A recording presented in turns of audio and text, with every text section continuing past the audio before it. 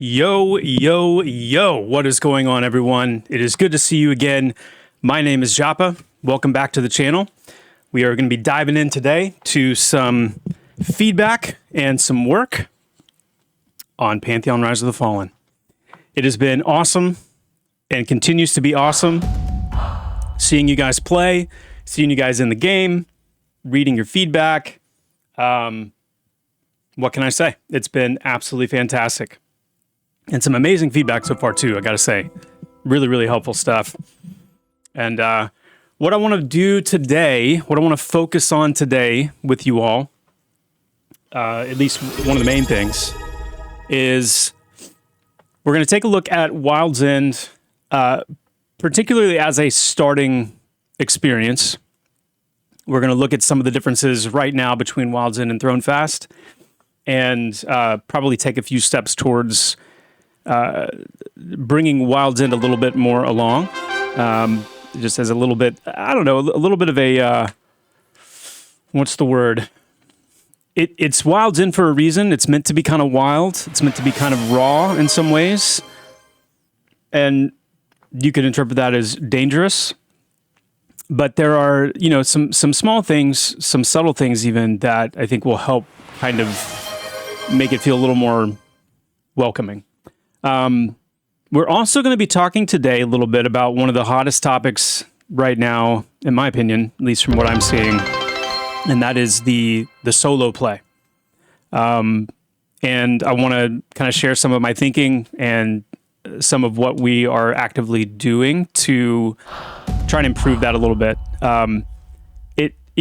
Just to repeat, Pantheon is a group-centric game. It is. It's a lot of our content, a lot of just the vibe of the game in many ways is centered around that group-based gameplay, be it a small group, a full group, pushing through, just diving deep into dungeons, facing challenges together. A lot of the game's mechanics, are built around groups synergizing with one another. But we've said for a while now that there's a lot of people that play MMOs solo. I'm honestly one of them. I love good groups. I love knowing that I, have a group of players that I can really experience content with, and people that I know well, that I, work well with in a group and all that good stuff. But oftentimes, because of my schedule or whatever it may be, I hop into an MMO and I play solo. And I've referenced many times how, EverQuest also was a very soloable game. There's a lot of solo activities, a lot of solo leveling and camping and various things that you could do in that game. And we don't want that to be lost here. And so what I want to make sure of is that before we get too much further in this EA track, I want Pantheon to be known as an amazing, classically inspired, classic-like group-centric MMO. But I also want Pantheon to be known as a game that you can do some really cool stuff in and feel like you can progress meaningfully if you can't, land a group or, whatever the case may be. So we're going to talk a little bit about today. I'm going to go through some of the decisions, some of the tweaks, some of the things that, are going into improving that a little bit. And again, make this in some ways a little bit of a back and forth. It's good to hear from our community. It's good to hear from you guys who are playing the game, who are invested in the game, who want this game to continue to grow and become, as great as it can be. So it'd be good to get some good back and forth feedback. So that's kind of our intro for today. But before we dive into that, I want to just take a quick look at who we got with us here. The yellow notepad is here. It is ever present. Don't worry. Don't worry. All right. Let's see. Trinix, thank you for the follow. Bashnir, Gumboji, Surlap, thank you all for the follows and for being here. Arthax with the raid. 81 fresh faces. Thank you, sir. I appreciate that, Arthax, so much. Thank you. Wartrack, thanks for the follow. Cersei with the tier 1 sub and the 2 months. Thank you, Cersei. Appreciate that. Big time. Nane Speed with the Prime, thank you so much. Jadion with the 10 gifted. Thank you, Jadion. Appreciate it, man. Appreciate it big time. Mean Season with the raid. Thank you, Mean Season. Thank you all for coming in here and hanging out. Nate, Master Flash, Demonic Flare, Pass the Me Pie. Pass the Me Pie. Darken Beast, Uber God, Print Palace, Albino, Rhino, Dawkins 44, Ryan, Rigor Mortis, and Weesgunner. Thank you so much for the follows. Thank you for being here. Appreciate that. Curmudgeons and Dragons, thank you for the Prime and the 3 months. It is greatly appreciated. Aerialist with the 500 bits. Thank you so much. You guys are awesome. Thank you. Truly, thank you for the support and for being here. What's going on, Mox, Taxiderm? See you guys in the chat. I don't know who got first today, so I'm trusting you guys to identify the winner. Dayhawk, welcome. Tanneroth, Mr. Steel Rose, Ianidin, Ixar, Crit, Ogre 2, Old Timer, Unka, Liadel, Crit, Fringe Loop. Welcome to you all. Lewin, what's going on? Albatross in the house. Good to see Albatross. Tobias, Voldrax, cut off your head. Bam Bam, welcome. It is good to see you all. Dwarf Man, see you in the chat. What's up, Dwarf Man? Print Palace, good to see you. Thorfinn Solheim, welcome. It sounds like a dwarf name to me for some reason, but I could be wrong. It's a good name. What's up, Grizzle? Lord Smiter, welcome. Good to see you. Hellgear, Easy Cure, Slappy Badger.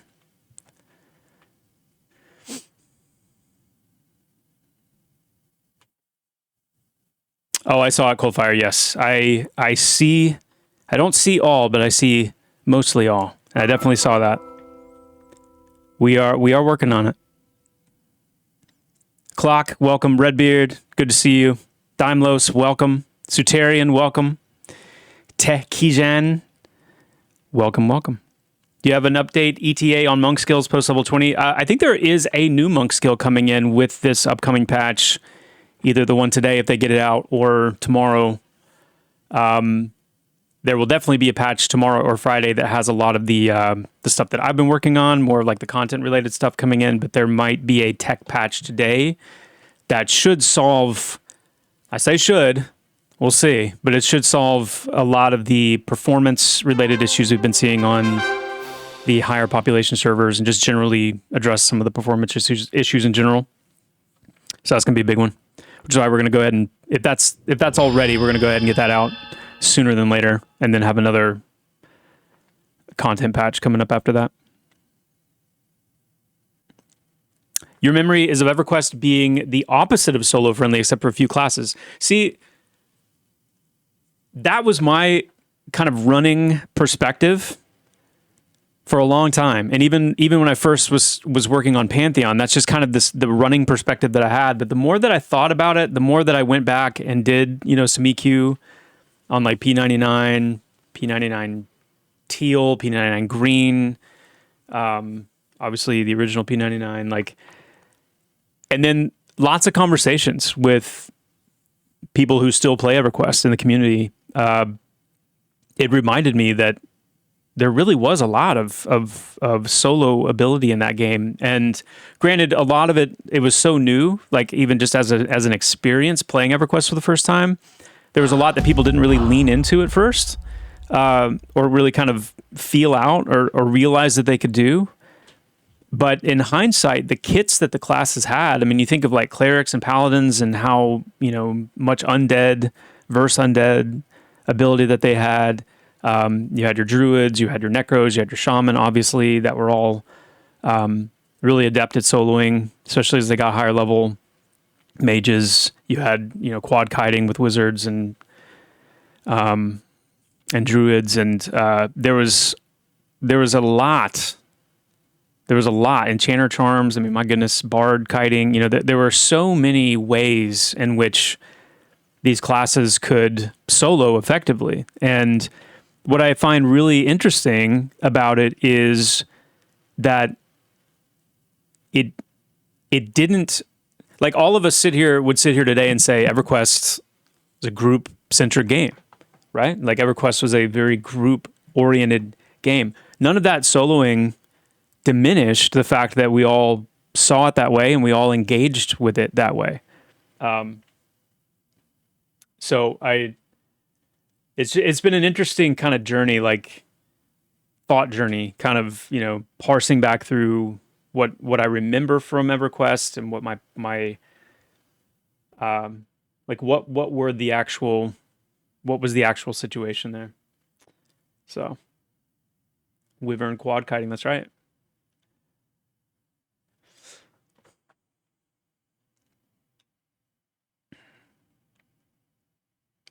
Satarian, thank you for the gifted sub. Grats, TT. Trinix Nid, thank you for the prime. Appreciate that big time. Libwick, thank you for the prime as well. In the 7 months, thank you so much, Libwick. Cruzix, thanks for the follow. Thanks for being here. I Smell BS, thanks for the follow. Thanks for being here. And Is V Rada with the raid. Thank you so much. Appreciate that, man.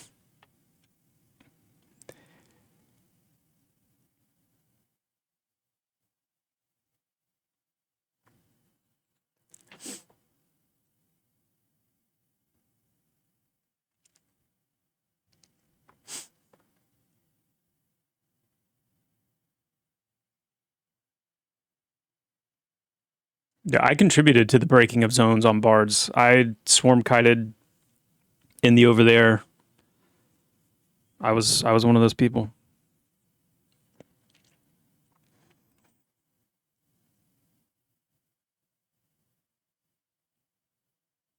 Rogue intimidate spam. Nice.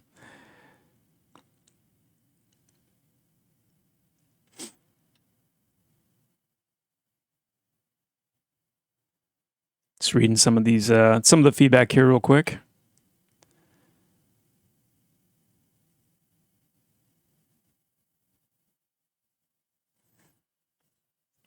It was definitely not solo friendly for certain classes for sure. I mean, no question, warrior, rogue.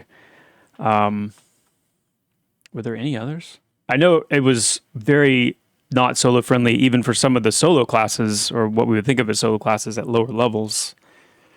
It took a while for some of the classes to kind of grow into that. What do you call a bear with no teeth? A gummy bear.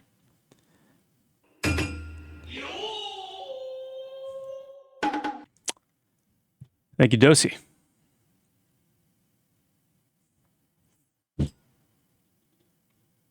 Few classes couldn't solo well. Most were pretty good at it.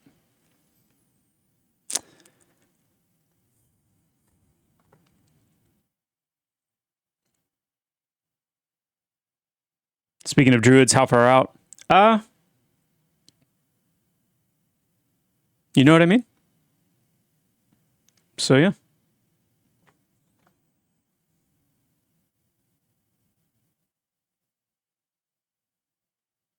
Will druid or wizard be able to quad kite? Maybe.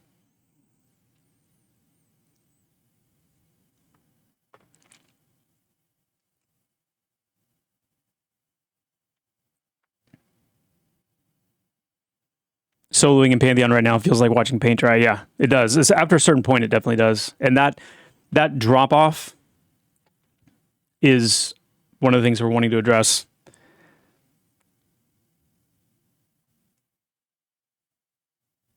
There's a difference between getting to max level, taking, you know, a decently long time versus like a long time. And right now it is, yeah.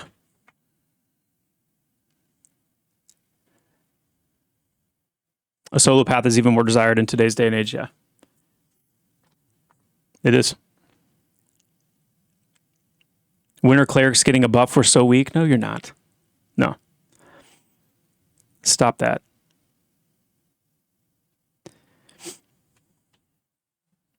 Skiach. Hey, Joppa, I hope you're well. Great seeing you and Steve so active yesterday. Thanks for all your answers. Absolutely, yeah. Yeah, we try to hop around to, you know, as many of the different streams as we can. And always happy to answer questions if we're in chat, for sure.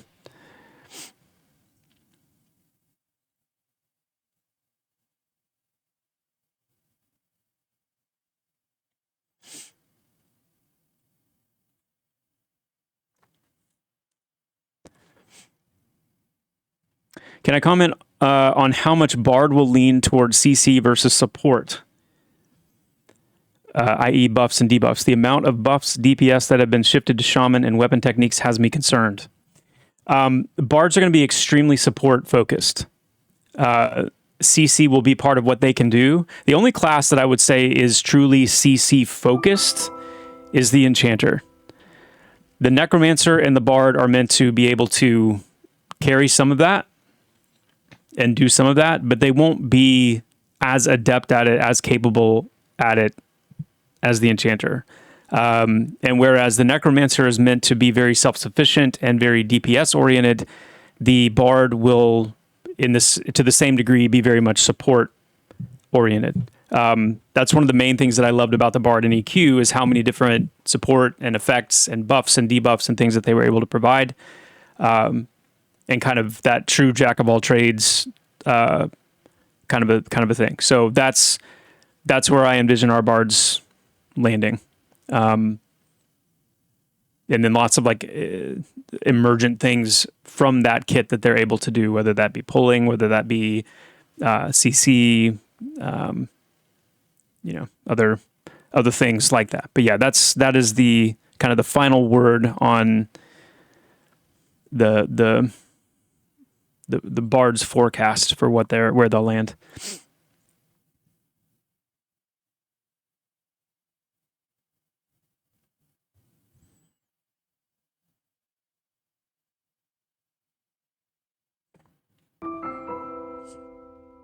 Bam Bam Twitch TV, thank you so much for the Prime for the 8 months. Thank you, man. Thank you.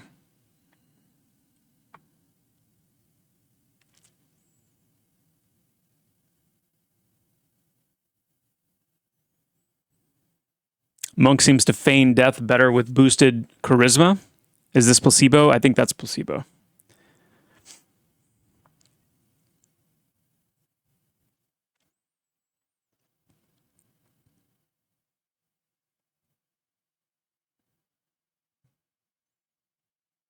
Fuzzy Boots, do you think Pantheon will see a full release in 2026? It's possible. It's possible. I would say that's desirable.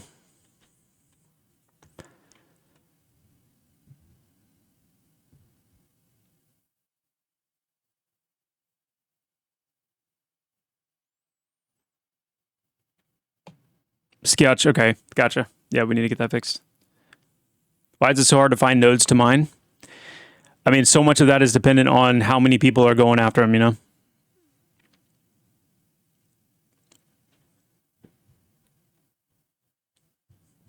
You have to honestly admit that you miss the shinies. It would be so cool to look for the shinies in the dark. What are you talking about? What shinies? What shinies do you miss?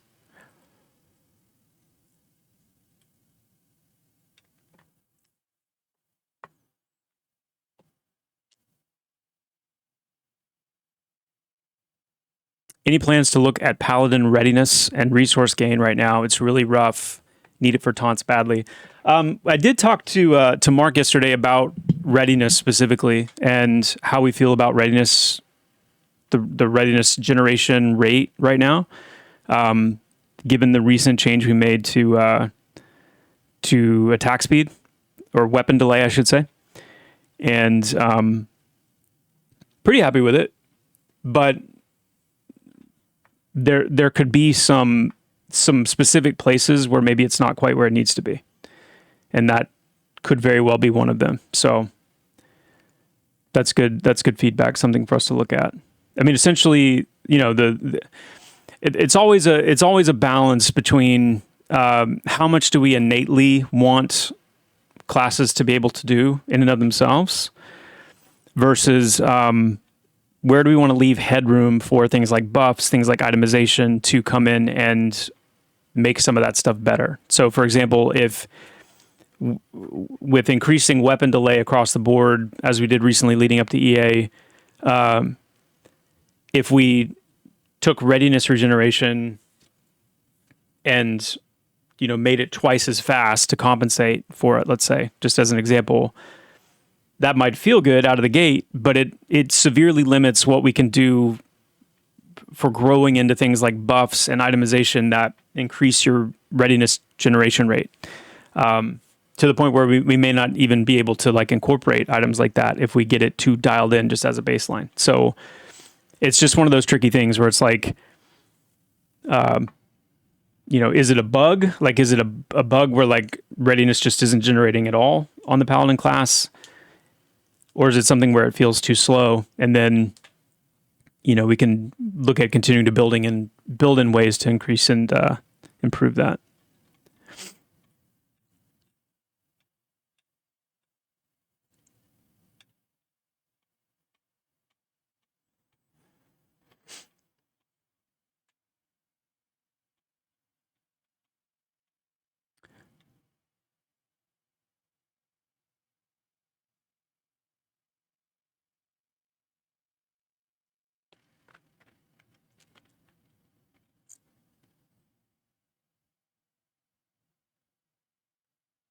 Yes, there are lore and quests and things of that nature are absolutely still being developed, being fleshed out, in addition to what we already have in place.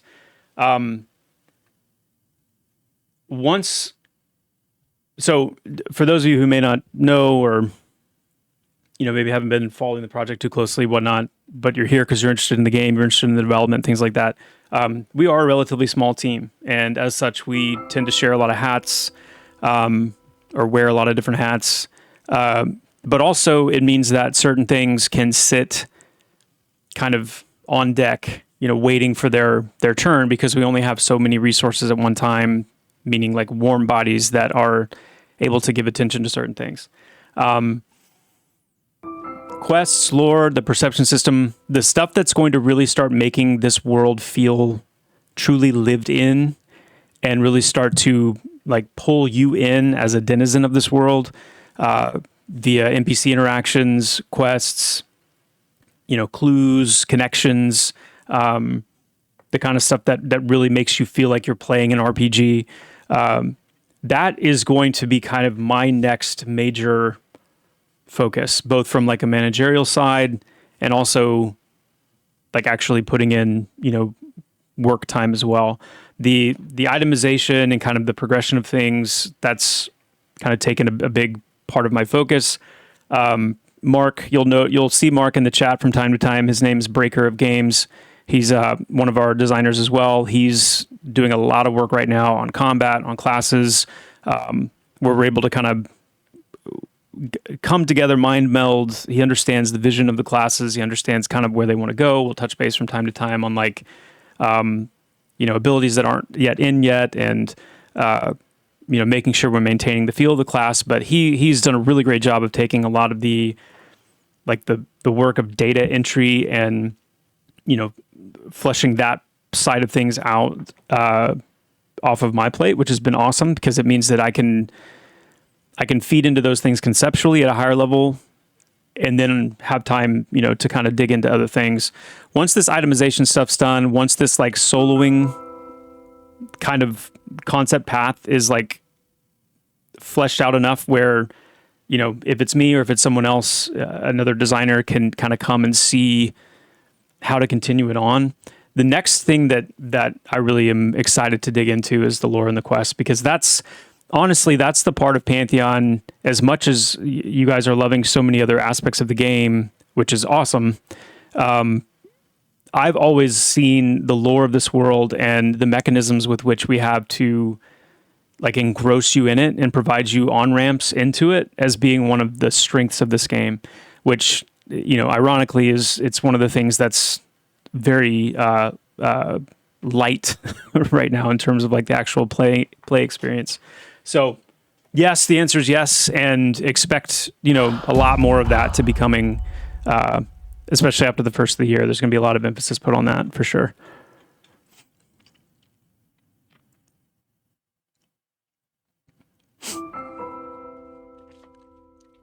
P99, Frankenbeans, Knight 812, Liathan, Neither Terror, TC 2030, and Davinius. Thank you all so much for the follows. Mr. Zeke with the raid. Thank you, sir. I appreciate that so much. Welcome, welcome. There's my chat. There we go.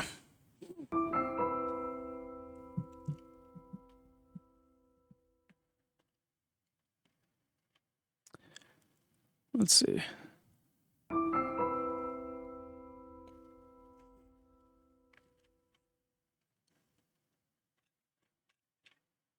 Okay.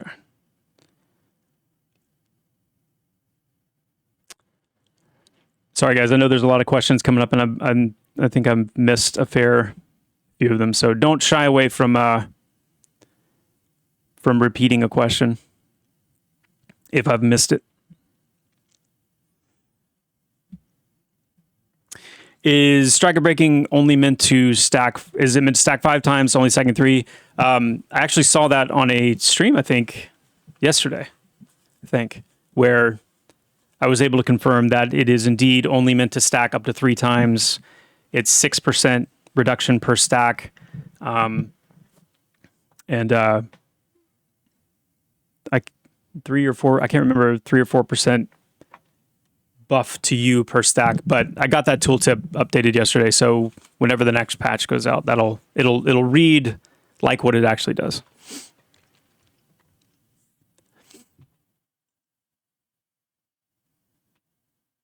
Are there plans to sell a Bronzy Bear plushie in the VR store at some point? I don't think so. I don't think the world's ready for a Bronzy Bear plushie. It's Bronzy Bear Coon, by the way.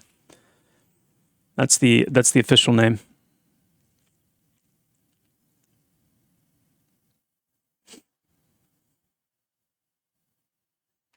Has there been any internal discussion on allowing players that are already on Black Moon or other currently locked servers to be able to roll some alts? I'm 1000% on board with the new account restrictions on these servers, but for us who are already on these servers, we already take up the server spot. Not being able to make alts is a struggle at the moment. Yeah, I understand. My hope and we'll have, I think, some more. We need to answer that question directly, like what the longer term plan is for that restriction. But with the fixes that we have coming for the server population, we might not need that restriction anymore at all. So hang tight on that. We'll try to have some answers soon. Hi, I'm Jonat, aka Dornail. Codith, thank you all for the follows. Thanks for being here. Dementor, I see those 100 bits. Thank you so much. Is there any chance we can make the Summoner Damage Shield castable on multiple targets? Multiple people? Maybe. Maybe.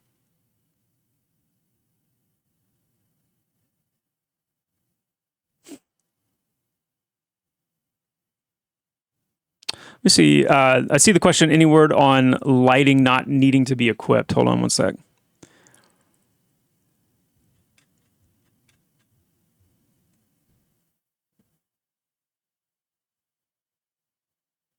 Okay. I see. Steve, I see you. You're in the chat. I was checking to see if you're in here because I was going to ask you directly because I love putting people on the spot. I'm going to put you on the spot. In the last discussion we had about light sources, we talked about it on the design call. I don't remember if you were on that call or not, but essentially what we discussed is instead of having to have a light source like a torch equipped or a fire beetle eye or a light stone or whatever it may be, and even instead of there being like a specific slot for that we add to the paper doll where you put your torch in that light slot or whatever, could it be that as long as you have a light source item, be it a torch, again, fire beetle eye, light stone, whatever, as long as it's in one of the primary inventory slots, meaning like not inside of a bag, but sitting in your primary slots, that's what would determine the light, the light, it would give off light from that place. And that way you wouldn't have to have it equipped. And then whatever's in the first slot takes precedence. So if you have like a torch, a fire beetle eye, a light stone, only what's in that first slot would be the light that would show. And then if you needed to take your light off for situations like if there were NPCs that had traits that or dispositions that became more aggressive towards light sources, if it was in like a dark area or something, if you pick up a torch and put it in your bag, if you put it into a container and out of that primary slot, then the light would go away. Like, does that seem easy enough to implement? And is that something that we could like knock out and finally kind of move away from this, like, I can't have a shield equipped because I have to have my torch out kind of thing?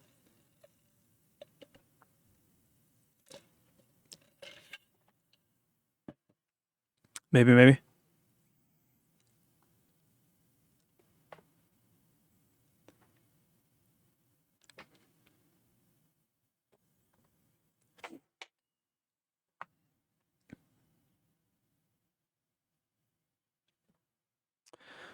Sir Joppa, thank you for this game. You restored my faith in a good MMO. Right on, Codith. Thank you. Thanks for that.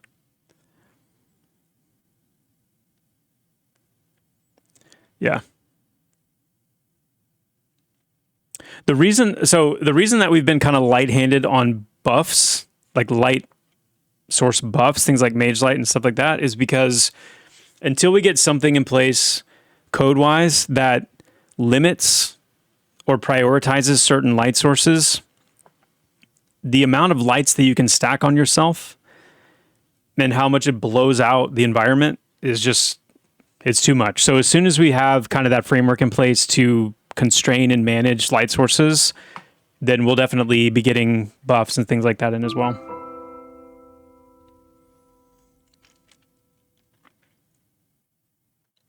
Noffer, I cannot tell you how many good and amazing and necessary UI updates that we need and we will hopefully have. So yes, I would say that and many more things that are, you know, I would say are just kind of like standard expectations we really need. That's one of them.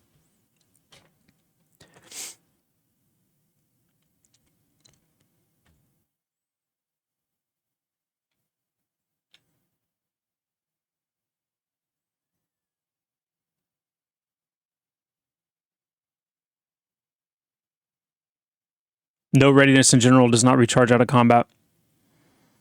I mean, can anybody confirm then for me? Like, is something going on with Paladin readiness regeneration that is different from other classes? I can't tell if some of the feedback is just kind of an unfamiliarness. I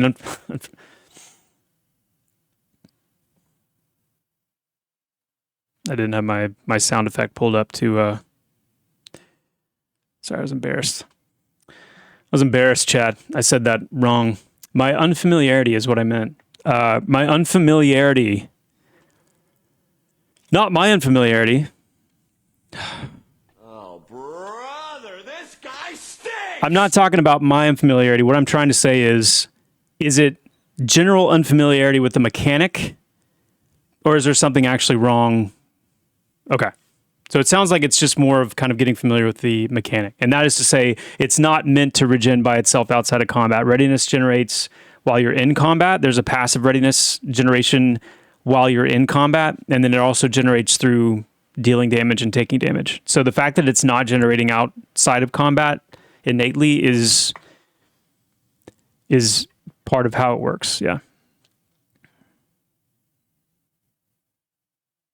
Well, they just haven't gotten familiar with it yet. Yeah, it's a new resource, and to be very fair, it's a resource. Going back to what I was saying about UI improvements, it's a resource that could use a lot more explanation and just be a little more clear, like what it is, what it's doing. So all good. Monk of Socking and Sid Meier, thank you guys so much for the follows. Is that the creator of SimCity, or is that why there to kind of be a nod to the creator of SimCity? Wait, was it Sid Meier or Sid Meier that created SimCity? Maybe I don't know. Don't worry about me. Civilization. Sorry, different game. Different game. Random question, why are there two subraces for elves, the Ember and the Ashen? I'm so glad you asked. It's because the elves are made up of actually three factions. You've got the Ember elves, the Ashen elves, and the Lucent elves, which is related to the Lucent tree. And the Lucent tree is a big part of the Fairthale area where the eventual elves will begin, their starting area. And it's a chunk of their home world that was brought with them to Terminus. But the reason that there are those two subraces is you will eventually be able to choose between one of the two, and there will be different class options available to Ember Elves versus Ashen. different starting attributes, and even different passives and things like that for them. We already addressed resource gathering taking 3 times longer than necessary. It's definitely come up a few times. And I think people are getting more familiar with the fact that like tools help with that, but there's still conversation about, does it take too long in general anyway? You know, we'll see. Will we eventually be able to play all 3 of the elves? No, just the 2. Lucent elves are, that's a good way to describe it. They're kind of just your basic elf, if you will, in Pantheon anyway. And then the Ember and the Ashen are kind of these 2 extremes that I think are, from a player perspective, a far more interesting kind of bent to land in. But we just, lore-wise, that's the reality, that there are 3 types of elves. Game-wise, we didn't want to have 3 different elf characters branching from the same place, so we stuck with 2. What do I fear more, Echo or Eminem? I fear neither. I am hopeful for both.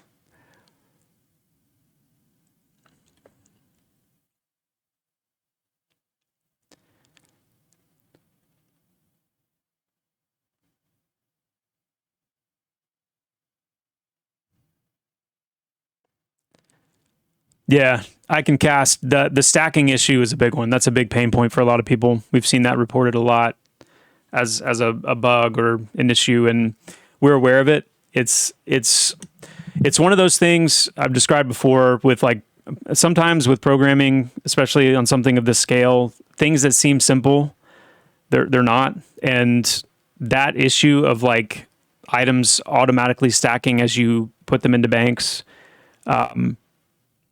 like, I know as a player of MMOs, like, that would drive me insane. So I feel your pain. I feel the pain of, having 24 slot bank boxes and 24 bank slots, and like having to literally go through your inventory and find the specific stack of the item. And there's like 10 different things that have the same icon, and you're spending, 30 minutes just where you could just like right click through real quick and then be on your way. It's a big pain point. It's something that we've got to solve. It's just it's going to take a little bit of digging to get that working properly. It's just one of our weird little pain points that we've got to work through, but we'll get it.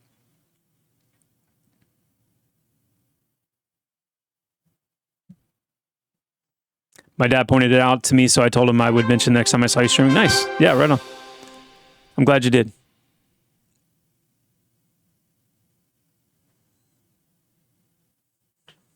Andrecius, thank you for changing Splatter Spell for Dire Lords, but the spell is still broken. Good. That's great. Love hearing that.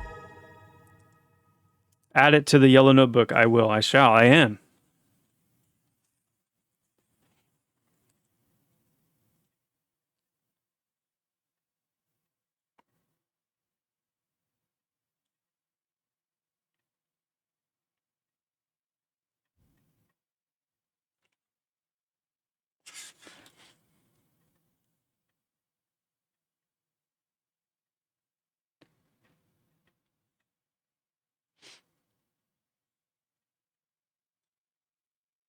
Right on.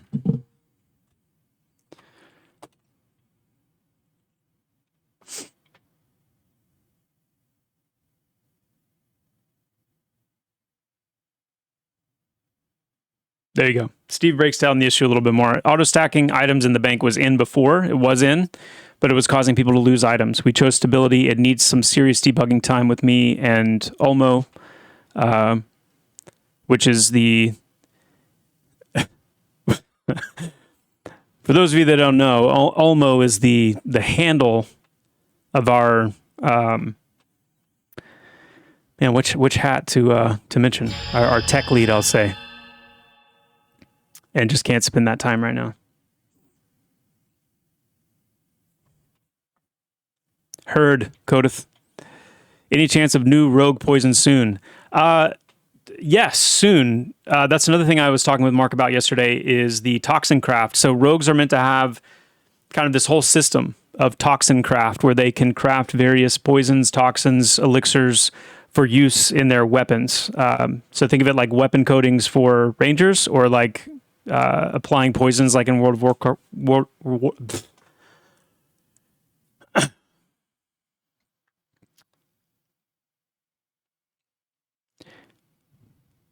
I'm going to try that again. World of Warcraft. You know that game? Yeah.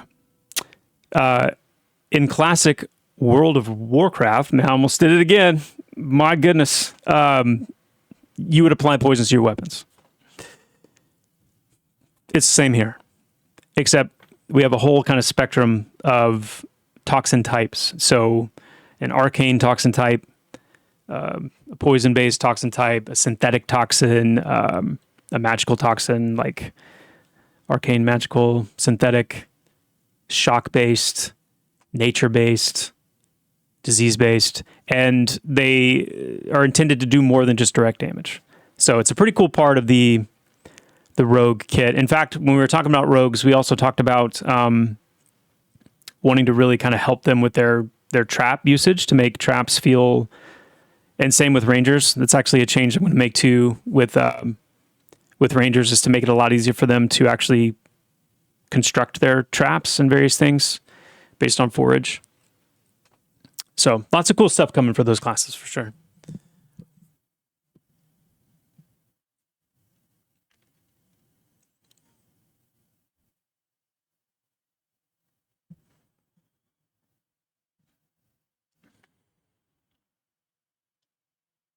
Paid server transfers.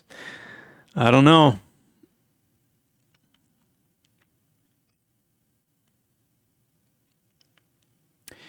Some feedback. Some friends and myself were in the Goblin Caves a few nights ago. Loot is worse than thugs and skellies, and XP was probably worse too. Way worse than I recall. Thoughts on why thugs have better loot than goblins, than the goblins that smack?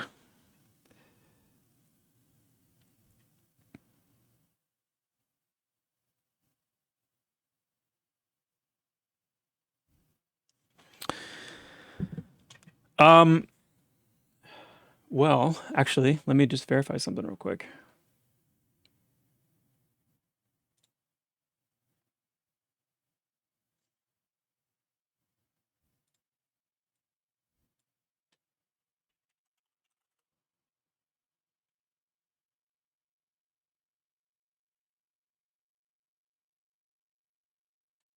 Hold, please. Put on my hold music here.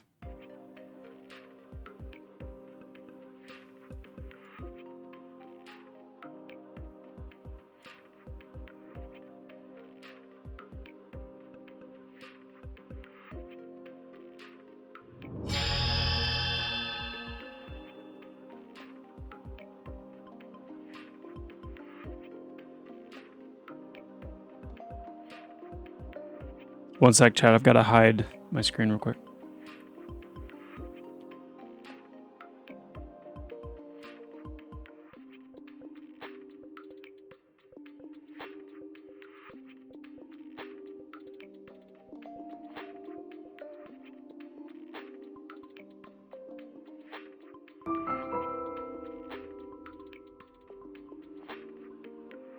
And we're back.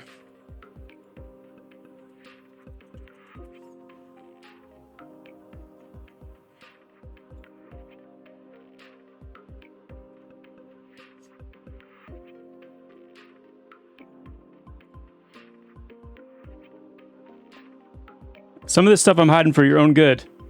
It's for your own good, chat. It's to protect you from spoilers.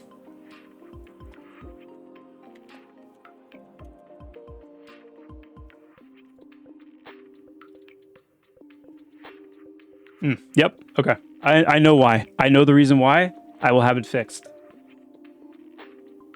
You want to know the reason why? It's because The first goblins that you hit in Goblin Caves, they don't have the uncommon drops like the thugs do. The goblins that are deeper in do, but like the haulers, the tunnelers, the normal just the straight up rockbone goblin, those goblins actually don't have that uncommon itemization, the dregs. So that is why you are not seeing them. And it's also why you will start seeing them very soon. Great stuff. Great stuff. This is, let me turn off the hold music. This is actually a great moment to talk a little bit about some of this solo stuff. All right. And I want some feedback on this. Let's see. Miss Munch, thank you so much for the tier 1 sub. I appreciate that. Calico Bard as well with the tier 2 sub. Thank you so much for the 2 months. Really, really appreciate it. And those 100 bits, I see those as well. Calico Bard, thank you. Love your work, Joppa. Keep it up. Thank you so much. Thank you, thank you. Luark with the Prime, thank you as well. It is much appreciated. And Papa Crash, see? Thanks for the follow. Sorry if I butchered that. Appreciate it. Kegliastro. Kegliastro? Thanks for the follow as well. Appreciate that. And Calico Bard with the 200 bits also. Thank you. Thank you, thank you. Chaos Sprite with the follow. Thanks so much for being here. Now, Spider Cave drops are bad as well. So here's the thing, though. Before I get into the solo stuff, I'll say this. It's not necessarily intended that every single group area or camp area or NPC will have drops. Like some of these places are going to be just a place to go for experience. That being said, what I'd like to do, and as we have time to kind of balance these things out, it would be nice to have areas if they don't have a lot of drops, you know, like actual equipment drops or item drops. Maybe they have more like money. You know, maybe there's things that they're a little more lucrative. But ideally, there would be offset incentives for various places that aren't always just the gear drops, for sure.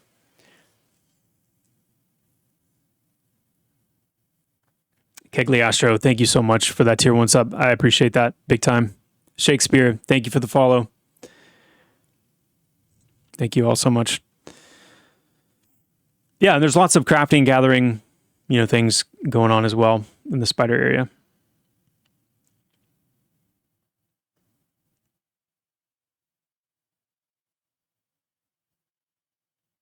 Yeah, we are actually already experimenting a little bit with experience modifiers. So there are certain camps, and typically it follows suit with the danger level, the challenge level, how difficult these places are. That's where you get a lot of, you know, the current experience modification going on.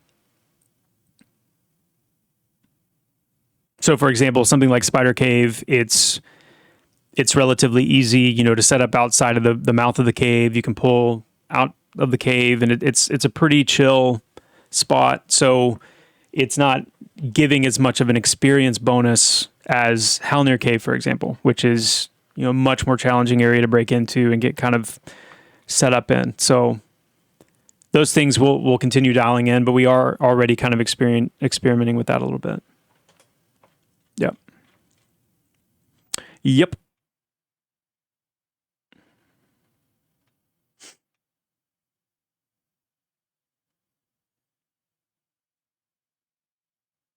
The spiders felt good experience-wise when I was level 9 duo with the 10 wizard. Nice.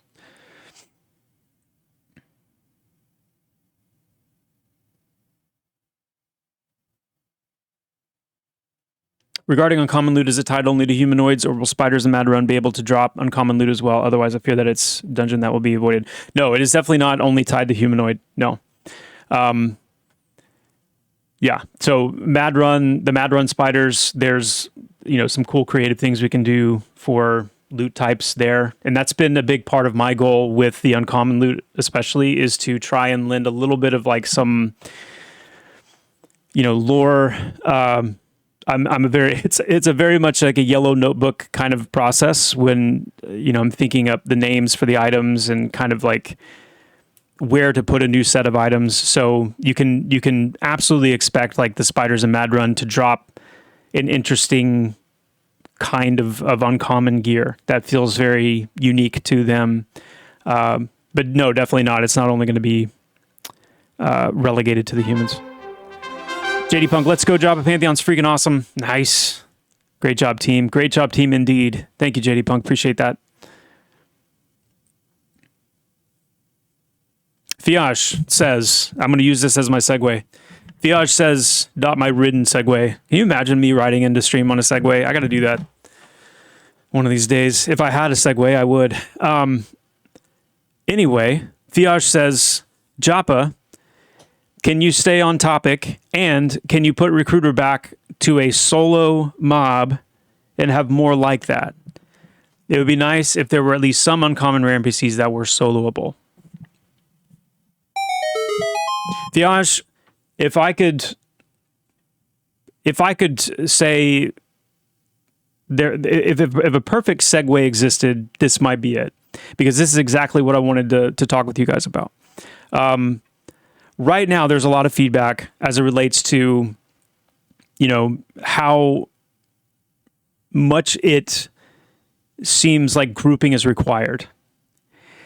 And anytime that's come up leading up to EA, because there's a lot more people playing now, a lot more people experiencing the game, having feedback, different, kind of play styles and experiences, whatnot. But leading up to this point, whenever Pantheon was discussed, whether it was on a stream or, in any kind of, whatever the setting was. I always pushed back heavily on that. The idea that Pantheon was this forced grouping game. And now, we're hearing a lot of feedback like it's feeling kind of like it's a forced grouping game, because you get to a point where it's just the experience that you get, but not only the experience you get, the itemization that's available to you soloing is not really there.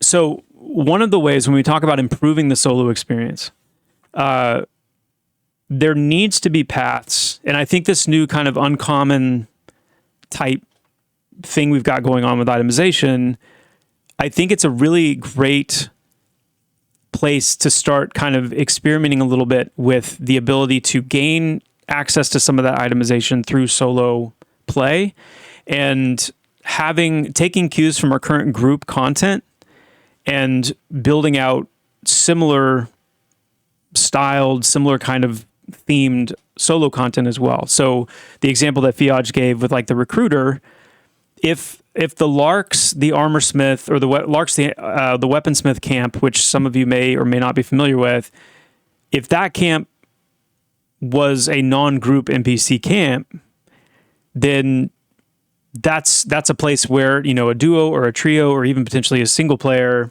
depending on, what class and maybe and what level they are, could go and potentially have a chance to get an uncommon item or two or three, based on spending time there.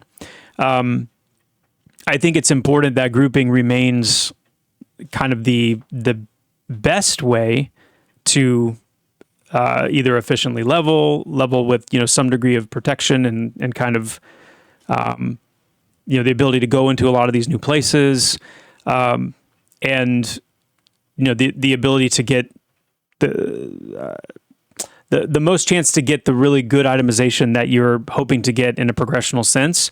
But I think if that's the only avenue, then I mean, you effectively, especially with the kind of game that Pantheon is, and the way that attributes and itemization, these things relate to your kind of your progression journey, I think having a way to incorporate some of that uncommon itemization, and dare I say, even in some cases, rare itemization, is a good thing for us to explore a little bit.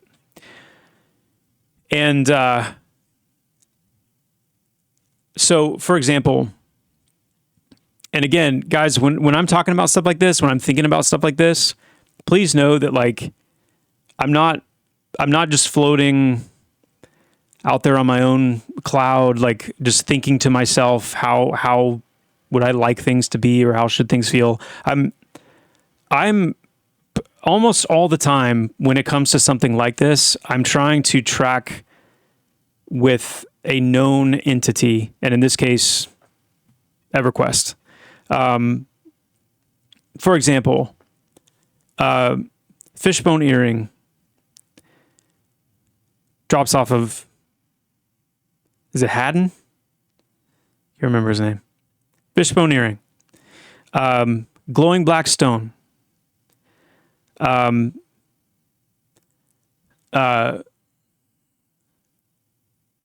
Ancient Cyclops ring, right? Was it the ring?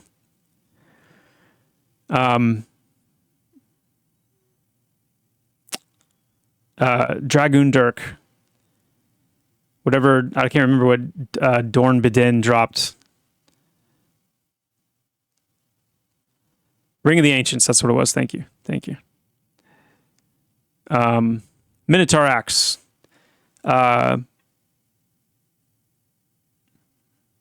Goblin Skull Earring. Circlet of Shadows. Beautiful. Yeah. Like, there's so many good examples of things that players, you know, on their own were able to get. Oracle Robe, another great one. I would like to see some of that make its way into Pantheon. There needs to be, and I'm more and more convinced of this as we go along. Like, I am so happy with the way grouping feels in our game right now.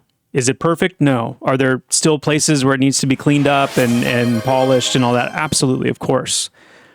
But I'm really pleased with how it's been feeling. The challenge level of it, the sense of risk versus reward, the satisfaction that you feel, the communication, the vibes, the bonding that's been happening. It's been so cool to see. So I think we're on a really good track there.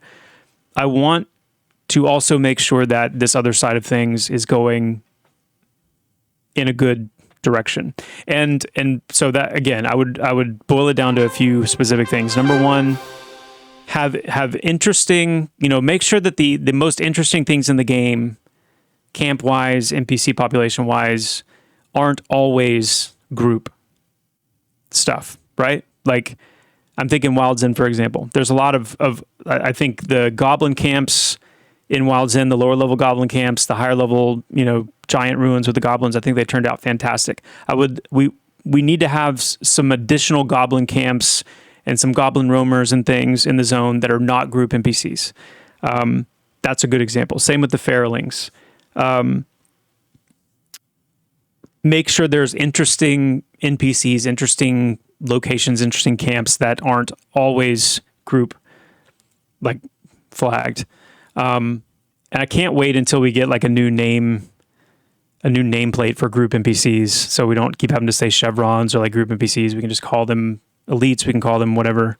Yeah, like the Lost Orc, exactly. Like if we had a few Lost Orc camps and Lost Orcs, they're not, you know, group NPCs. They're solo NPCs. So, but they have a chance to drop something that you can use. And if you don't have time to form a group or whatnot, then you can do those. So it's making sure that there's interesting things that are soloable or that are, you know, able to be done with a small group. Make sure that there's some itemization that can flow from that. That's the second thing. And then making sure that, you know, that balance is maintained between grouping being everything that it is right now, which in and of itself, I think is very motivating for players to get together and join a group and go for the biggest and the hardest stuff for the rewards. But then there's also, you know, a reasonable solo side. So anyway, like that's kind of where my head's at. And I think that, I mean, that's based on a lot of feedback that we've seen. It's based on, you know, what I think is ultimately going to be in the best interest of the game long-term. Mama Woes, thank you so much for the tier 1 sub. Appreciate that big time. Calico Bard with the 10 gifted subs. Thank you so much for that. That's amazing. Thank you, Calico. Papa Tuna with the tier 1 sub. Thank you so much, Ro. With the Prime and the 5 months. Thank you, Ro. I see those bits, Oak Knower. Thank you for those 100 bits. Itlina, thank you for the follow.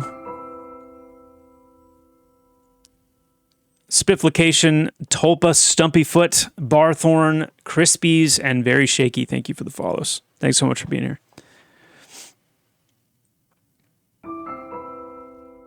Are there illusion items currently in the game? There is, yes. Yes, there is. Oh, currently in the game, sorry. There are illusion items coming in the next patch. I apologize. There are not currently illusion items in the game right now, but they are coming in the next patch.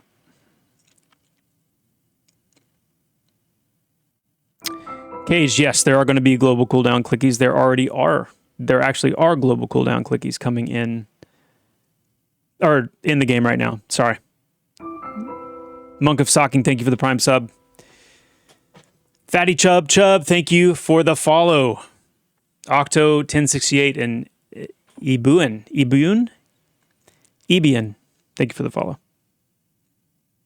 Clanton, yeah, next year, sometime after the new year, we'll have that.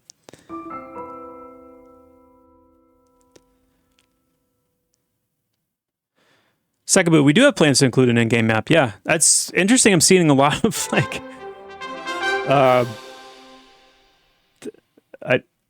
I'm surprised at how much conversation has been happening around the map situation, and that there's so many people who think that we will never ever have a map. What I've said is we will never have a mini map, and we are not going to have a GPS driven map where you're constantly seeing like your exact location in regards to everything else. What you will have is something like opening up a map that gives you a topographical view of the zone you're in, and then as you discover new areas of the zone, for example, as a starting halfling, so try to say this succinctly, the current plan is that you will have a map of the zone that you start in as a character that starts in that zone, but that the only thing that will be visible on that map is your starting area. So for a halfling, for example, when you first spawn in as a new halfling, you're going to have a map of Wild's End, and Sorhirith, the starting city, will be kind of revealed on that map. If you travel to the Giant Ruins, we are eventually going to have kind of that cinematic, like you'll see the text on your screen, like kind of fade in. It'll say, Giant Ruins. It'll, whatever the official name for it is. That'll fade in, fade out, and you'll know that you've entered into that, formal area of the world. And upon entering that, there will be some experience gain, that kind of exploration experience gain you get for discovering that area.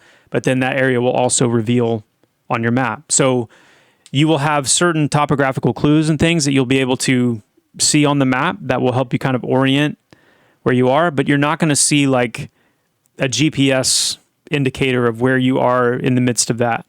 So that's kind of what we're thinking right now. So you will have a map, but it will not be a mini map, and it'll be a little bit more,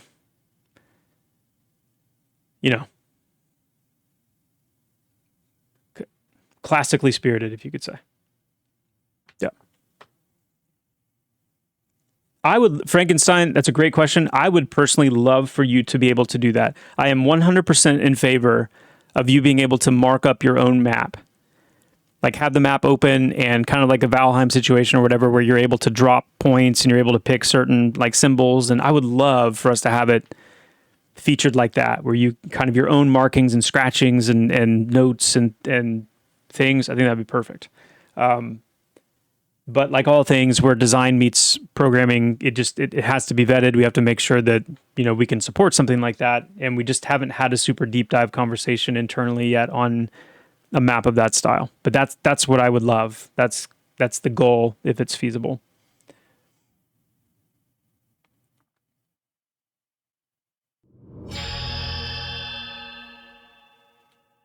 There will be roads. Yes, that's actually one of the things I was going to work on a little bit today was adding some pathage to Wild's End.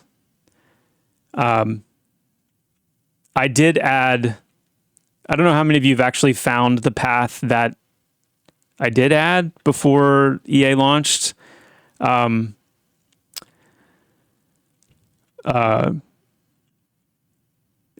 it's not super like, see if I can even find it. Yeah, here we go.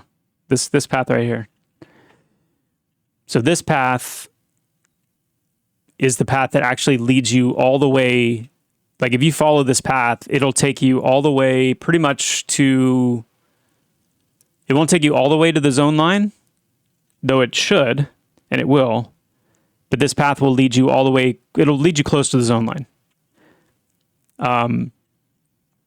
But I need this path to continue to Sorhirith, and then I need the path to have a little bit of like some, you know, like some markers or like something along the way, like some little torches or something that kind of help players find it. Because yes, I do 100% think that's part of what's missing right now in Wild's End is that sense of like, it is a starting area, being able to orient yourself a little bit, things like that. Can you learn languages like an EQ? No, not presently, and probably won't take it to that extent. We will have with our perception system, we'll be able to do some things with language where once you've unlocked like a certain, it could be a skill, or it could be that you have an item in your inventory or something to that effect that would actually allow you to understand an NPC that you couldn't understand before. But we're not planning on doing like a language skill system.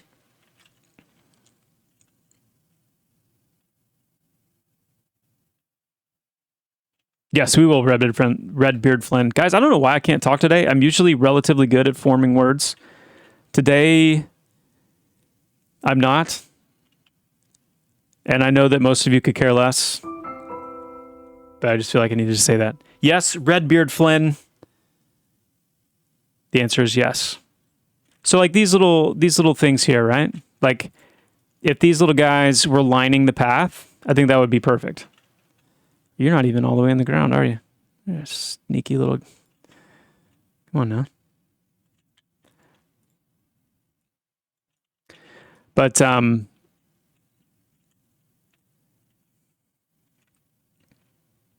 another thing that we need to figure out in here is bridges. It'd be nice to have some bridges that go across the water. So that's another thing I was going to do today was hop in here and see if we can borrow one of these bridges and see if we can make a few crossing points. Let's come down here for a second.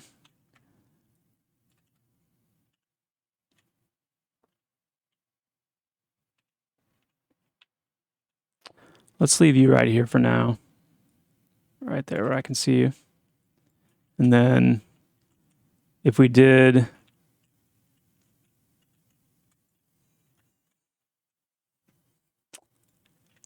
Just kind of feel this out for a second.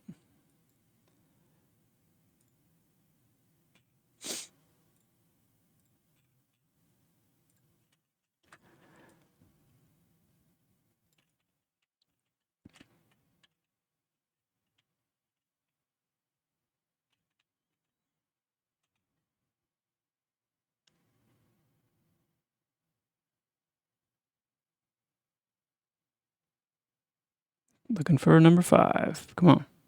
Are you updating? You're not updating, are you? Okay. So if we did...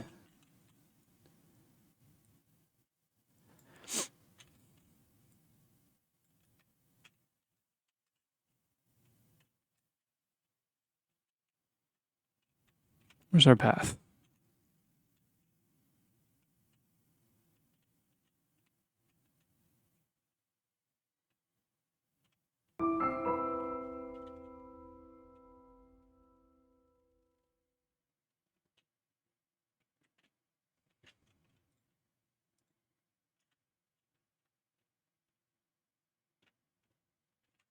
Okay, here we go. Here's what we're going to do.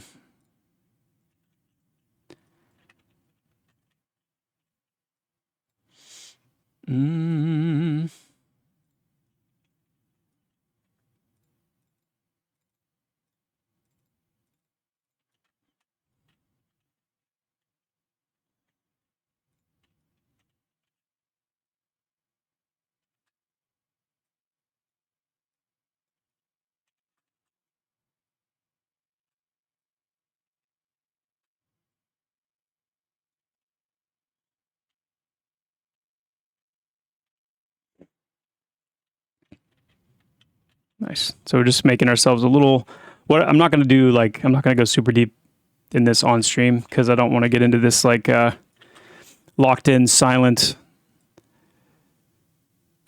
kind of place. But basically what we're going to do is we're going to have a path that leads to the lift. It's going to come this way. It's going to circle back over here. It's going to come through this area, wind up over here, and then we're going to build a little bridge across, most likely right here.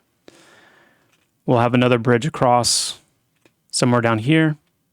And then we'll probably have a third bridge across, you know, somewhere in this area. Create some bridges to run across, create a main path that takes you out into kind of the main part of Wild's End. There'll probably be a place where that splinters off, going over more towards, not all the way to the giant ruins, but more in that direction. But then the main path will continue over and be kind of the primary artery over to that other path that I had started. And that way you will have essentially, it'll you know, run by this nice POI here. And it'll take you all the way over to this path. That will eventually be your way out. We'll add some of those little light posts along the way. And that's just part of making this area feel more lived in. Like, this is the halfling home, right? So they've charted this out. They've charted this path. They've marked it. We can have we need a lot more like civilian halflings moving and shaking in this place, walking around to talk to. We need some guards. That's another thing that's currently missing is some guard activity. We need some guard brook rocks. Isn't that what they're called? Brook rocks? Guard brook rock? Isn't that one of the wood elf guards?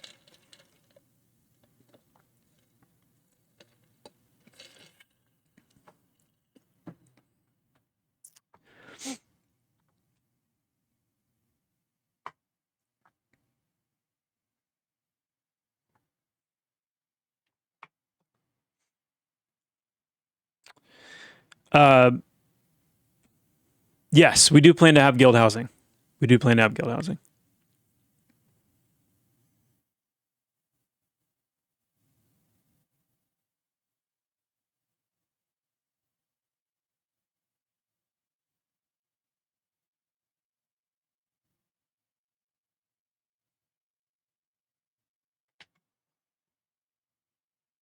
If Necro is supposed to be a support with damage as a big focus, how will it differ from something like Rogue, who is a damage dealer with some CC on the side?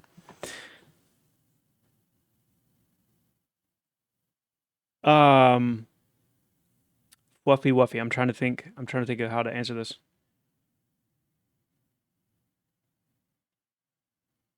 Hey, Sonodar, good to see you. You're up in the boonies watching the stream. Nice, man.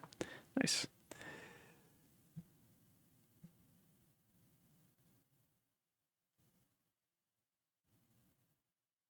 Yes, well-lit bridges. Just started watching what's happening. I'm taking a look at Wild's End right now and trying to chip away at some of the things that are making it a little bit more of a struggle for new players. I don't want to completely defang this zone.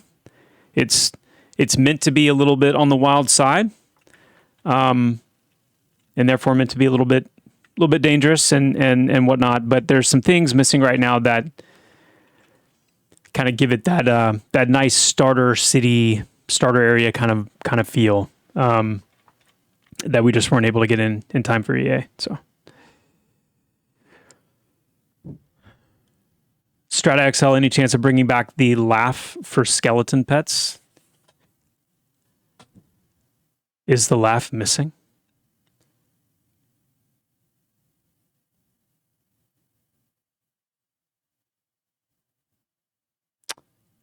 I'm not pleased to hear that.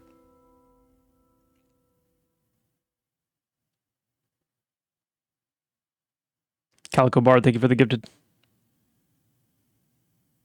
They don't laugh, they mainly just heavily breathe.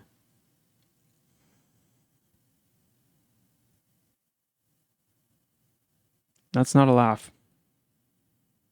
For most people, anyway. What's wrong with that guy? He's breathing so heavily. He's just laughing. Let's see. One second, I need to hide my screen real quick.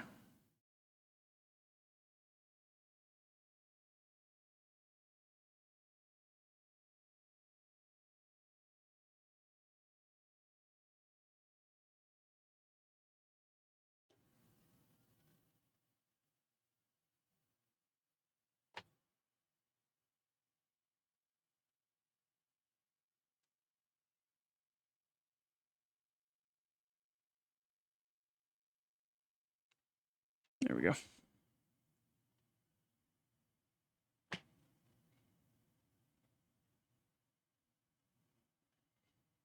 Some of the ruins in Silent Plains look amazing. When can we see these completed? I love exploring ruins and caves and dungeon crawling. Soon. Those are some pretty high level areas though. So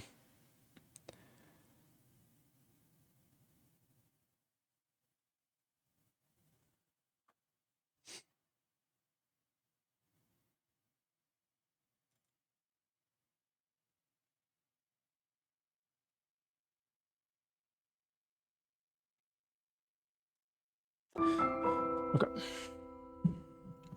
You keep hearing rumors of goblins coming as a playable race. Can you speak to that and shut down all the non-believers? Well, I don't recall ever confirming that goblins were going to be a playable race. I think I said that it would be cool. The number one requested playable race that we've been hearing is Ratkin, and then orcs and goblins would be kind of the runners-up of the race playable race requests. But yeah, I'm definitely not confirming that. More so just that it has been mentioned several times as a desire.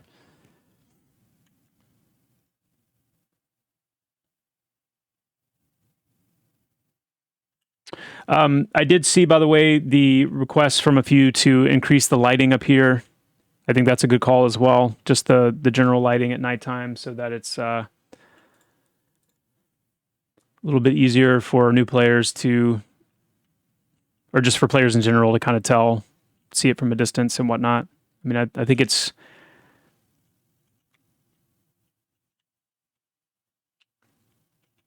what we didn't have time to do. I want to do some,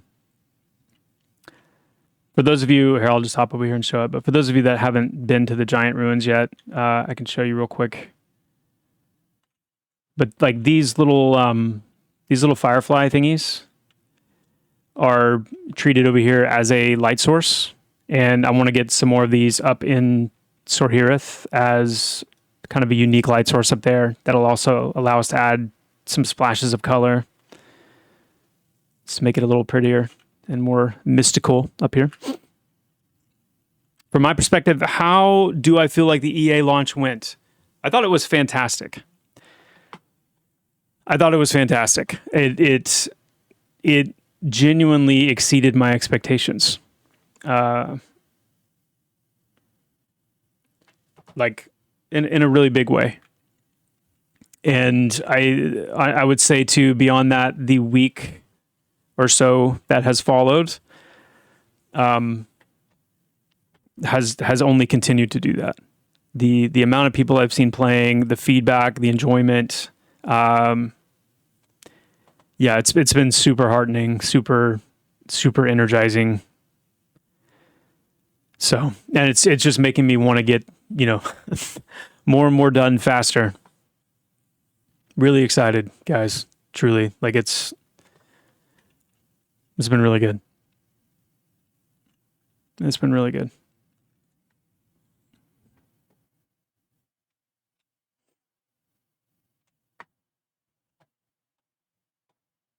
Underlighting, yeah. There you go. First, add the dwarf barrel roll, and then a gassy bat race. Gotcha. You're level 23 now, Andresius. Really? Woo.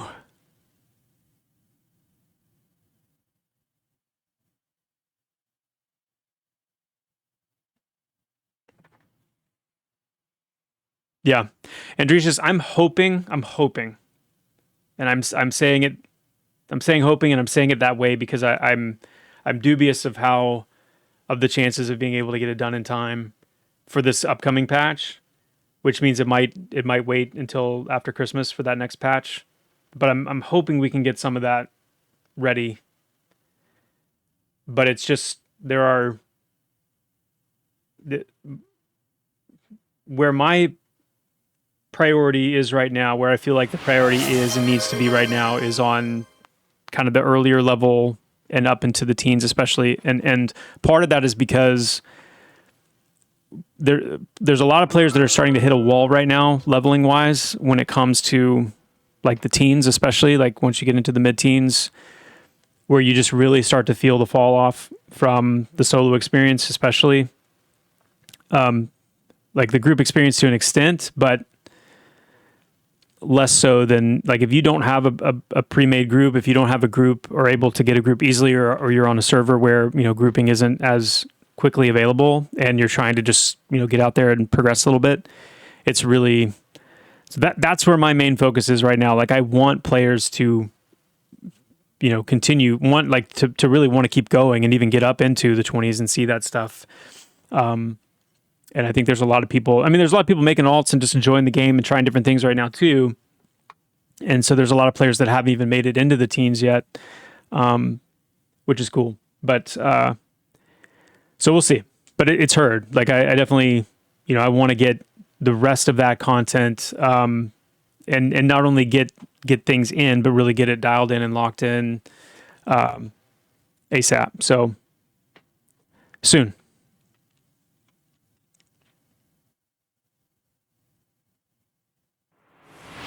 Soon.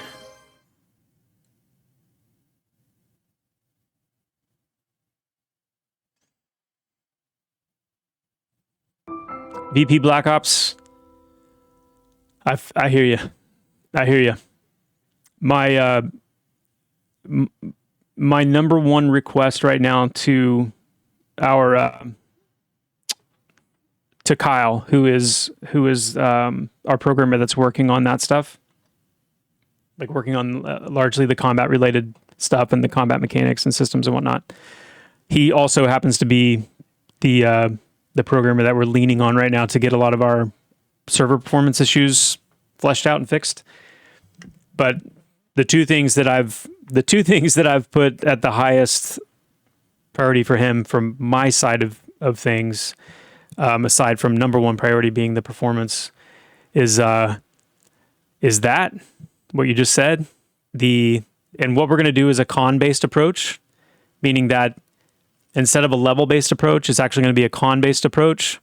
We're going to make some adjustments to the experience formula as well, because right now the experience fall off, the amount of experience you get for, you know, something even just a level below you, as opposed to a level above you, is dramatic. It's way too drastic. So I think that's going to help the feel of leveling and experience gain in and of itself.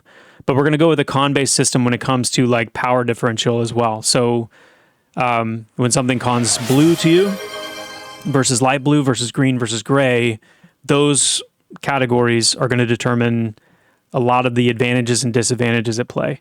And that's just so needed. It's so needed. Without that, that's one of the biggest things right now that's causing that, like, am I actually getting more powerful feeling? You are, but it doesn't feel as much like you are, because when you fight something that's lower level than you, and even especially things that are way lower level than you, you don't feel that sense of like, oh, I'm you know, blown past this thing in power. So that is like at the top of the list. It is huge. Andresius, by the way, goodness gracious, Andresius, thank you so much. 5 gifted, 10 gifted, and another 5. That is 20 gifted subs. Andresius is absolutely cooking right now. Thank you so much. I appreciate that. Thank you. Yeah, you bet, VP Black Ops. Thanks for bringing that up, and know that, yeah, that is a big one. That is a big one for us right now.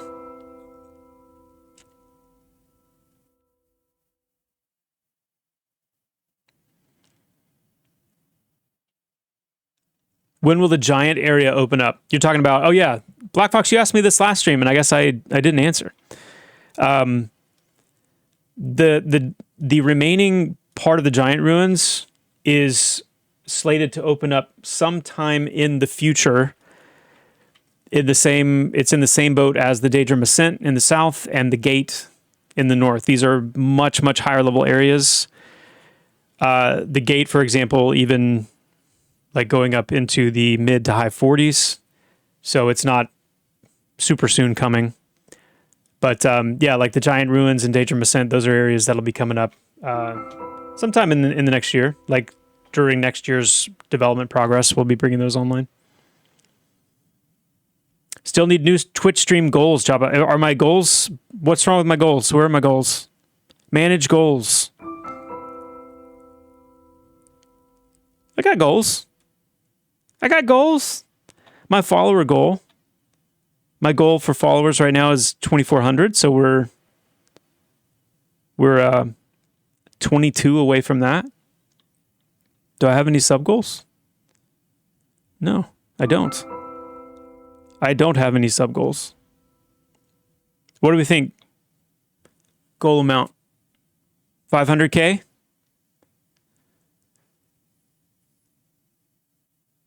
We're gonna go with the suggested 10. Here we go. Do you own the studio? I do not. I have ownership in the studio, but I do not own it outright. I do not own it outright. Hey, Joppa, thoughts on giving Necro an interrupt? I don't really feel like a support at the moment with the continued nerfs to Crippling Terror. Rogue CC is better than Necro. HC and other deep dungeon content is pretty much not possible without lots of interrupts or hard CC, and anything over a 2 pull can't be handled by a Necro.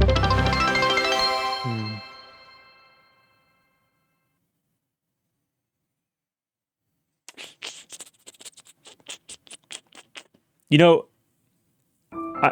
Teglayan, as I'm thinking about your question, what's landing on me right now is that I'm thinking it might be a good idea, stream-wise, to start having some streams here and there devoted to specific classes. Because a question like that is like, it's an excellent question. It brings to light, potentially some gaps in the current, class implementations.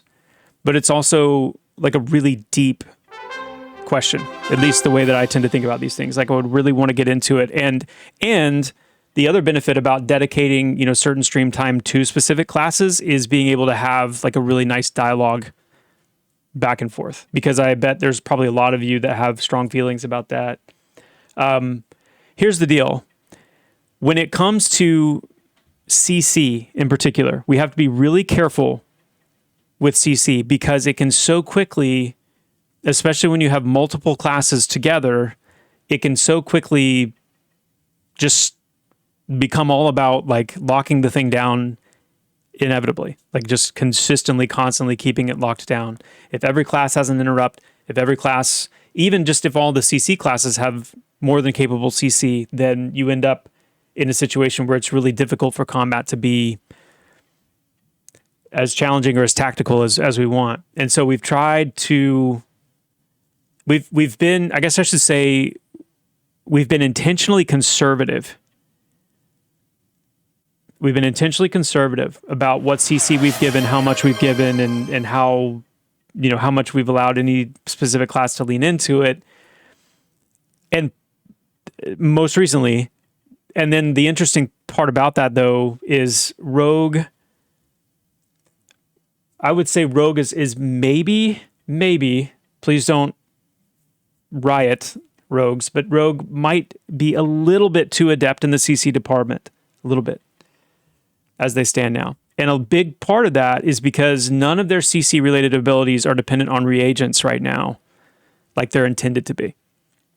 So that's I think one of the big reasons why rogues are struggling right now is that they don't, or why they're so far ahead in the CC department is that they don't really like, they just have this infinite ability to kind of present, their traps and their smoke tricks and their various things.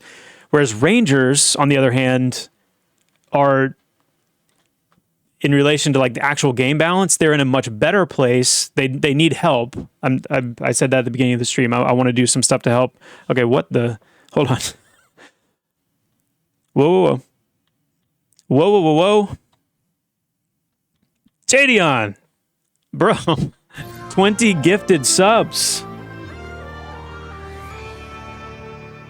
Dude, thank you, man. Wow.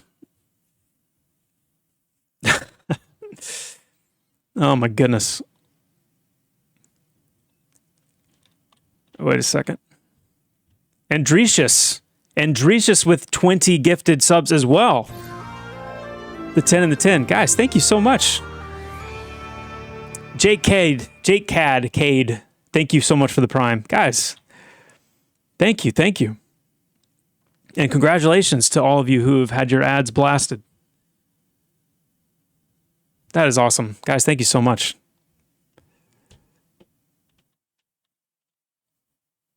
Wow. Okay.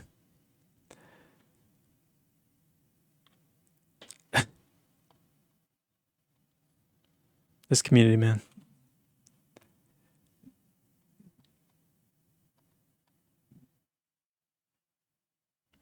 Seriously, guys, thank you. Seriously.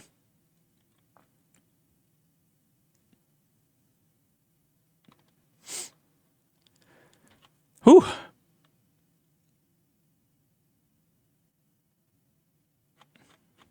The Joppa twerk. No, well, we'll see.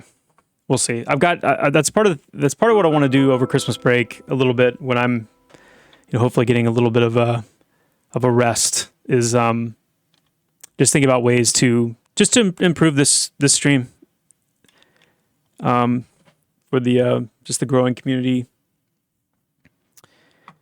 And who knows, maybe there's some interesting things we can do. Let's see.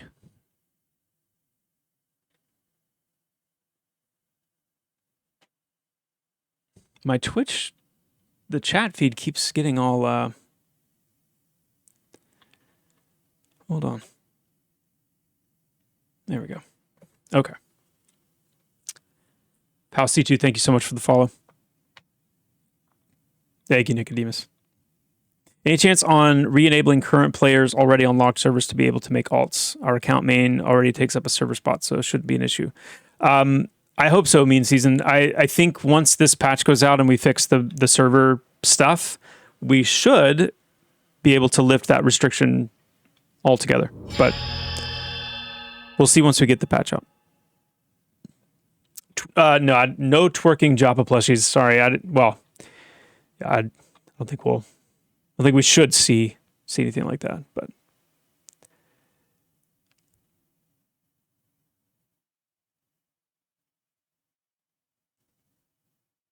oh, that's cool, Dougbug. That's awesome. So Dougbug says, "Hey, the plan for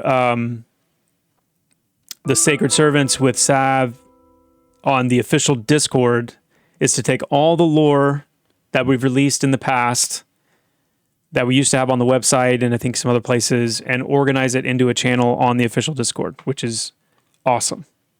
That's awesome.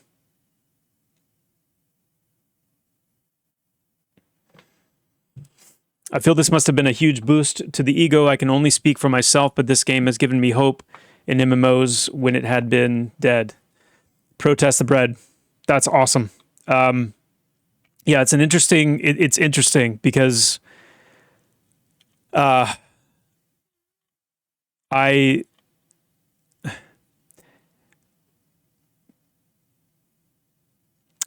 think like ego can be really dangerous, and we've we've still got a road ahead of us. And ultimately, I would say there's still enough of what Pantheon is intended to be.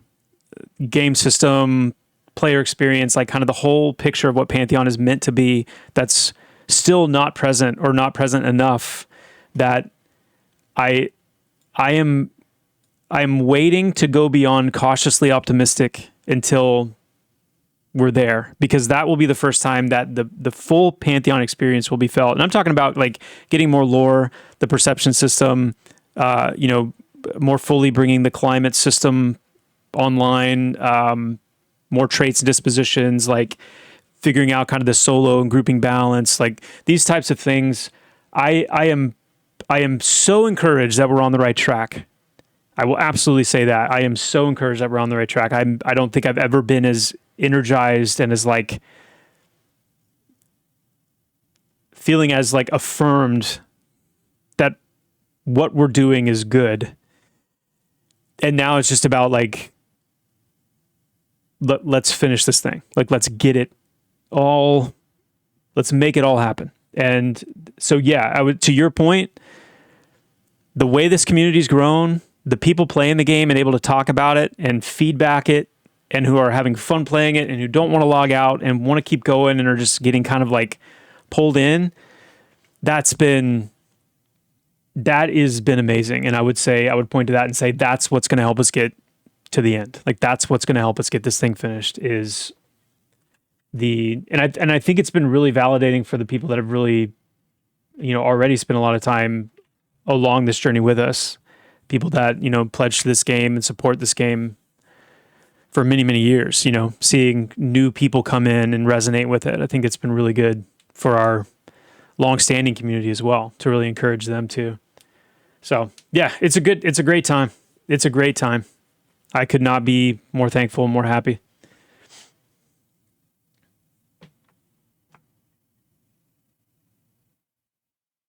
Tell Ben to give us more keys to give away. Hey, okay, I will.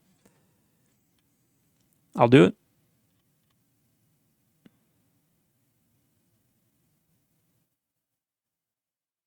Yeah, Masker Man. It really is.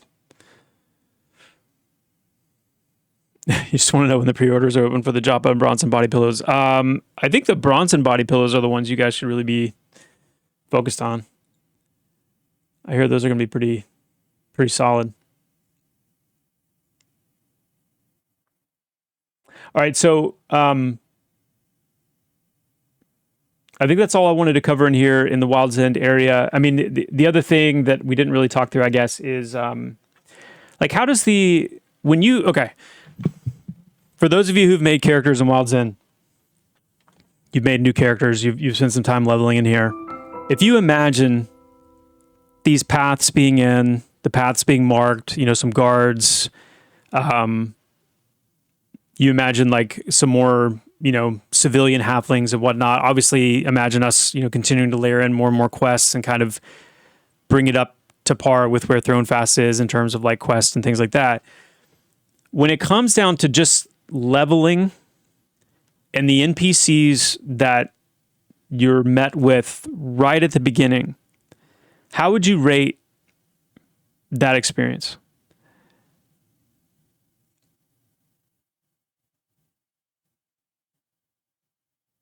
Bostova, thanks for the follow. J Rent, thanks for the follow as well. Thanks for being here. I see those bits. Dementor, thank you. Thank you for the bits. It would be fun to do some gameplay time with you either on Pantheon or other games. Yeah, it'd be a blast. Oh yeah.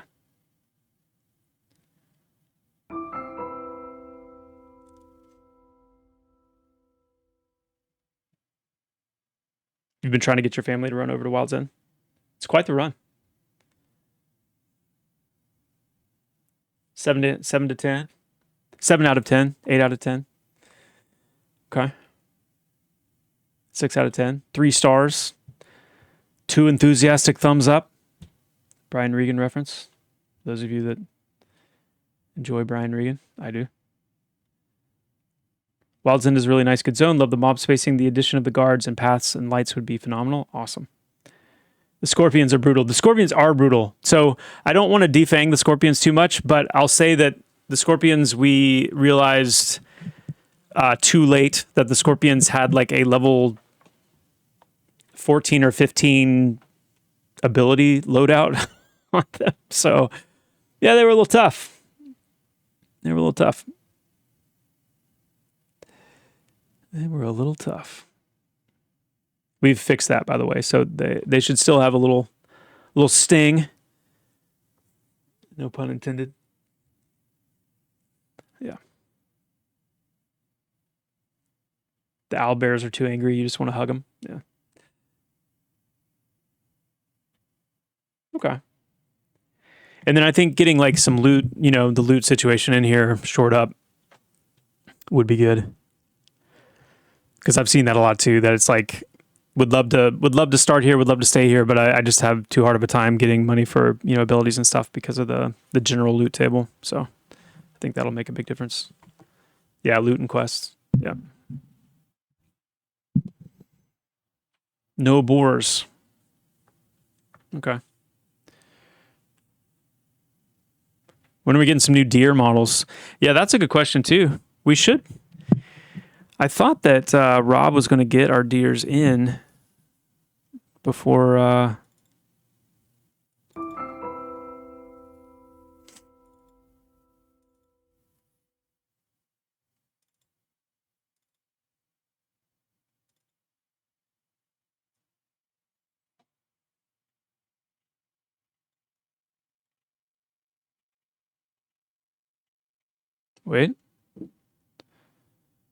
Wait just a second.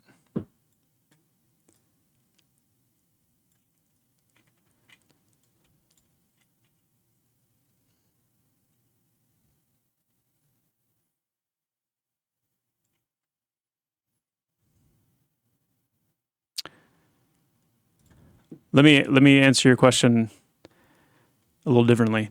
Today we are going to get the new deers in. Okay. Okay. There they are. Today. Thanks for asking, Albatross. Yeah. Yeah. Today, of course.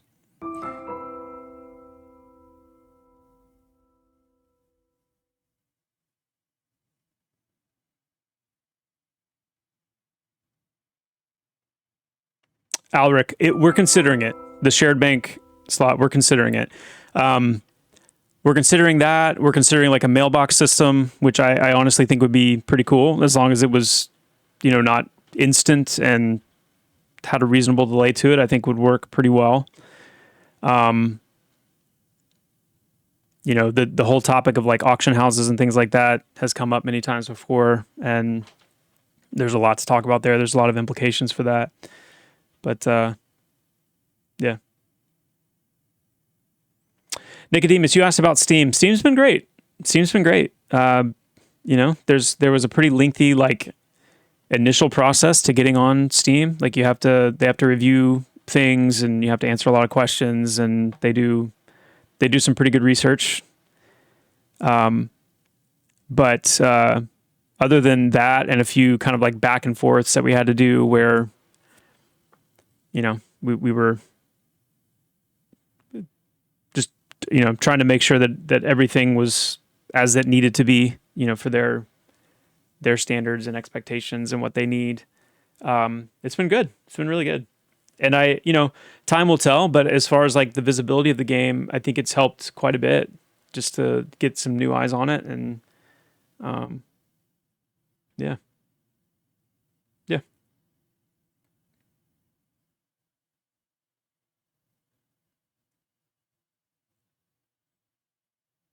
Suggestion for new class, Beastmaster, but it can only tame gas bats. Okay. That's an interesting angle. Are Ronin still on the table? Absolutely. Oh yeah. Gas Master. Nice.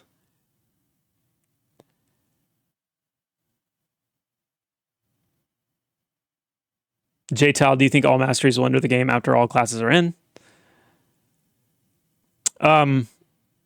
yes, I can say for sure that getting all the classes in and getting their kits relatively dialed in is going to be part of that. Part of the prerequisite for getting getting mastery back in. Yeah. The only thing stopping you from rolling alts is no ability to share between characters. Hopefully that gets solved soon. I love rolling alts. I hear you. I hear you.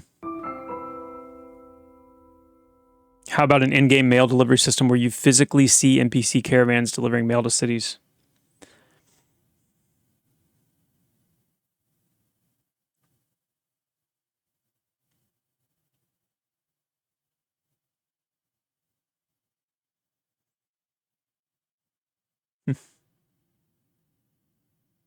I mean,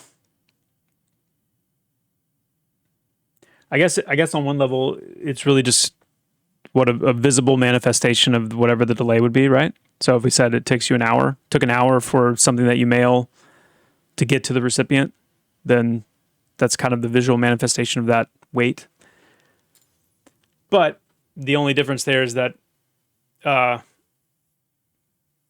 if you've got 100 different people mailing things every couple minutes, not all at the same time, then, yeah.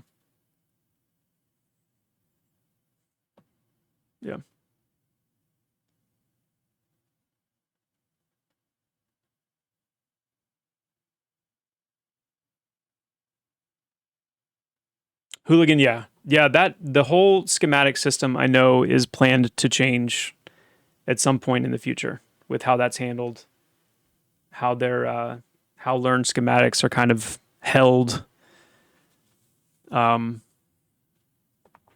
It is clunky right now. It is.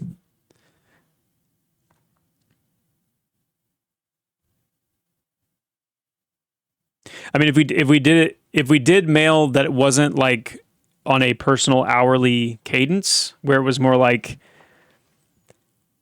you mailed something, it could take only like 30 minutes, whereas somebody else could mail something and it takes like an hour and a half because you got it in, right after the caravan just left, or the kind of thing. Like if we did more of like a set pickup and set delivery time, and you just kind of had to wait for that, like that would be one way to do that. But how would that feel? Like how would that actually feel? You know what I mean?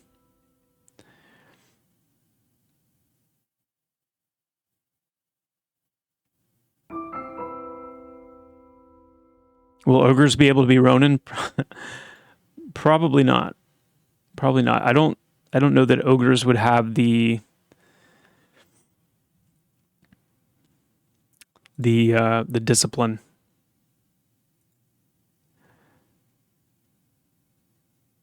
That particular kind of discipline.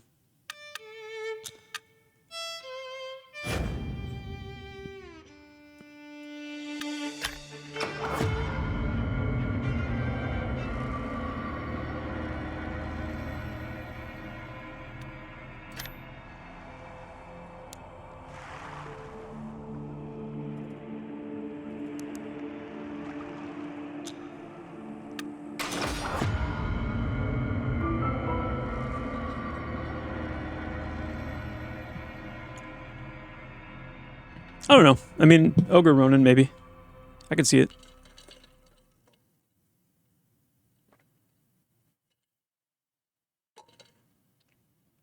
You haven't found any treasure chests in Wild's End? Okay.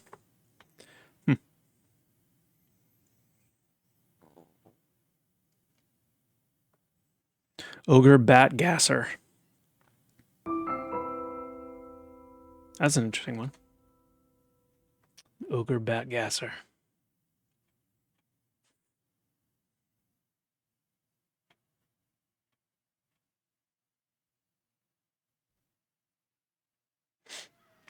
All right, so what I'm going to do now, for a little bit here anyway, is brand new character, made some adjustments to the solo experience gains. And just want to see how that feels a little bit. And you guys can compare what you're seeing on my screen to, you know, what you're experiencing.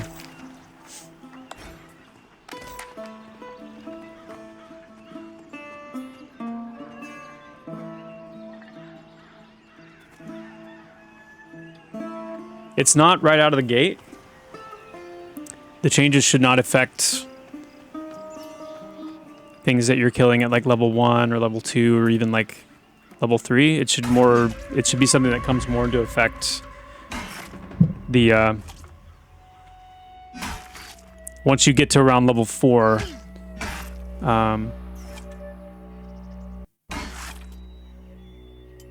3 hours to get a bubble and a half of experience a day. As a cleric. What level was the cleric?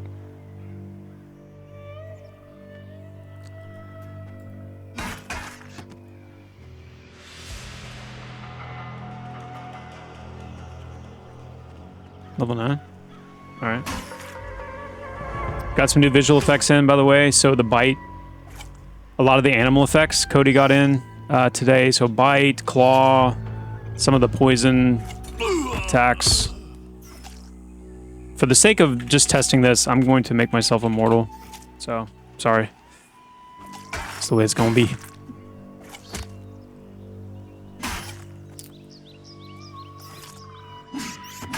Also got some new... Again, I'm in the editor right now, so the blue, weird kind of blue visuals you're seeing are the visual effects shaders loading. General performance in the editor is going to be a little bit lower too, so bear all that in mind.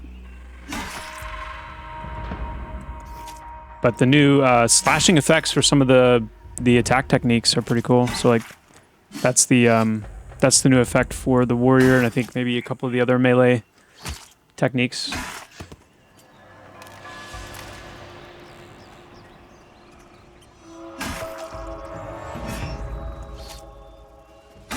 That's another bug that I've put on Kyle's plate is please fix the bug that causes weapons to disappear when you do attack animations.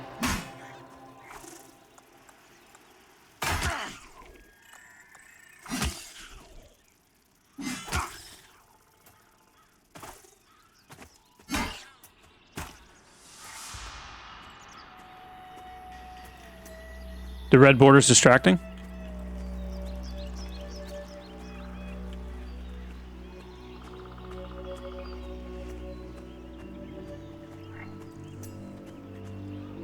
There's definitely some stuff to solo. There's some like high teen stuff in Eastern Plains. Silent Plains is a little bit higher level, so I wouldn't necessarily go there at like high teens to try and find something. But part of the plan now too that we've gotten Wilds End and Silent Plains in play is there's some room, especially for some like solo type stuff in AVP as well, to fill out a little bit in the areas closer to Silent Plains. So Eastern Plains, that back half of AVP, and then some of the higher elevations of Wild's End will all be areas that will serve that function.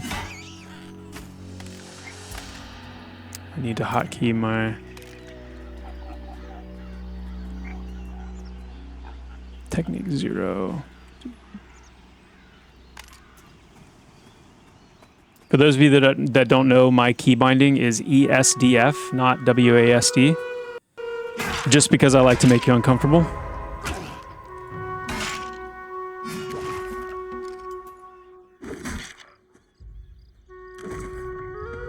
But at the same time, I guarantee if you give it a try and you force yourself to recalibrate and reprogram decades worth of muscle memory, you will not regret it. If you're a keybinder, you won't regret it. The extra real estate you get is so worth. Look how fast I'm going without having to rest. Real life.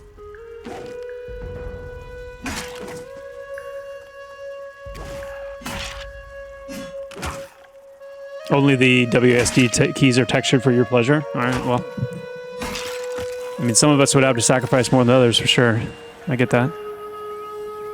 Hearing that makes you want to refund your VIP pledge? Yeah. I should have put some kind of like a warning tag on that statement before I said it. Some of you might have been eating.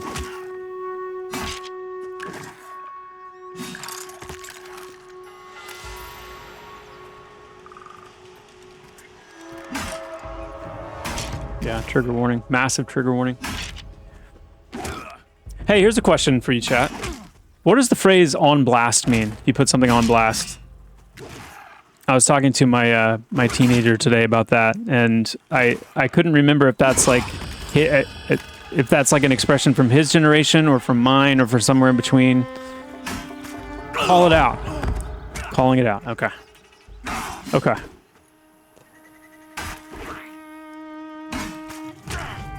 You're airing out someone's business. You're exposing.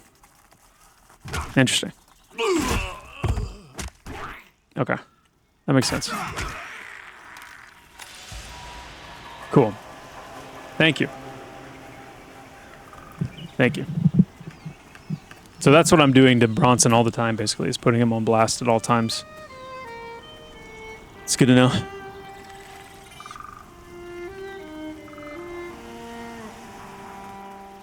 That is good to know.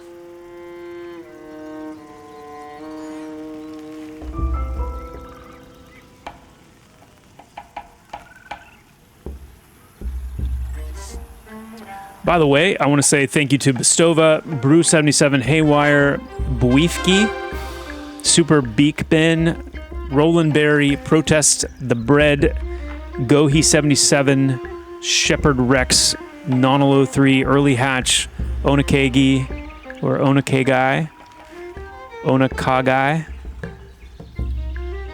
and Zorthos for the follows. Thank you so much for the follows and for being here. And Onakagai or Kage and Zorthos, thank you for the Prime subs.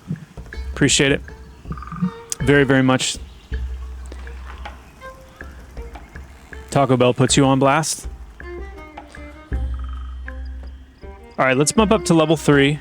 Let's start seeing when this is actually kicking in now. So, what would be a good place to go? We could do... let me actually double check and find...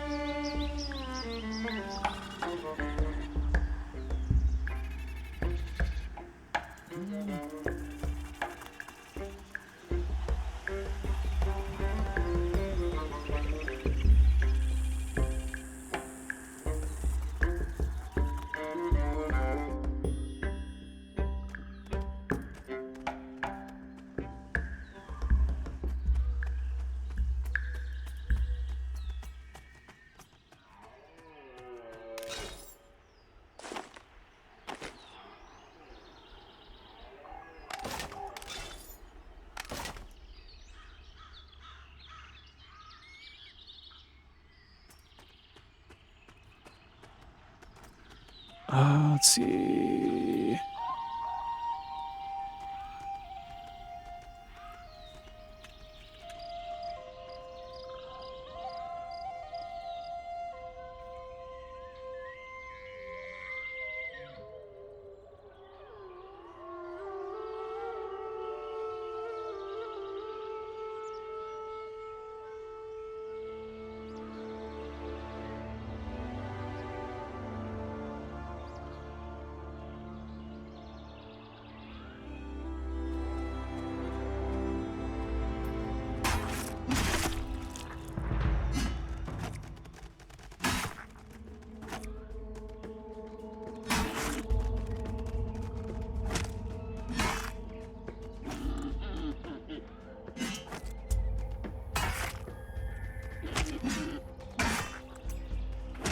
So watch the XP.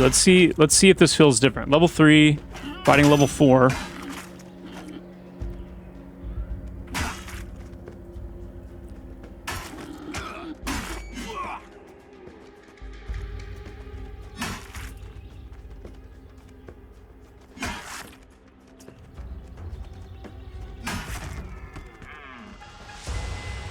That was pretty chunky.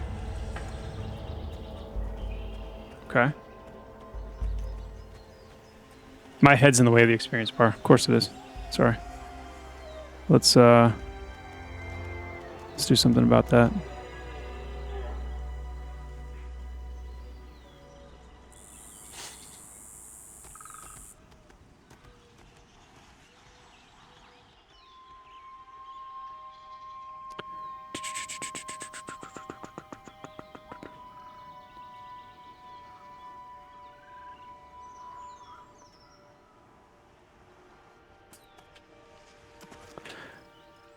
Super Beak Bin, yeah, 100%. You bet.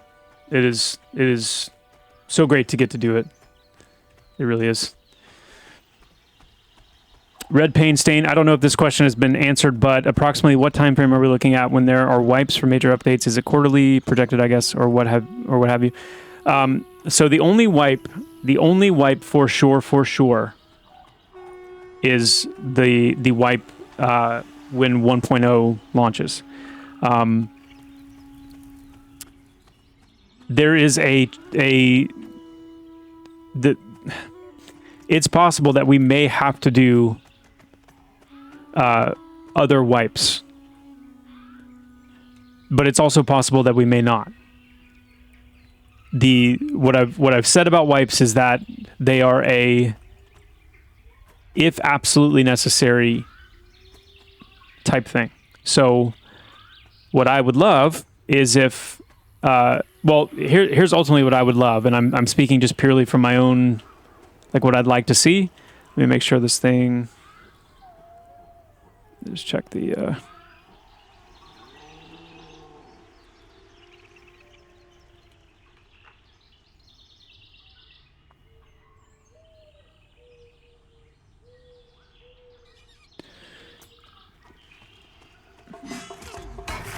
What I would love to see is for us to, if we have to wipe, I would love for there to be a way for certain servers to exist that are like exempt from wiping throughout EA. I would love that. And part of the discussion that we're going to be having once we come back from this this break is that, like, kind of how we're gonna potentially lock that in as a plan. But the only wipe that I would say is pretty much a guarantee is the wipe that coincides with the 1.0 launch.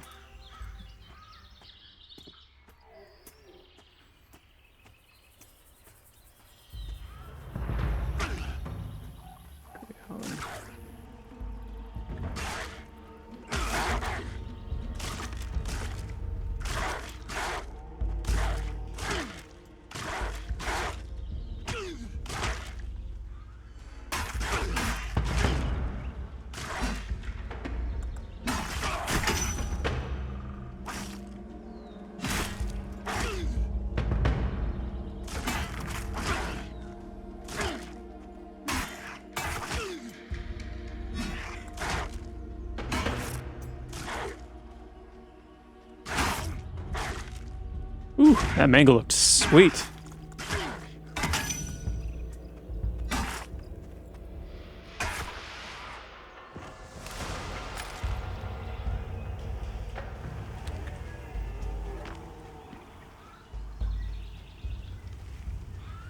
The scythe weapon type. Will it only be for necromancers? Will it be two-handed or have one-handed versions? Will it be more caster-oriented or high melee damage-oriented? If former, why have a scythe and not a stave? I had originally planned for the scythe to be a necromancer-only weapon.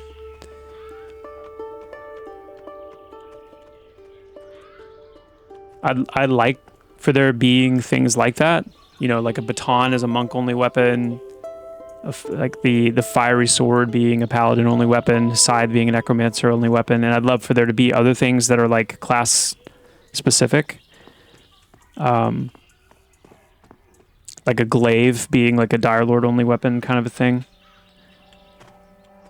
How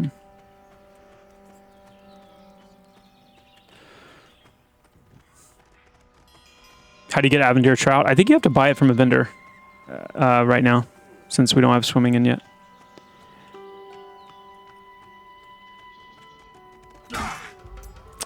True Zalem, would experience chains be considered a thing if you kill things quickly in a row? We've talked about it a few times before. There's been a couple of people in the community that have really been strongly in favor of experience chains.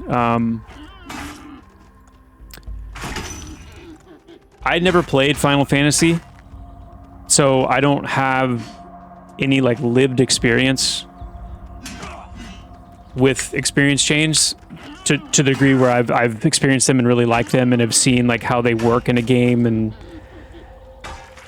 and therefore when I think of experience chains, I think of like I'm not super keen on the idea. I feel like it would force a kind of way of playing that would only add to the sense of like hurrying things along and kind of making the pace of the game feel more rapid. By necessity, like you would feel like you would have to. So that's kind of where I'm at, but I know that's coming from not having experienced it. So.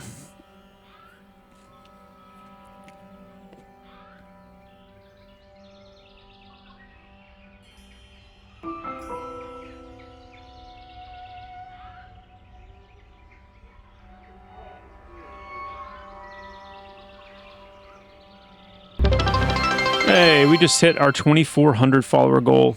That is amazing. 2,400. What? That's awesome. Thank you all so much for the follows. That's so cool. You guys, I mean, even just my stream community has grown so much since EA began. Just thank you guys so much for coming and hanging out. That's awesome. That is so cool. Hey, Thawal, thank you so much for the Prime sub for the 8 months. Man, that is for this channel's lifetime, that's OG. That is OG.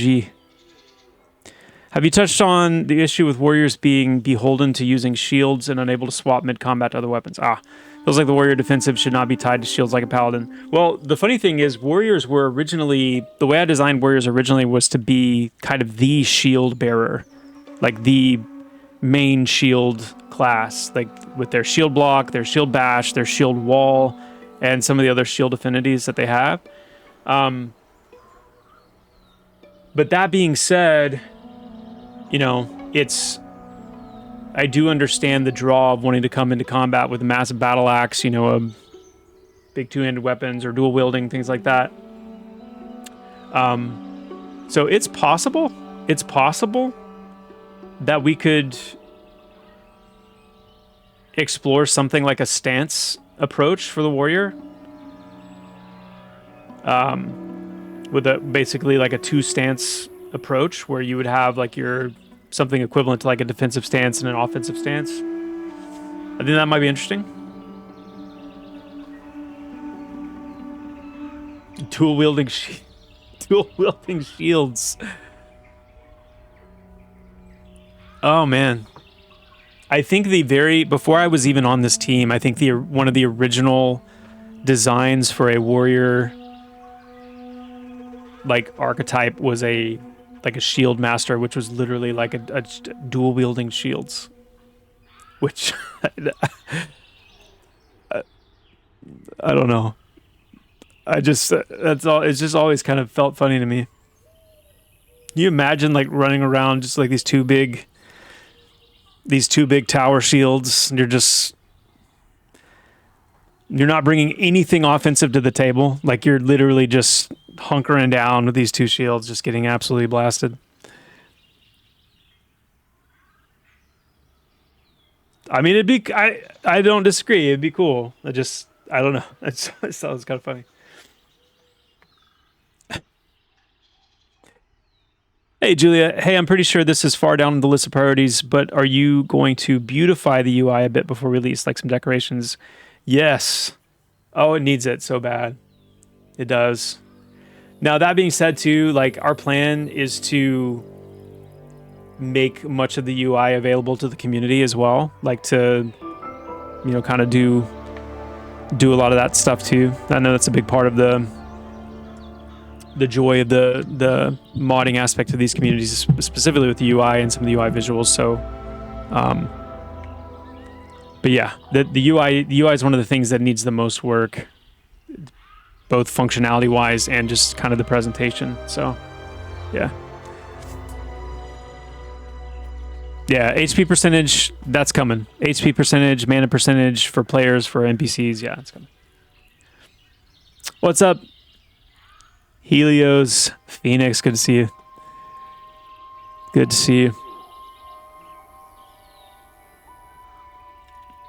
Disregard anything until you combine macros. Yeah, like the whole additional general bar for macros, clickies, things like that. We as part of the limited action set, the initial kind of plan and what we're still working towards is having also like a potion belt, like a little 2-slot potion belt that extends off of the bar area, or would just be like a separate little bar element here where you could have up to 2 potions, or some kind of like a consumable usable in combat. But I think what we're going to end up doing, honestly, we'll see. It's kind of a rabbit hole even to get into. I don't know that I really want to get into it right now because there's a lot to talk about, but the whole consumable thing and just keeping consumables from getting out of control, just I don't want you know, people having general bar full of like different potions and whatnot at all times. That's just stuff that just becomes more and more like necessary or like kind of prereq stuff for grouping and raids. And it's just, you know, you have to have all these consumables. You have to have all these things that you are constantly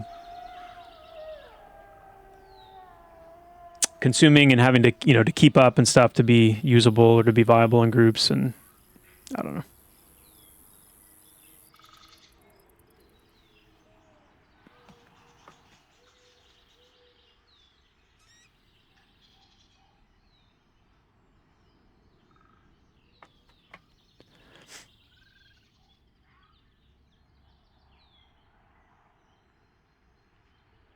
Mouse over macros would absolutely be something I'd like for us to see come in during EA.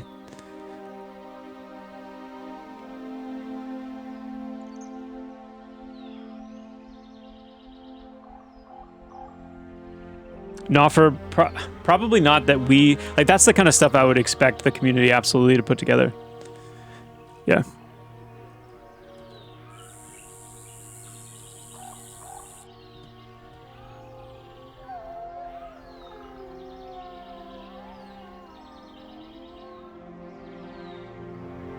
Bebop, I'm not sure. I'd have to ask Mark.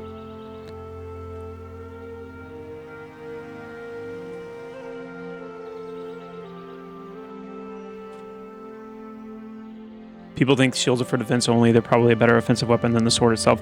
Well, and that's another aspect of the warrior too that we don't quite have manifested yet, is exactly that. Like some of the offensive opportunities for shields, other than shield bash, but even that's, you know, largely being used as more of an interrupt right now.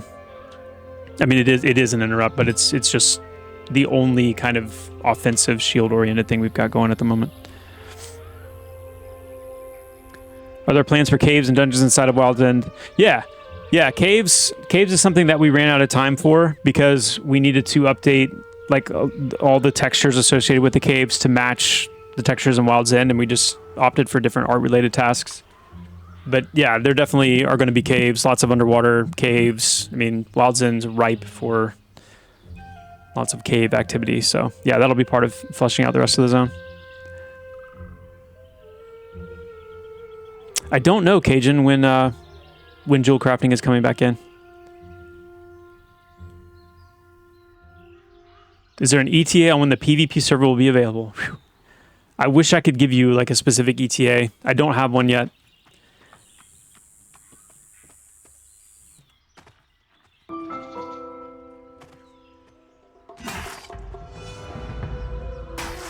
All right, after this, I'm going to jump up to like level 9. See how that feels.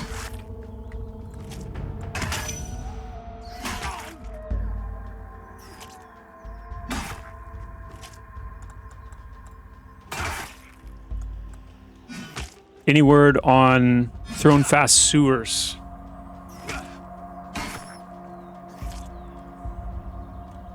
The Thrown Fast Sewers, I would put in the category of things that are meant for, like, potentially, like, post-launch content updates, like smaller form post-launch content updates. Like, the sewers might come sooner than that. But there's a lot of places in the game that we have earmarked for kind of like, this will be an area that we, you know, focus on for like a mini content update or something like that. We've got lots of areas earmarked for that. And a lot of that will coincide with lore and, you know, perception system and various, like, it'll have lots of kind of threads running through it for various different systems. Yeah. I do not have an ETA for the bug command. No, that might be a good Steve question, actually. Has the shield slam purposely been turned to not interrupt as many abilities from the mob, such as Ravage? Yeah, that would be a good Mark question. I'm not sure if you made a tweak to that or not.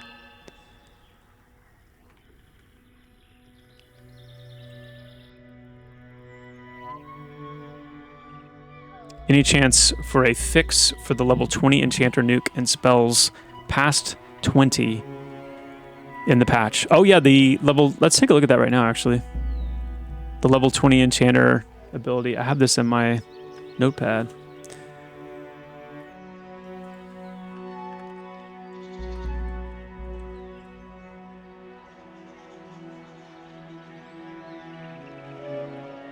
So this is mental flux, right?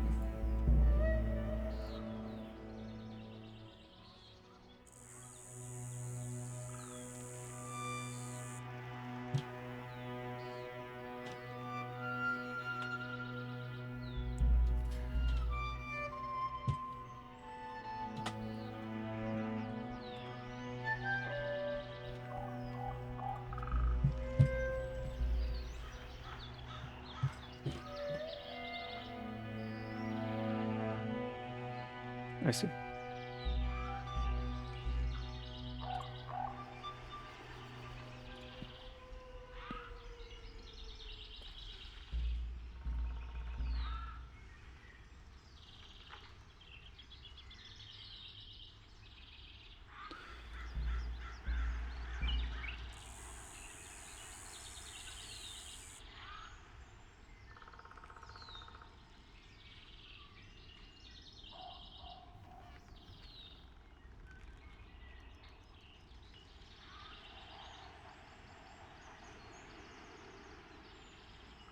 Okay.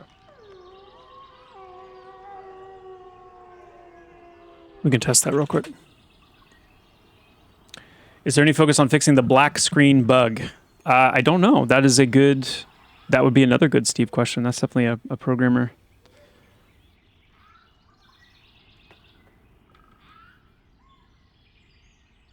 Good programmer question.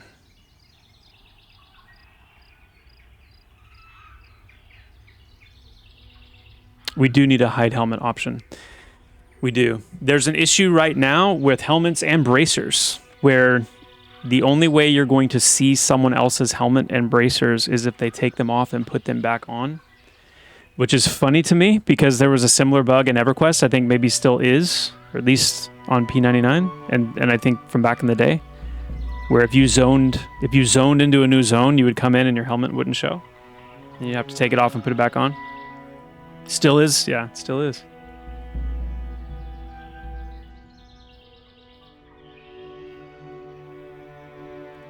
So that's funny. Kind of like an inadvertent, you know, the same issue.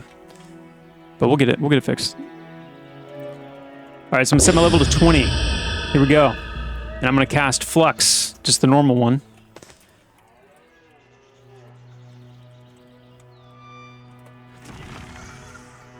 $33 damage.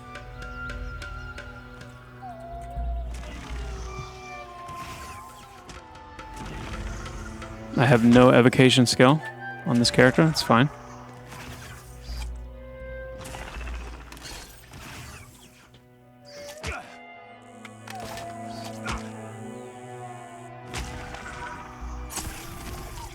Okay, 33, 34. Let's do one more. It's not dead. 35. Wrong target.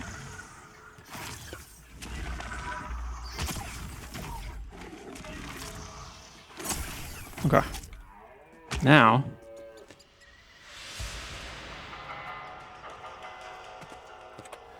Let me reset real quick.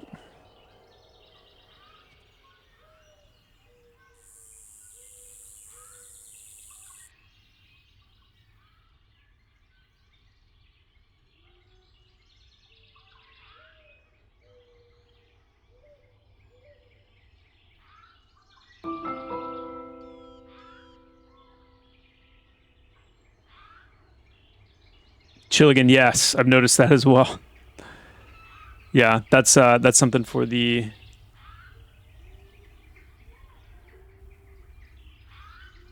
that is something for the artist to take a look at. I'm not sure what is causing that specifically, except some kind of like a something going on between the ogre male and female texture swapping. But yes, we are aware of that one.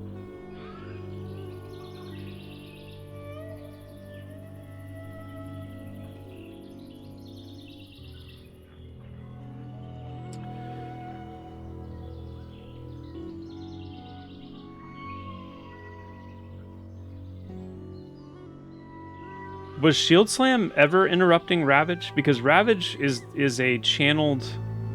Ravage has always been a channeled ability. And I'm not saying that Shield Slam should not interrupt Ravage, but I'm saying more that it would be interesting to me if it ever did, because it's set up to interrupt a cast, which is different than a channel. All right, let's check out this new flux and see if this feels any better.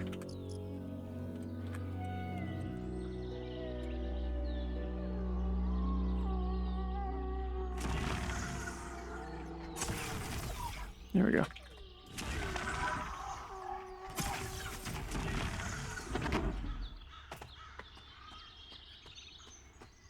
And this new, the mental flux has an even greater contribution from intellect and charisma. I think it's intellect and charisma. Yeah. Both of which, you know, mine are very low, but if like...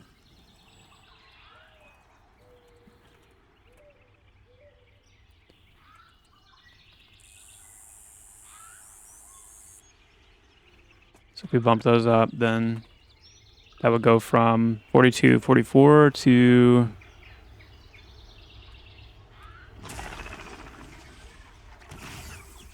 70. Tell you what, do not sleep on these modifying attributes. They are designed to truly be significant. So, and that's I've talked about that many times, about like the soft specking that we kind of intend for this, where if you want to be an enchanter that has like really strong nukes, then you're going to want to, you know, make sure you're really leaning into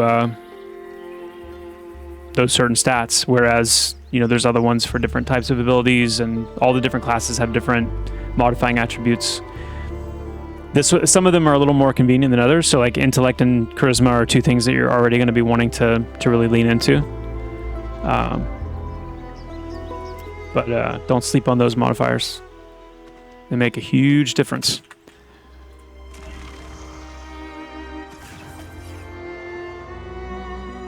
What am I confirming? What's up? Should you as a Necromancer be able to equip a summoner's summoned pet shield or no? Like you yourself as a player or on your pet? The answer to both is no, but just curious.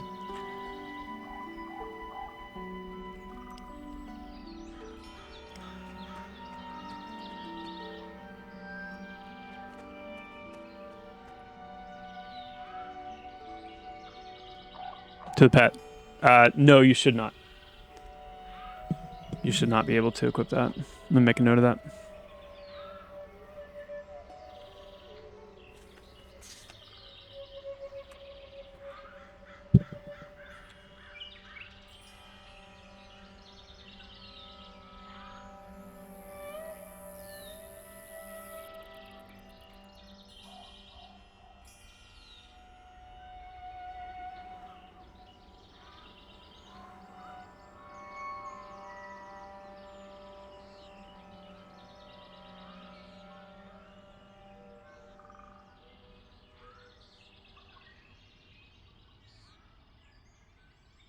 Yeah, well, we just tested it, so let's try it one more time. I'll do both, one after the other. This is with, well, I mean, by level 20, it's not elevated, but at level 20, we'll do a normal flux.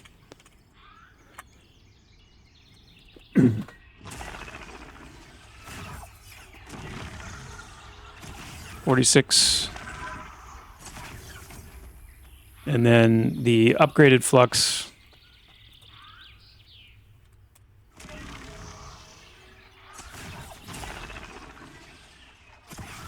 So yeah, definitely a. It's definitely not worse than the level 1.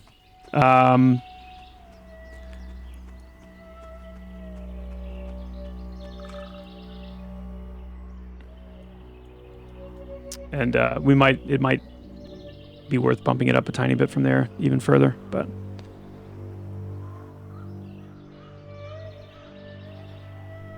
Clanton, that's the hope. That is the hope. Yeah. That is the hope. I tend to try to keep my focus off of that side of things and focus more on working with what I have and, you know, moving things forward with what I have and the people that I have, but we have to grow. We need to grow. We need to get this game out. We need to be able to move.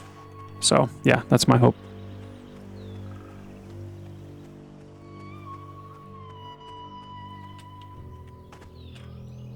Scaling on Fervent Strike.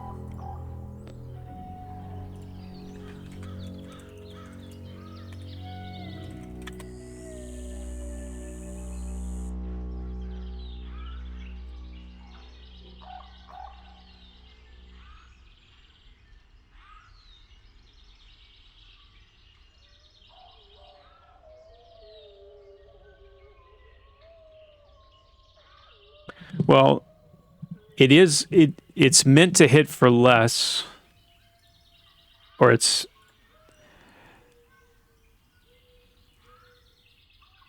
oh, it doesn't actually say this in the tooltip. What is this? Strike with conviction damage.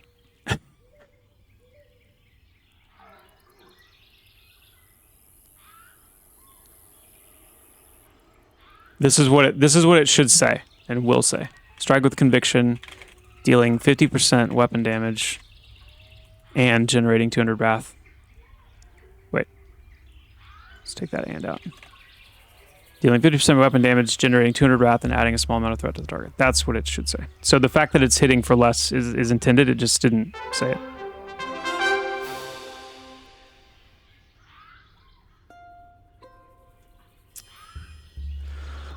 Oh, tooltips. Oh, tooltips.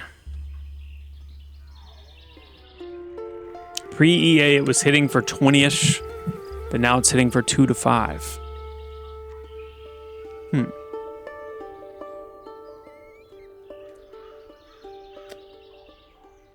That seems a little significant. A bit significant.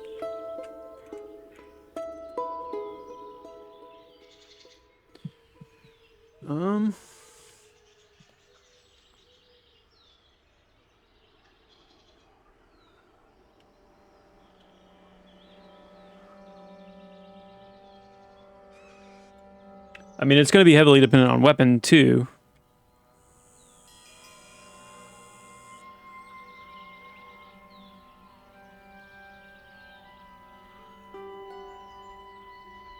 Is it intended that weapon techniques don't scale at all off of weapon? No. What do you guys...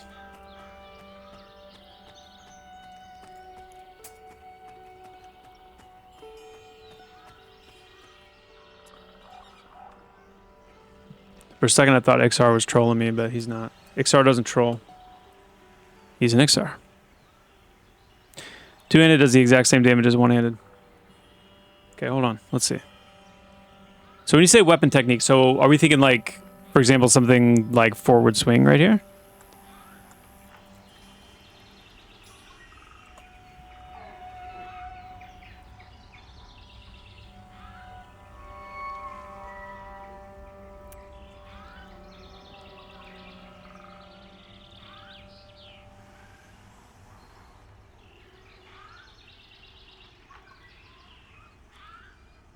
You're saying forward swing is doing like the same damage with a one-hander as with a two-hander. All right, well, let's test that.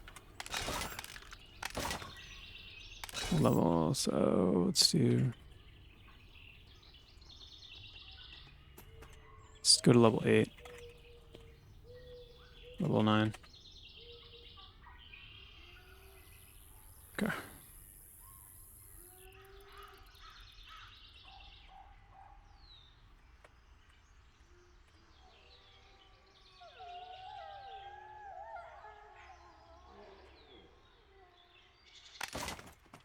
And let's do,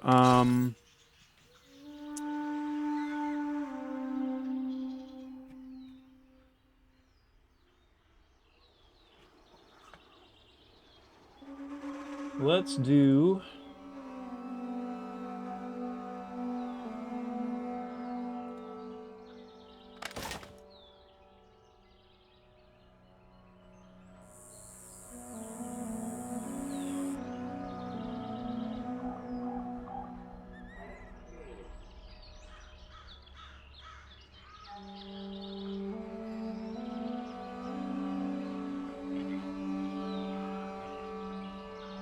do assault rusted hatchet and assault rusted great axe. So the hatchet is 6 damage. The great axe is 15. So we should definitely be able to see something. I'm gonna aggro off. Yep. All right. 20 damage forward swing. Let's do this too.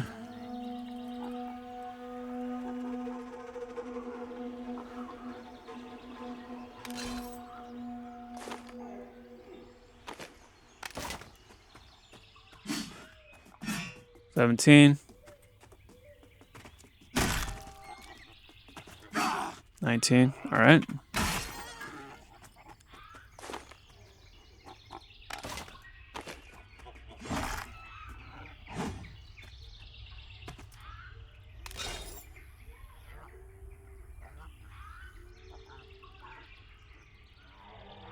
Hold on. Let's do this again.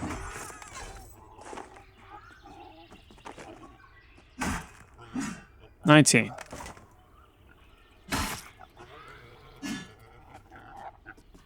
19. 18. 18, 19. All right.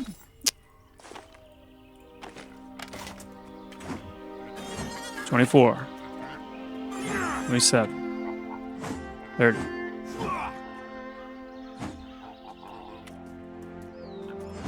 Good grief.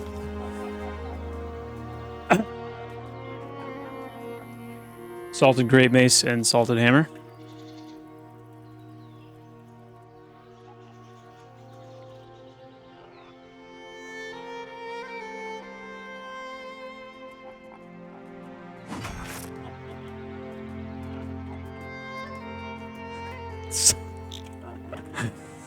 Oh my goodness. Rust salted. Give me my rust salted hammer.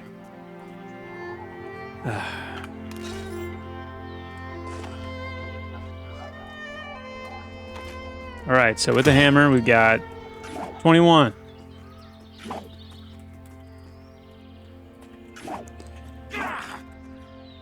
18, 22, 18.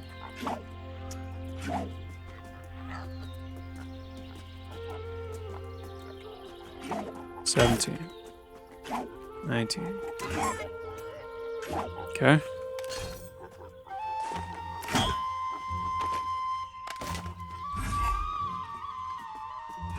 25.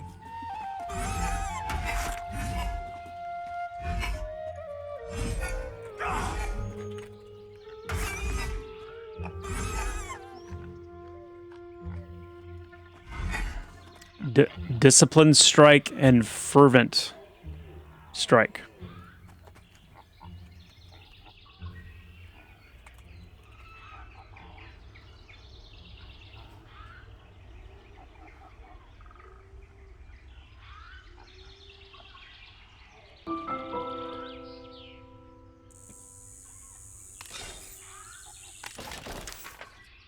So these use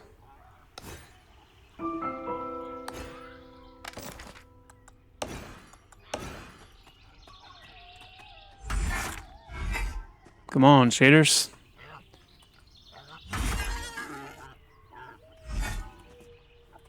So Fervent Strike, this is one that's doing like 50% weapon damage.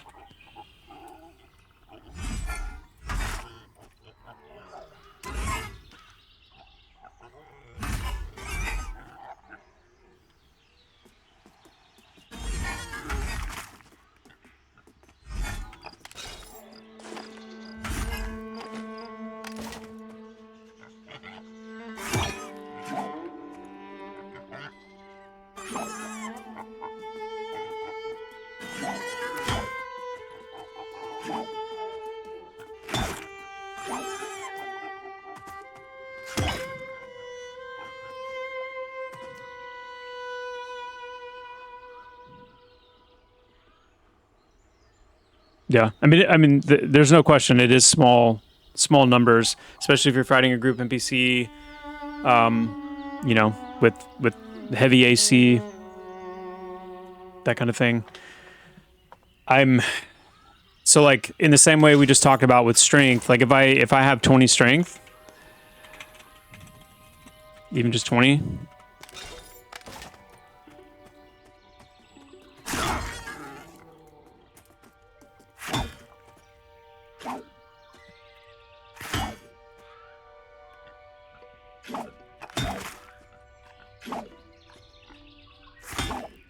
Okay, it seems like something may be happening there that's causing the bonus that you would be getting from like strength to your auto attack damage to not be factoring into this. Maybe? Because yeah, like that's really low versus like, you know, my discipline swing's hitting for 33 and that's hitting for 2. But it's only supposed to be like a 50% hit, you know what I mean? Like you would expect...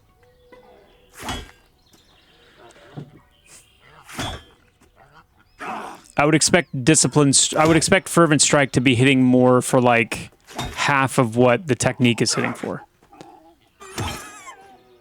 And not 2, you know? Like that's... I think that's what's feeling wrong. Maybe. Because that feels wrong to me. Striker breakings, you're hitting for, like, striker breakings hitting for 12. That 15. Like, that seems to be more where I would expect Fervent Strike to hit for. Especially if I'm auto-attacking for, like, 12. So that's... I'll take a look at that. That does seem like something's going on.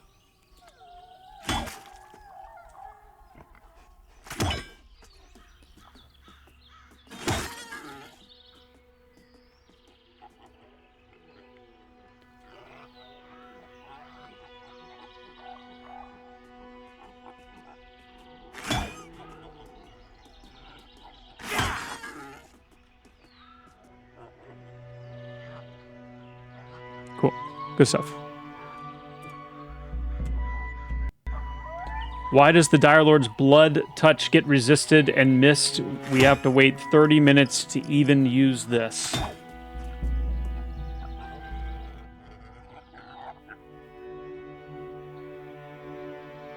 I don't think it should get resisted and missed easily.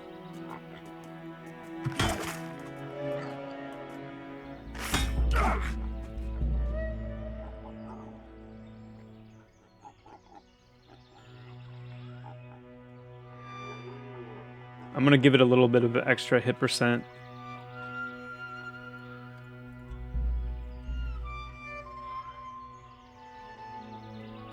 That should be a lot better.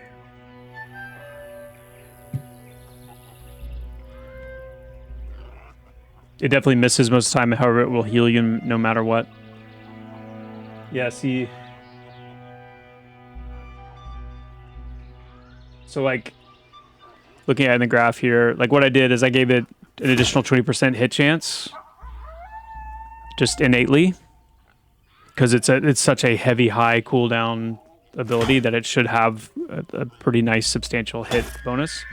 But along with that, I think it would be good to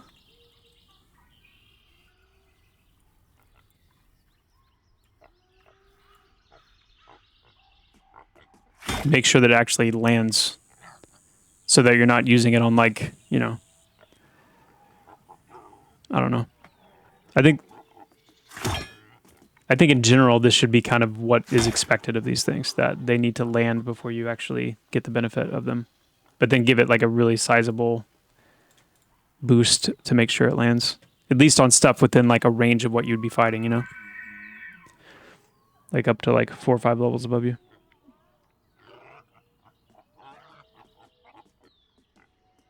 Until you get scythes in, how about letting Necros use great swords and great axes?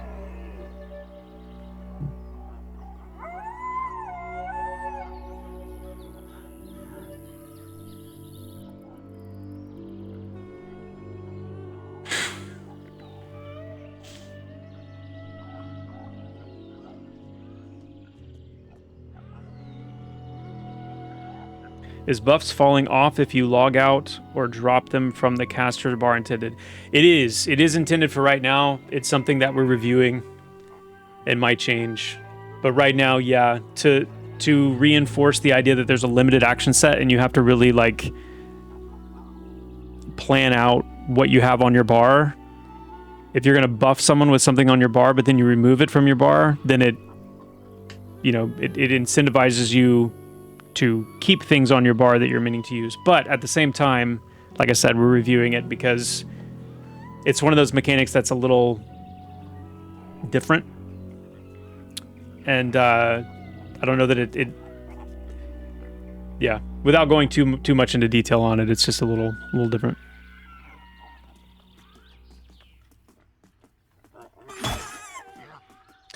Yeah, I mean, that's fine. I understand as far as, you know, not having that. It is a Chad, it's because it's a 30-minute cooldown. That's why I'm giving that to you. Like, it's a 30-minute cooldown. If it misses, you know, it's a little bit yeah. I got it. I agree.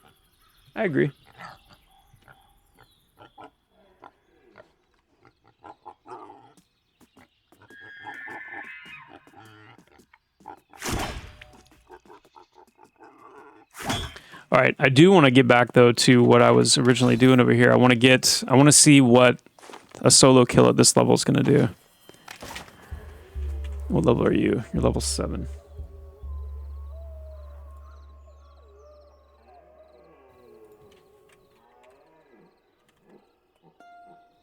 ADD is in my tag, and it's for a reason. It's very easy to get me off track.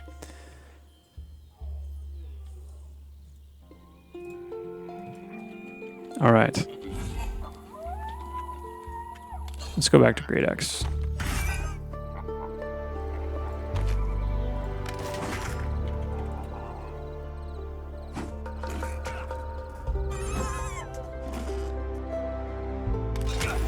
Whoa. Fervent Strike just did...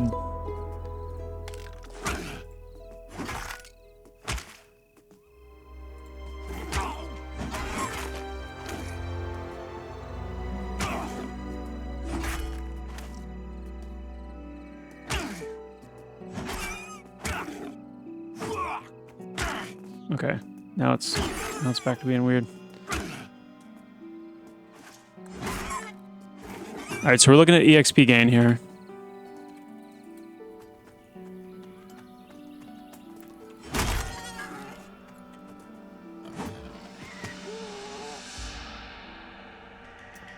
Okay.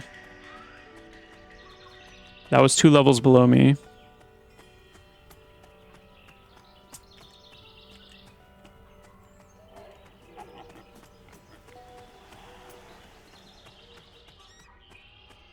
Try level 8. Is there a bindstone in Silent Plains? There is. There is a bindstone in Sky Durban.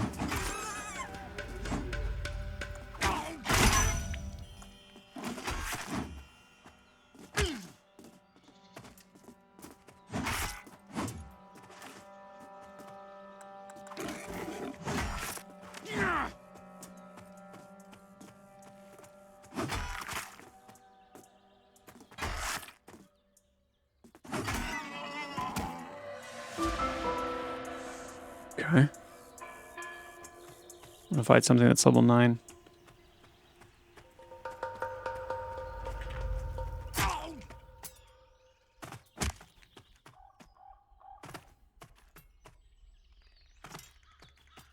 Someone asked earlier if this game plays more like WoW or... Hey, oh, you're not a bad guy. Okay. What was the question? What's up, Rob? Good to see you, bro.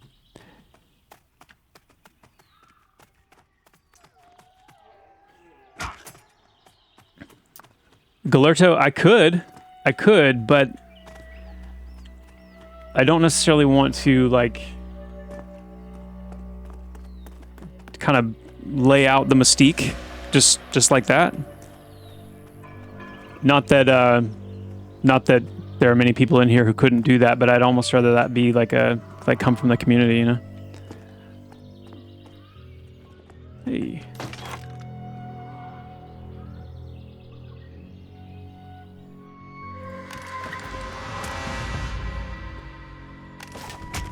All right. Let's see. Equal level fight. Actually, wait. Nope. I want to do this for real.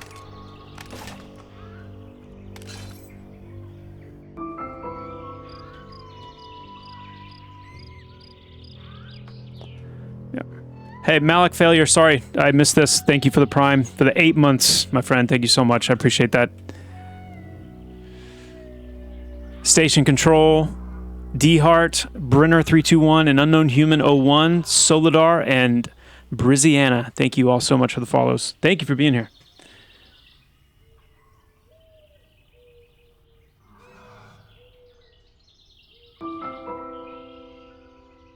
We do have metrics, yeah.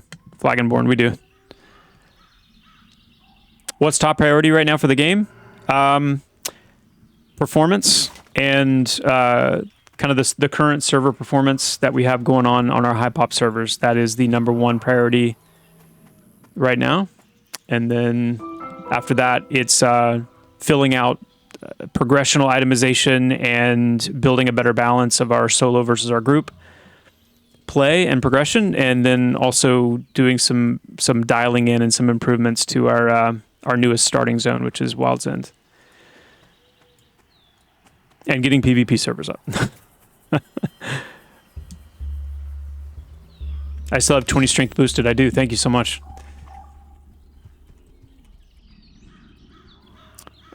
It's 8. Okay.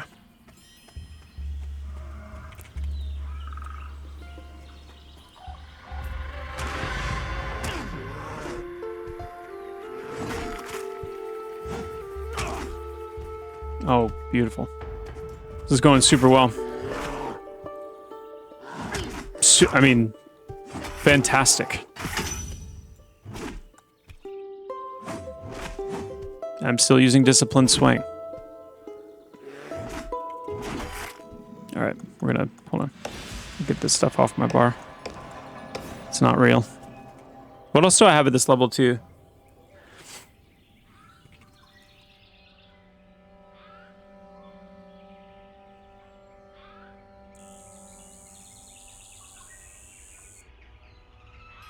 got Storm.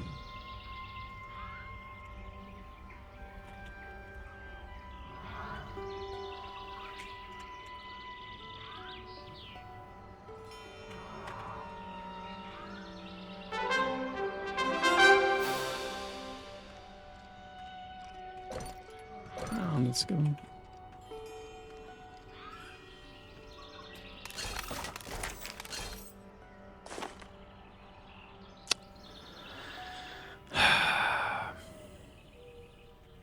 Didn't have room.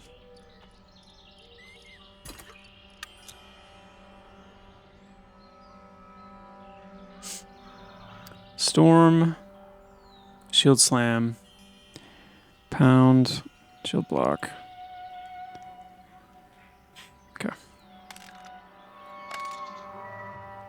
Steve, if you're still watching, is there any way that we can limit this settings window that pops up for the different UI elements to only work in the top bar? Like if I want to open this, I need to right click up here, but anywhere else it doesn't do that. That would be amazing.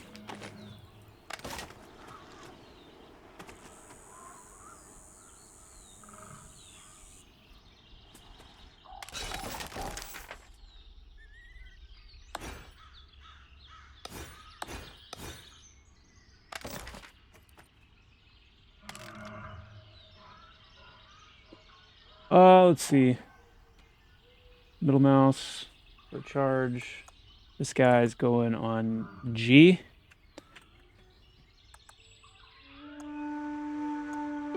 Shield block is going on A. And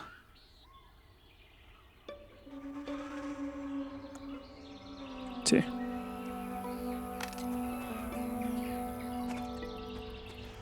All right, where's our bear? Where's our bear friend? Speak, friend. Speak, friend. And enter. He's up there. See if we can just fight him up there.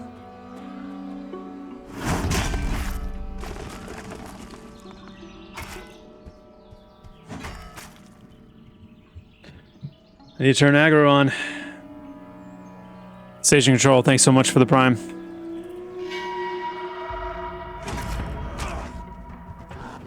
All right. I think this fourth attempt is going to be the one, guys. I think it's going to be the one.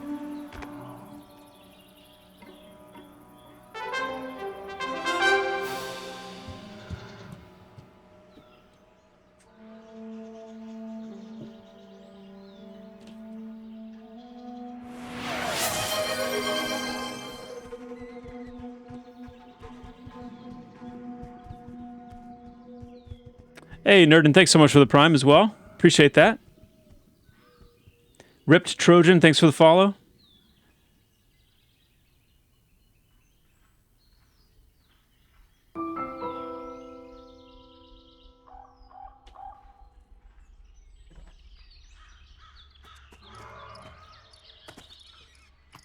$12 dudes.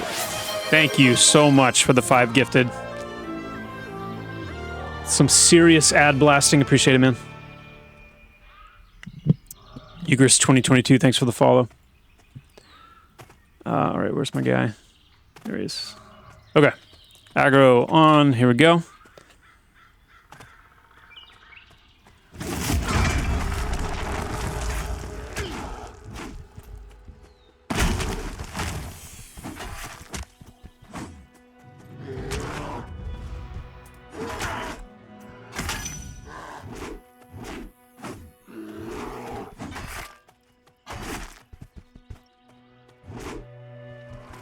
I gotta keep working on my circle strafing for PvP, so I can be that guy.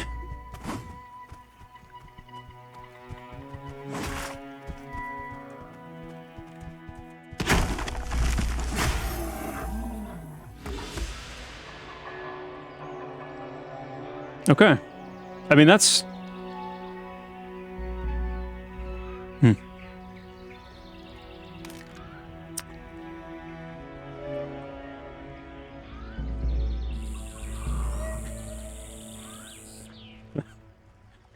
Okay. Sorry, something about...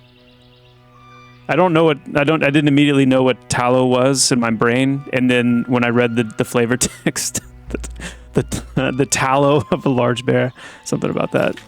It was just that loop. Bear tallow. The tallow of a large bear. You know what I mean?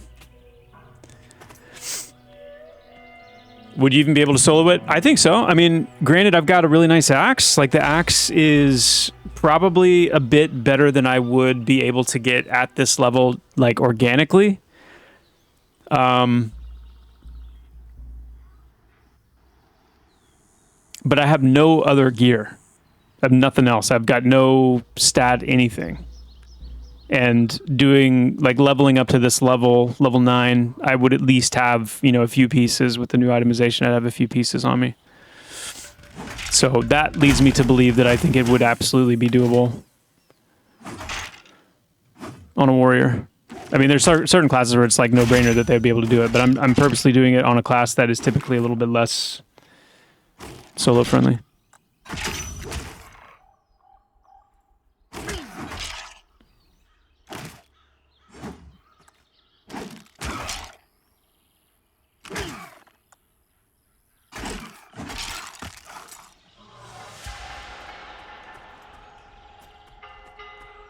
Like, that amount of experience for that white kill did not feel soul crushing, you know?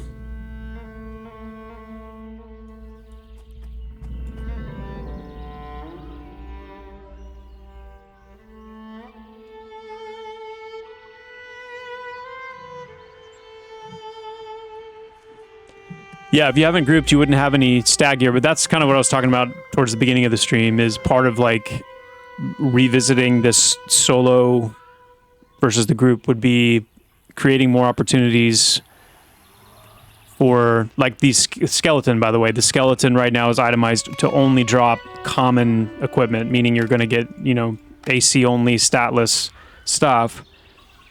But if we introduce on solo NPCs, you know, again, the chance, the low chance, but the chance of there being that uncommon gear that can drop, then grouping could become like a faster, more efficient way to get that uncommon gear and open up a lot more opportunities for rare and ultra rare itemization, but still allow for there to be some progression that you can achieve solo wise, because that's the issue right now, is just that you can level up reasonably well, especially depending on your class solo, but then you hit that point where the experience gain becomes so unbelievably grindy, and there's little to no, you know, itemization path.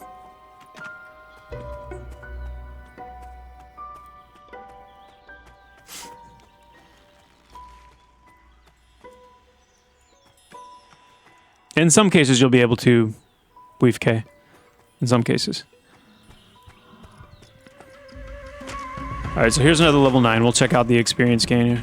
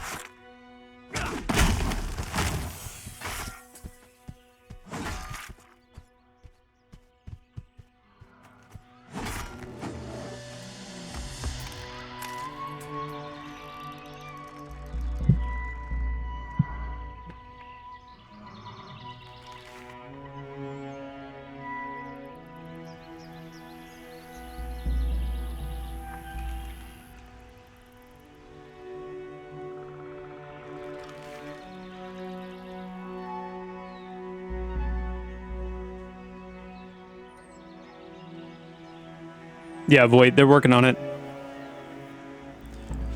On the monk gear.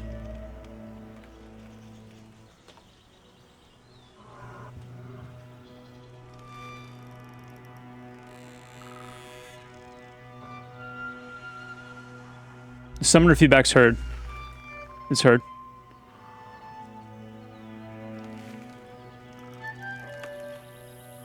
Galerto, yeah. There is an experience-based death penalty that kicks in at level 5 right now, yeah.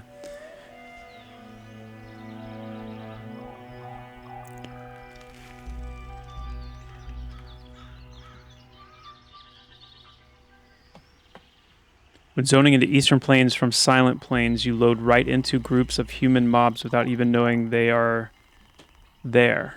Can this be adjusted so you aren't pretty well dead once you screen loads? Is that really the case?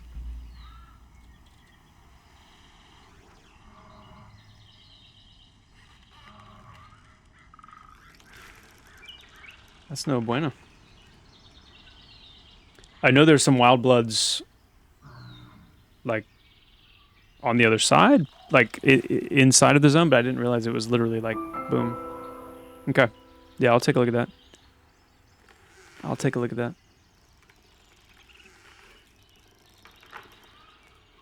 Galerto, thanks for the follow.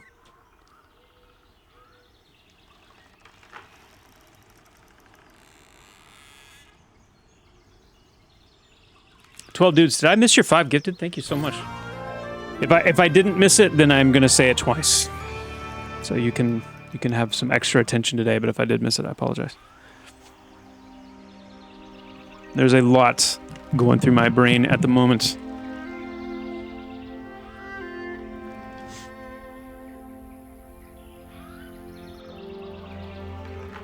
Yeah. I've seen that a few times too, the cross zone guild promotions. Okay.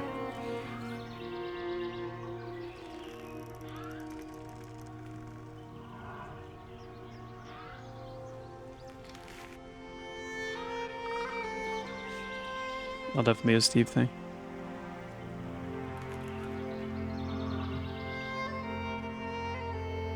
Draken Gamer, sitting aggro, proximity aggro, low health aggro, mobs not running if you're near death added. Yeah, we have a planned kind of second threat pass where we want to introduce some of those more nuanced layers.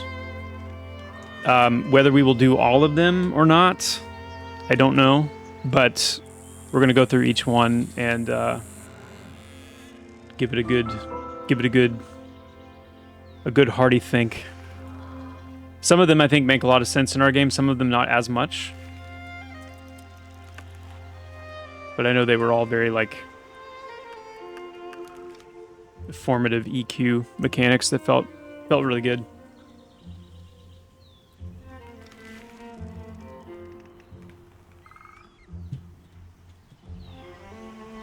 Yeah, early hatch, yeah. We're going to improve that interface quite a bit.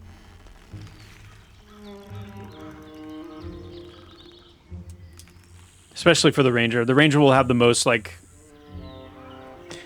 Ranger will have more options than the other classes that get it. Yeah.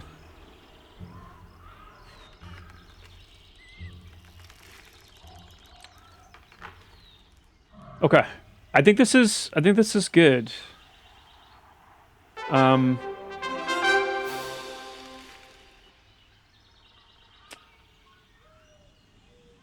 I think this is good. Theosh, thanks so much for the Prime. The 8 months. Thank you. Thank you so much. Having fun in EA. Would love if Monk was available for halflings. Wink, wink. When do we get to be tree huggers? Soon. I'm going to be working on it over the break a little bit. We'll see where I can get at least a fundamental druid out as soon as we can.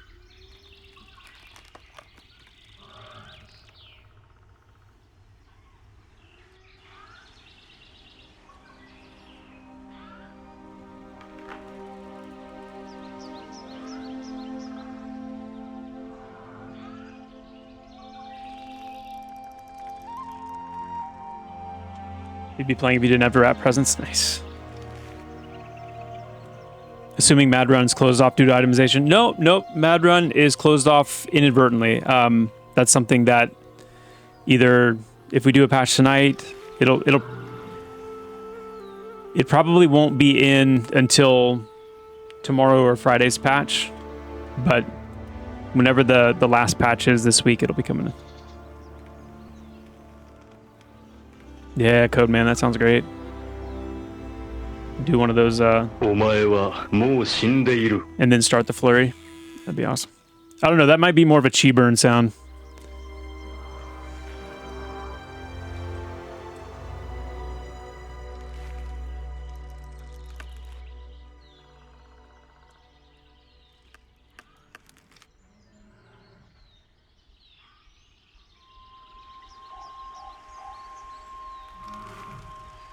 How do I feel about the current looks of the game? I think it's great.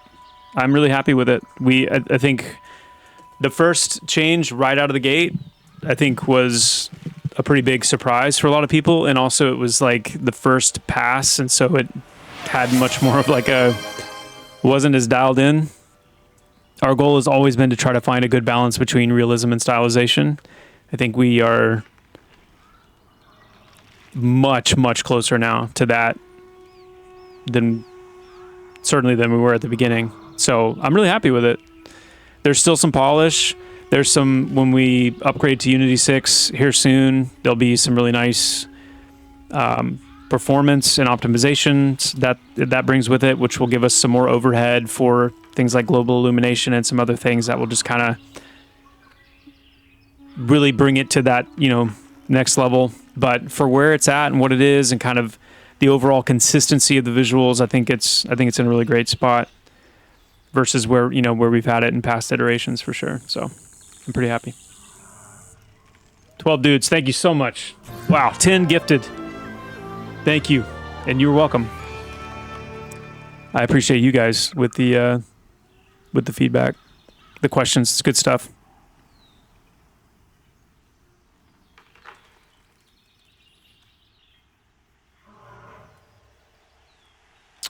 Any plans to help new players get over to Throne Fast who start in Wild's End? Yes and no. Like, part of the goal is to make travel and the world feel, I don't know a better way to describe it than just that sense of arrival. Like, the world needs to be large enough and I think enough inherent danger in the world, especially at lower levels when you're wanting to really make a large journey, because that sets the stage for, all of the things that will make that easier and faster. Teleports, mounts, movement speed abilities, items, things like that will ultimately allow for lots of headroom to improve and speed up that process. So it's kind of part of that classic like charm to know that when you're first starting off, you're just at such the mercy of the world and you don't have a lot of tools yet to kind of bend the world, more to your will, so to speak. So, but that said, getting player ports in is going to be a big one. It's not that difficult. It's something that we should be able to get in pretty early, after the start of the new year. So yeah, that'll help quite a bit. Get some good old Taxian back in. Hey, Crossbreed, thanks so much for the Prime, for the 2 months. Love this so much. I have not wanted to play every class in a long, long time. Thanks to you and the team for this gem. So welcome.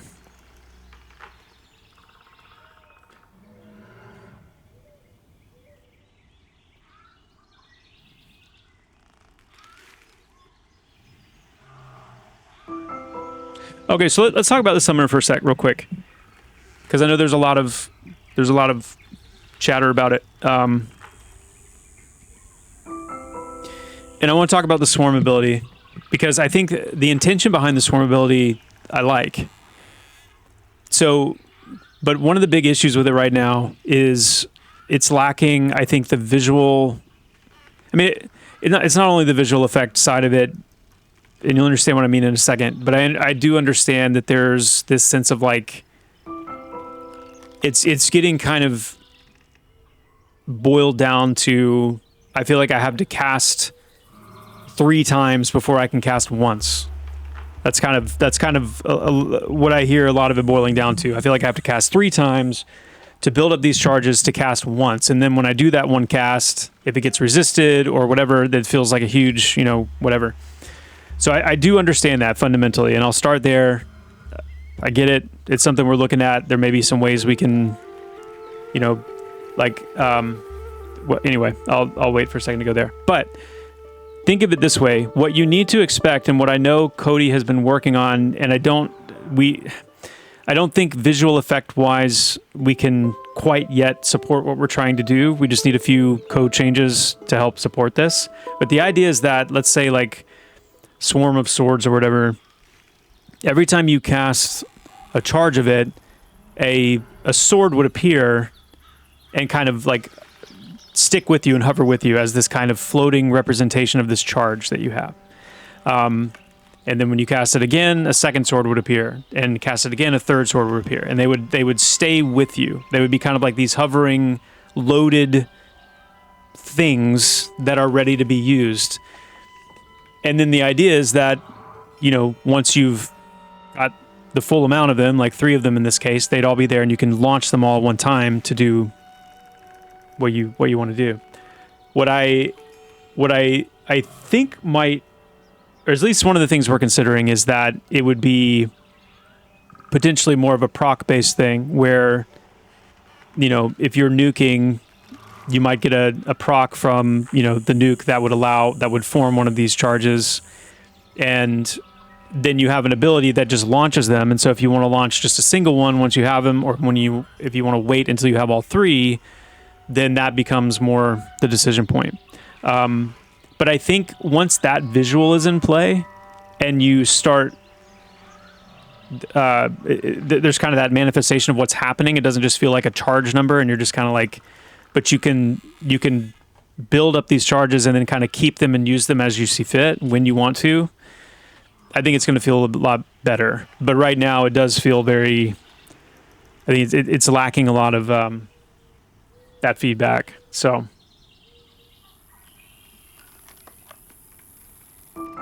And yeah, once we get all that worked out and fixed, we can definitely, that will give us also the ability to tweak the charge lengths as well. Because it's the way we're setting it up right now, based on our limitations, until we get some of those code changes, it's just kind of janky. It's kind of janky, and it's not really accomplishing the goal very well. So that's part of why it feels bad.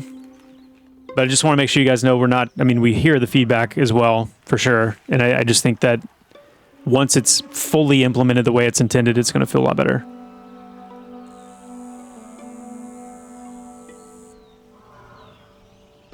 No, it shouldn't be that it requires all 3 at once. The idea is that you would have an ability that fires off however many charges you have. So if we go with this idea of like charges based off procs, then the firing ability can send 1 or it can send all 3. It just depends on how many you have up.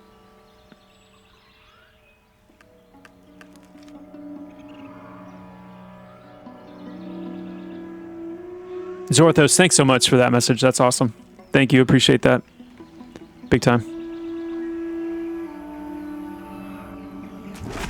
Choosing to fire 1 if you have all 3 up. That's maybe.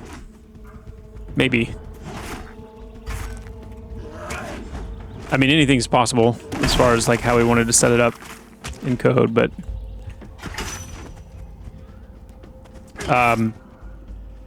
the issue with doing things like that with like a limited action set is more that it becomes difficult to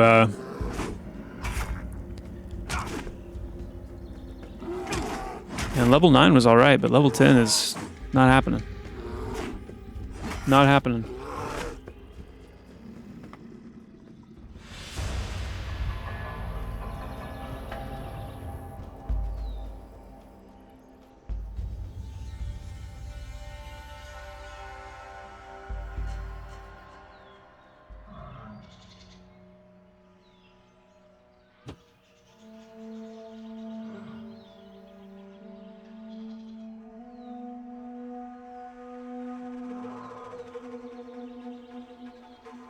Monk feels great. Nice. Good. Those animations help a lot. They helped a lot with the monk. For sure. I actually just put a... got an ultra rare monk baton in the game today. That's sick. Gave it a unique visual as well.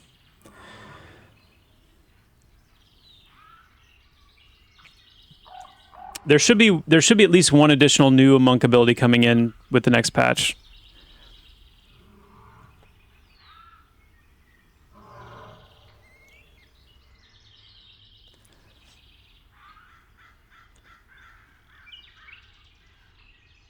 Monks feel like they're in a good place right now, but tanks feel like they're taking too much damage right now. Interesting. Thank you, Raziel. Thank you so much. Small Door, Pale Comparison, Viking Robot, Flux First, and Deeps 1. Thank you all so much for the follows. Thanks for being here.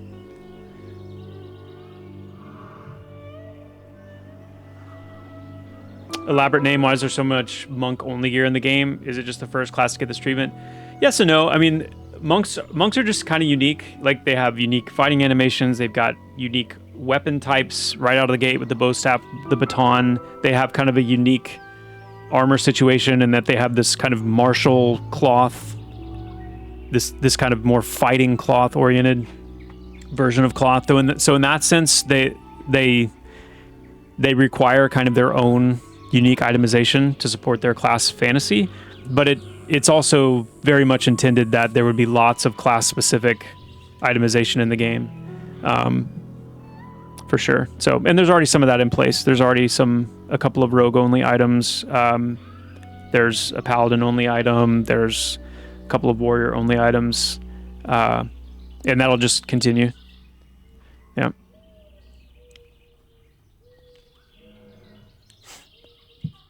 Zevex and Z-Medic, thanks so much for the follows. Thank you.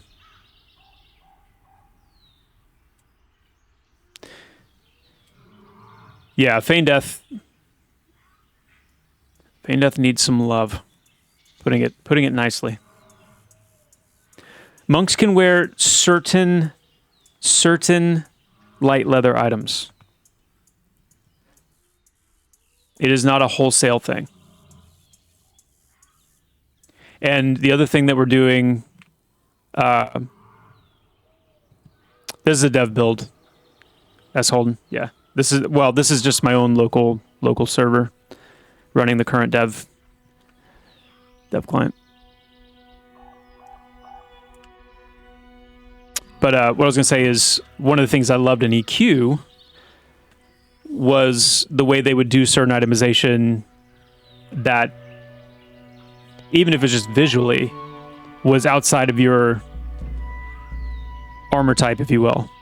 And another item that I got in today is a bracer that looks like plate mail, but is wearable by any class that can wear leather and above.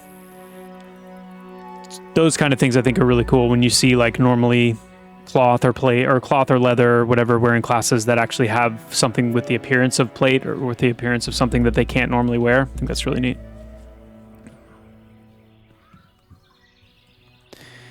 Javioso, oh yeah. Yes. There will be epic quest lines for weapons, armor, and abilities.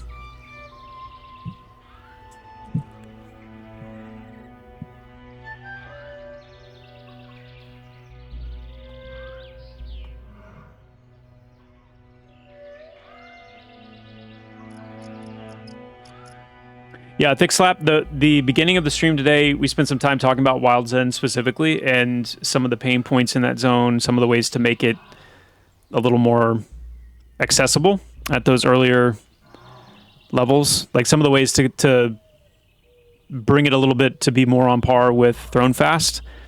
So I'm going to be working on some of that more tonight and trying to get those changes in, as many of them as I can in by the final patch this week, but we'll keep working on that. But it's interesting. Like a lot of this comes down to, you guys have heard me talk about player push before, and also just like the idea of player migration in general. Like where are players typically going? And it's still so early that there's just a lot of information about the game players don't have. There are incredible items, certain quests, various things right under people's noses, and they don't know it yet. And a lot of that, as that information snowballs, it's going to start determining where people go. So, for example, there are certain items in Wild's End that are unique and only in Wild's End that I do wonder, for example, like if certain players knew that they were there and where they dropped and how to get them, you might see more players in Wild's End doing things. So that's going to be more of like an over time. We'll see, I think, that start to change a little bit.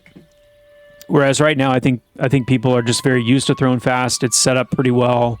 No, I'm not talking about the Tiger Hide. I'm talking about no.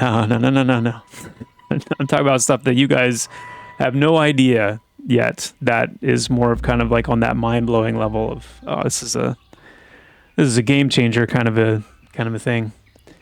Yeah. And that's the joy, right? Is just that slow unfolding, that slow kind of like the first time somebody loots it and they're like, oh crap. What? And then, word gets out and then all of a sudden it's like, that's the beauty. But yeah, Bebop, you're exactly right, and that's part of the issue. Is there are certain kind of fundamental things, because Wild's End is still very new, that as those things get folded in, I think that'll help quite a bit. Any idea when you'll be able to link items in game? I don't know if Steve's still in here. He's the one that's going to probably work on that, so he might be able to speak to how soon we might see it.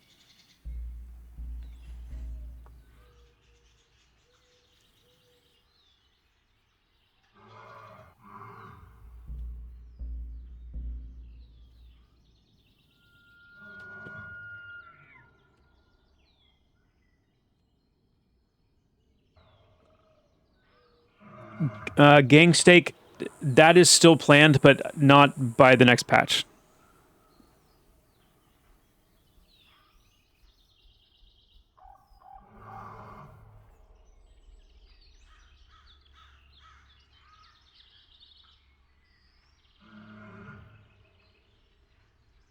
Yeah, item linking, I agree, Darkthaw. Once we get item linking in, it should automatically apply to the who looted what message. So when you see that so-and-so has looted such and such, you can click on the such and such and see it.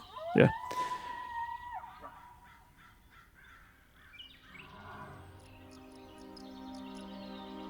Yeah, Gang Steak, same.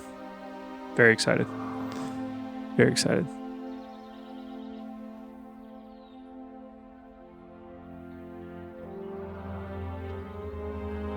Yeah, the random thrown fast zone lines in AVP, that's something we need to get cleaned up too. I've seen too many people streaming the game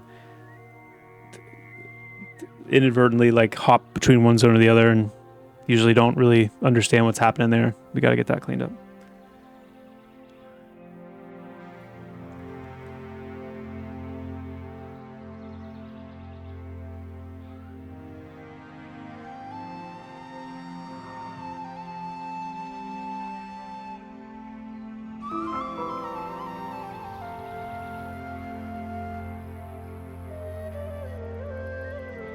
Zevix, yes. It is still happening. In fact, I would say, like, don't quote me on this, but I feel pretty confident with some of the fixes that are going into this server performance issues that there could be, depending on your system, could be some pretty nice performance gains even in this upcoming patch to fix the server performance. So, but I mean, yeah, optimizations are ongoing for sure. Yeah.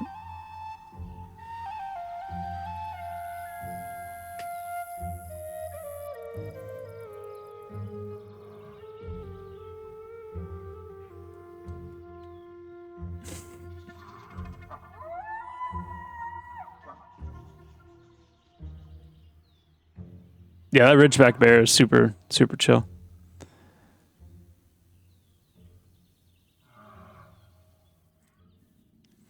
Yeah, Vitric, the lock that's on Black Moon right now, my hope, my expectation is that if these fixes once they go in and they prove to be effective, then we should be able to take that limitation off again.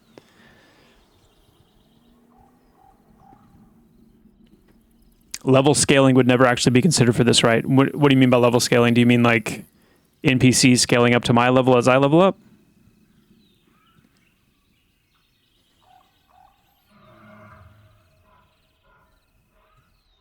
Yeah, Vitric, I totally relate to that, yeah.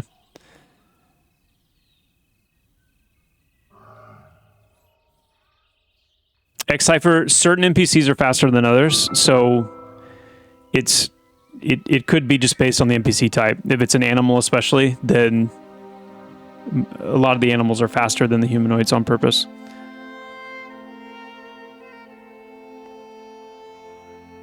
Oh, yeah, and old dad, there's absolutely no plan for NPC level scaling up to players. We've talked before and are considering the idea of something like a mentoring system.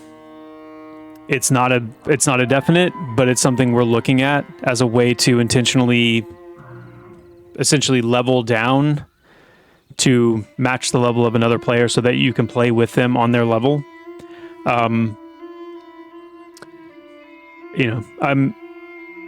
I think there's a lot of good in it. I think it can also be a headache, and with our limited time and resources and everything, it's something that is need to be very, very convinced is good, is needed. I think as we continue to dial in like the solo experience of the game, I think at least the immediate need for that, or perceived need for that, lessens dramatically. But over time and in the long term, it is something we're considering.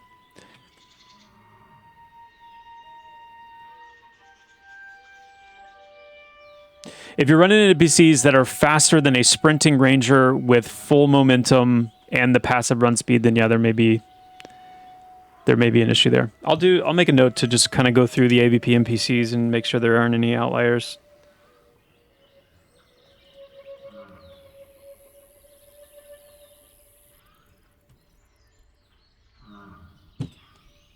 Got it.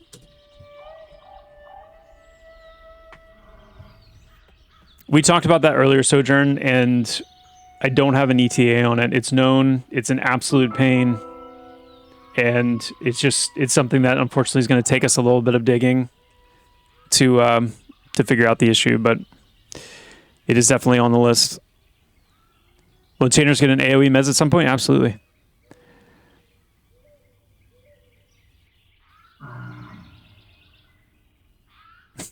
Can we talk about how miserable AVP is to walk through because 95% of things are KOS with large attack radius and giga run speed? Yeah. Yeah, Vitric. I hope so. I hope they're scary. I genuinely hope. There's no game like Subnautica to make me have like a physical reaction to needing to get into the water. And I want there to be moments like that in this game.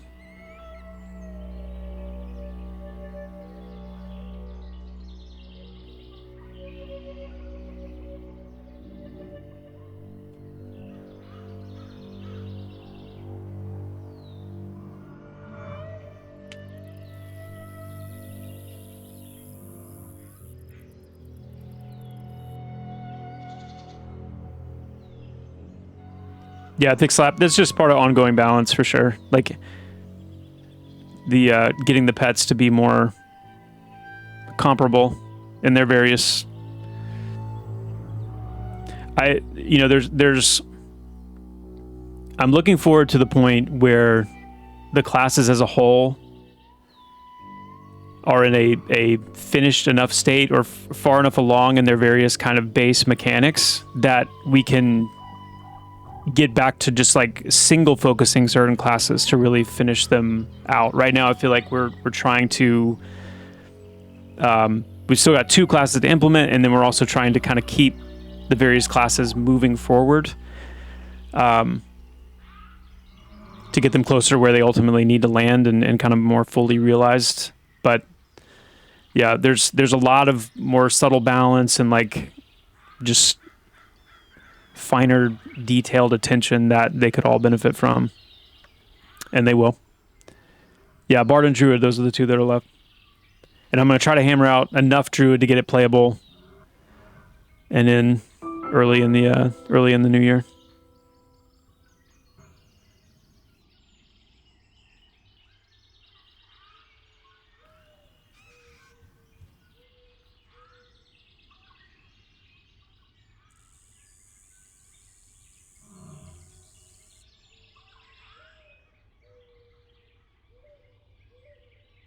Will the missing hair textures in Sorhireth be fixed in this patch?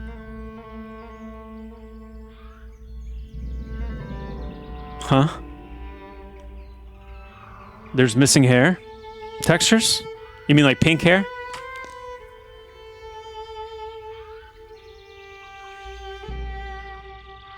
Hey, Yuki. Good to see you. Yeah. It's not missing hair, it's pink hair. Which, you know what I mean?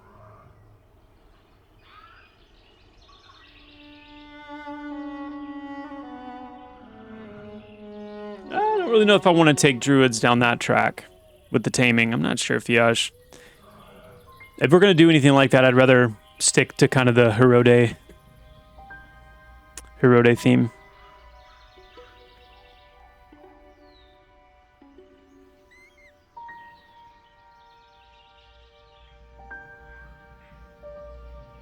Shapeshifting is definitely a possibility. Yeah.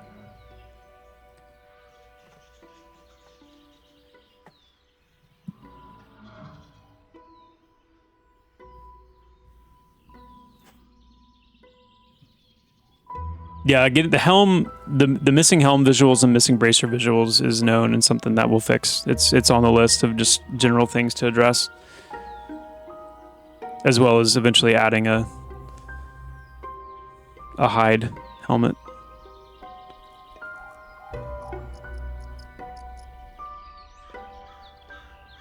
Tradable schematics. I would think so, yeah.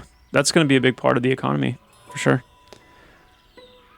A lot of that is done right now just to kind of create at least some kind of constraints for crafting and that whole thing until we get professions in and some of the other naturally constraining elements of it.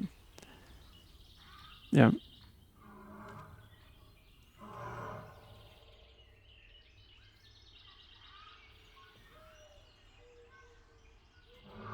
Yep.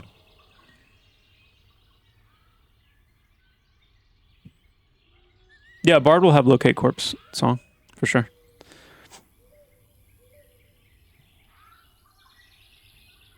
You will be able to see summoned armor on your pets, yes. In fact, that's already in. The armor's already made. It just needs to be skinned to the pets, but I can show you guys real quick. This is pretty cool. This is for the summoner armor. Why am I so amazing? I'm tired. I don't feel amazing. I feel tired.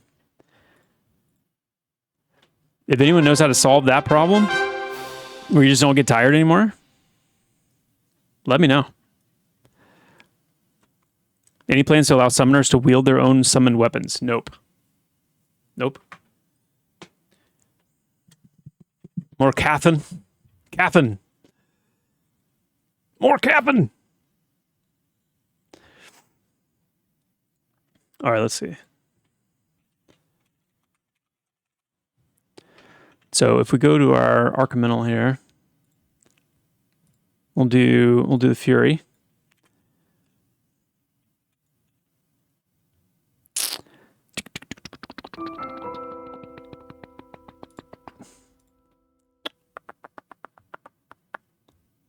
So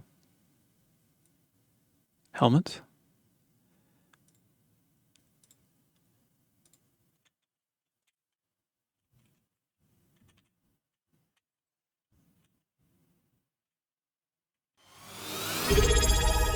chest.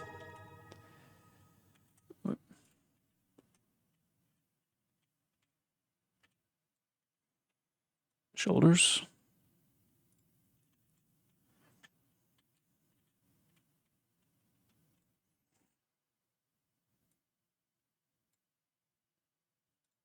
Belt.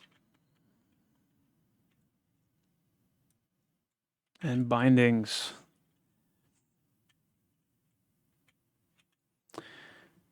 And actually, let's do it like this. This looks. Let's take it up a notch here. Make it a little easier.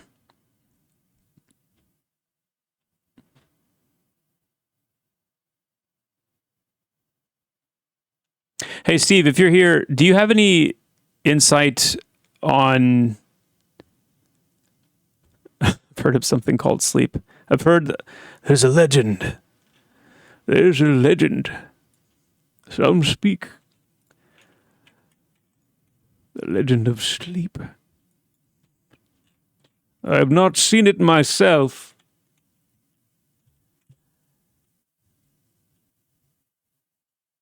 Where?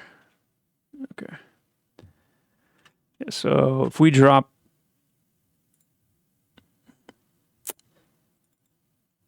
little Zephyr out here.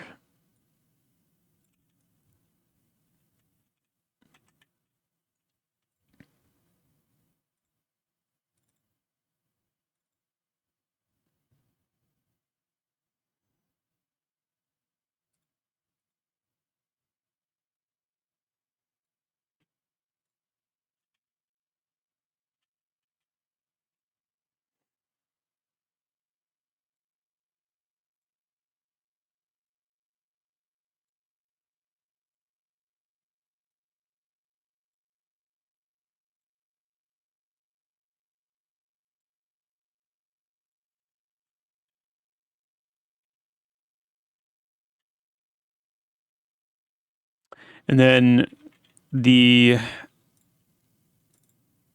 so you've got the tier 1 version of the armor, which is what is on these right now, I believe. Yeah. And then and this is only 3 tiers that we have accounted for right now, but as you get more powerful spells to summon, better quality armor, then the visual of these is going to change as it goes up. So see, they get a little bit of like some glowy bits, a little bit shinier. See the belt under there. I can't really hit it, but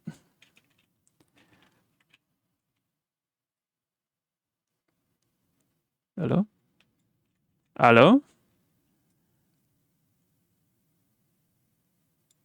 Nope.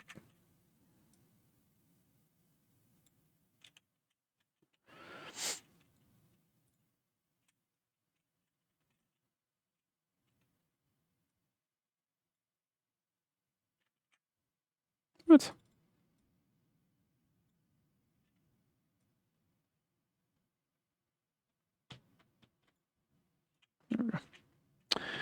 And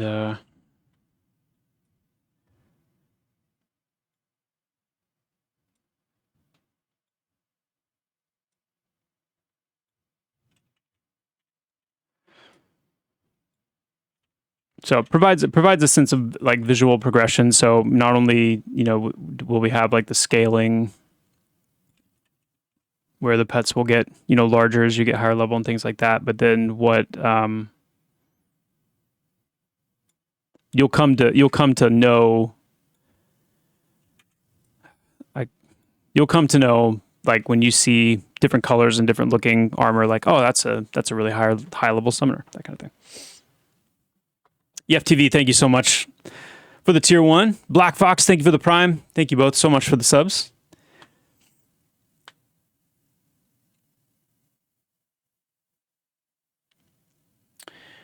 Steve, what I was going to ask you is, do you have any idea when it comes to item linking, how long something like that would take to get working?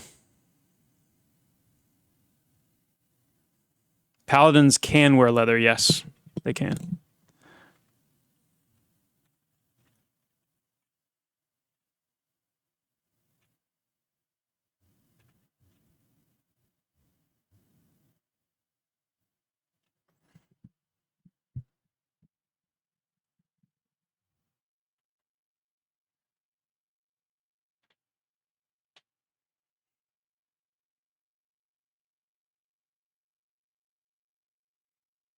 I want to see if Steve has anything to say about this, and then I'm probably going to be wrapping it up here soon.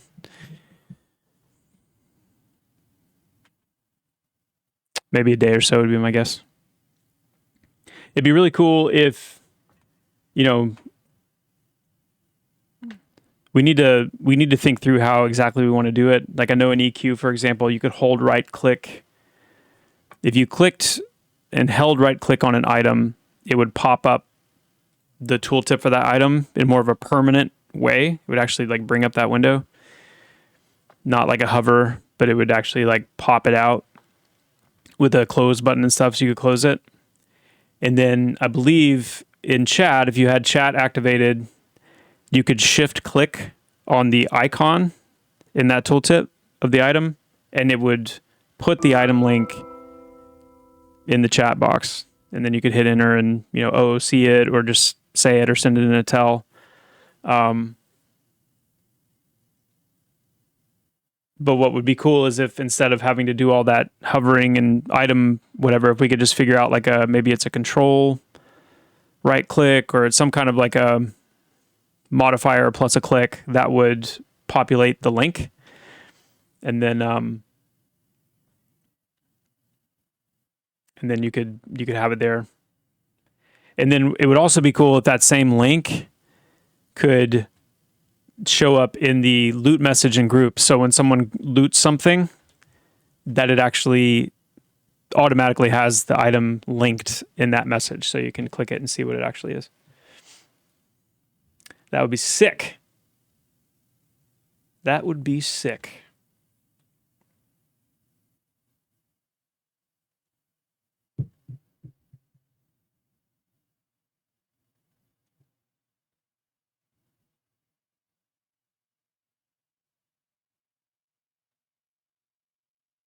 Well, the good news, Bashnir, is that you're not going to have to worry about the torch in your second weapon slot for much longer, because the plan is to handle light sources through the general inventory instead of actually being equipped. Oh, yeah. Oh, yeah. With Necropets short term, they are getting a generic armor set put on them as the skill levels up. Any long-term plans of letting armor show on skeletons the way weapons do? So, Necros. I know, Taxiderm, I'm going late today on a day I don't usually stream too, so it's like, it's all just chaos.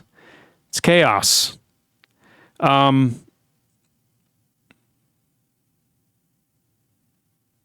The plan was never for Necros to be able to equip armor to their pets. You were supposed to be able to equip weapons, but not armor. Unfortunately, it's one of those things where it's become like this beloved feature. The problem, though, is that Necros, or Necrolls, as some people refer to them,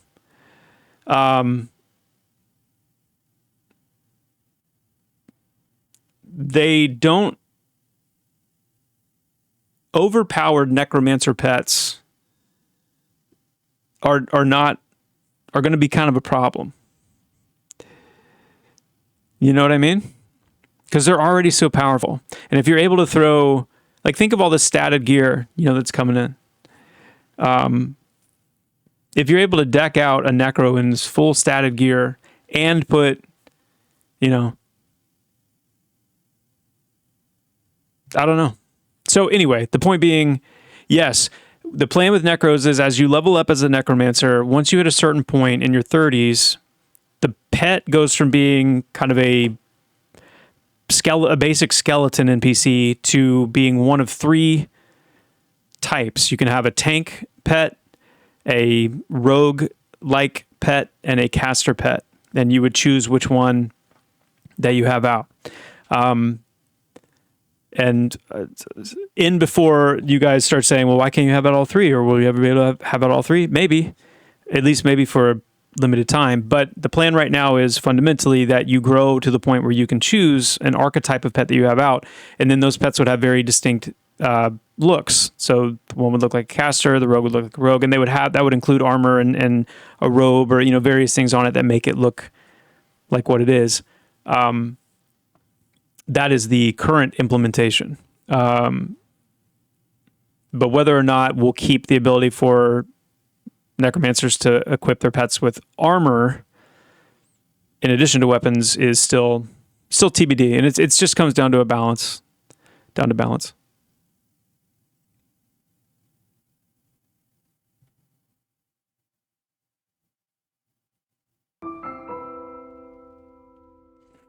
KHB, the only wipe that I can say with confidence is going to happen is the wipe that takes us into 1.0 launch.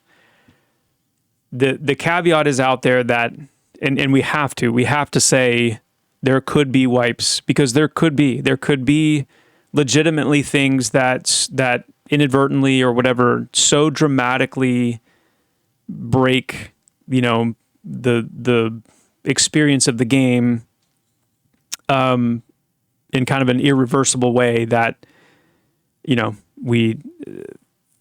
I don't anticipate that to happen. I don't necessarily know what that even would be, that we wouldn't have other mitigating ways of mitigating that. So the disclaimer's out there just because it needs to be out there that yes, there is the possibility that there could be an unavoidable need to wipe during this early access phase. But the goal is to avoid that. The goal is to have the wipe that occurs leading into 1.0, and that being kind of the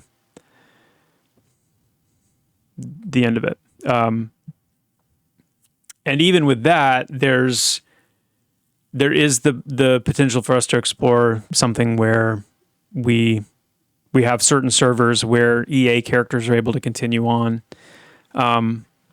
That's something else that is worth considering. So yeah,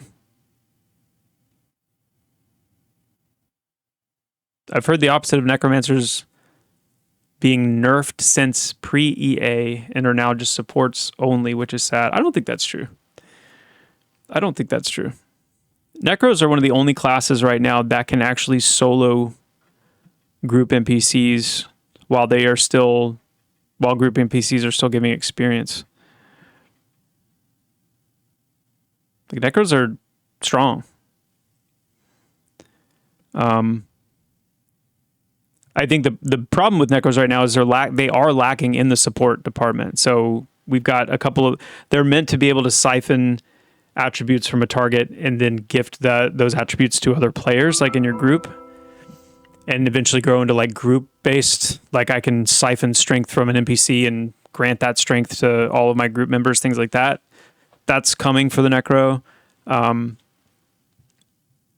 And some other potential, like some improvements to some of their mana siphoning and various things. But I feel like Necros are in a pretty decent spot, aside from kind of improving some of their CC a little bit.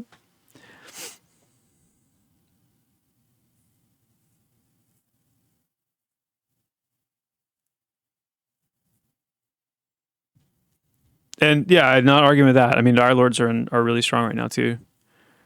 Yeah.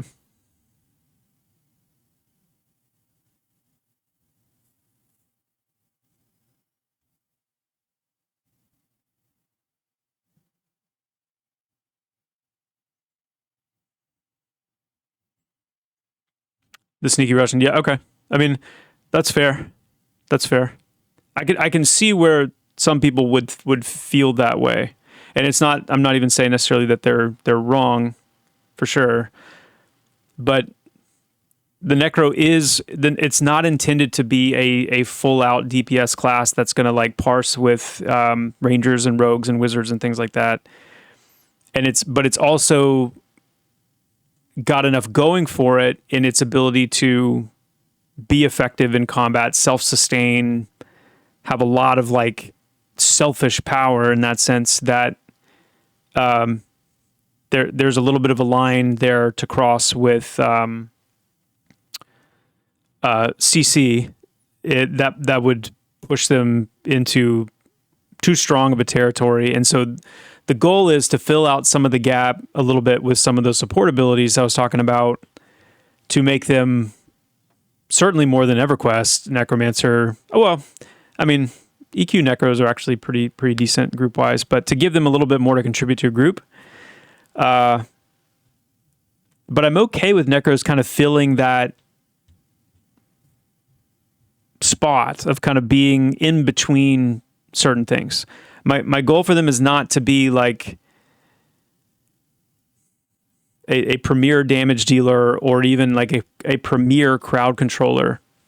But the thing with Necros is that they are capable with some creativity. They're capable of doing some pretty decent crowd control. The stat drains probably don't feel good as they will. Like at higher levels, those stats are pretty significant, especially if you can apply those stats to your group as a whole. When you're draining 4, 5, 6 stamina or more and giving that to your group, things like that. I don't know. I'm kind of just watching the Necro a little bit and just I just feel like there's more there. And when we get to the point where we actually see, that's another thing too that you have to remember is like Necros, until we get that, until we get bonuses in play for players towards NPCs that are lower level, I think it's kind of right now is skewing a little bit how powerful some of these classes can be. Once the Necromancer is able to, have these advantages towards blue and light blue NPCs, I just think they're really strong. So I think the main criticism right now with Necros is that they don't fit as well into like a specific role.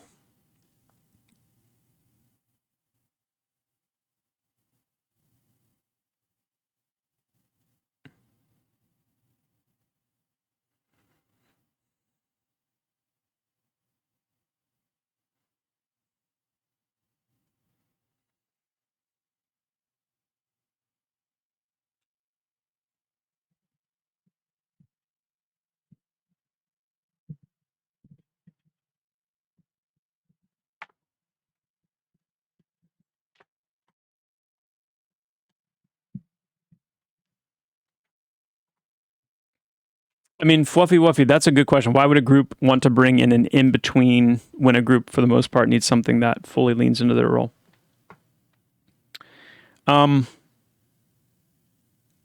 Because I think we've built the game out so far in a way where the flexing that classes are able to do, and what I mean by that is like like Rogue is kind of the quintessential example where the Rogue is a DPS class, but the Rogue can flex into this control class for a period of time with some of their abilities. And that's kind of the design intent around the classes is that our classes have strong identity in terms of what their role are and what they are capable of, but they can flex into some of these other sub roles for a period of time. But the intent is for it to never be as well as a primary class in that role, kind of thing. So that allows for a little bit more freedom in group composition and viability and stuff like that.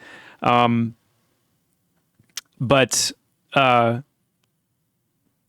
with the way itemization is set up, with the way abilities are set up to be modified even further beyond your attributes based on specific attribute modifiers, then you get in situations where Necros flexing into a DPS role can actually contribute that role pretty substantially to a group environment if CC isn't needed. And vice versa, like, especially if you're dealing with undead NPCs, the crippling terror that necromancers have, and then some additional NPCs some additional crowd control related abilities and support related abilities that they still need to fill out their kit. But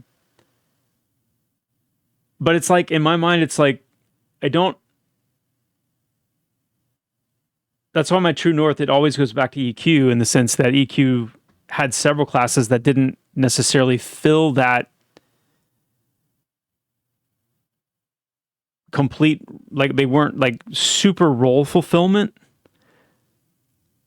but they were still very popular and people played them a ton because they were just really fun, cool classes that contributed enough, but you weren't going to bring, if you needed crowd control and EQ, you weren't going to bring anything beyond an enchanter. I think in Pantheon, you can accomplish things with the Necromancer if you don't have an enchanter when you need crowd control. So I don't know. I'm trying to play devil's advocate a little bit. The reality is I'm not arguing with I'm not trying to argue with the basic premise here that necromancers are still needing some fleshing out in some ways to give them a little bit more of like a concrete role and identity and kind of what they bring. I'm not arguing that necessarily. I'm just saying that I kind of like where they are right now because of how they live in some of that in between place. And I think our support classes like our bard, our necro, like, will you ever need a bard? Like, will you absolutely need a bard? If you don't have any other CC, then yeah, if a bard was available, you would need one because a bard is going to bring, some decent CC capabilities. But a bard is there to like kind of enhance the crap out of everything that you're doing through their, sheer support. All the buffs and the debuffs and the various things are just going to make life a lot easier, a lot more fun, a lot more, but I don't know. It's an interesting conversation.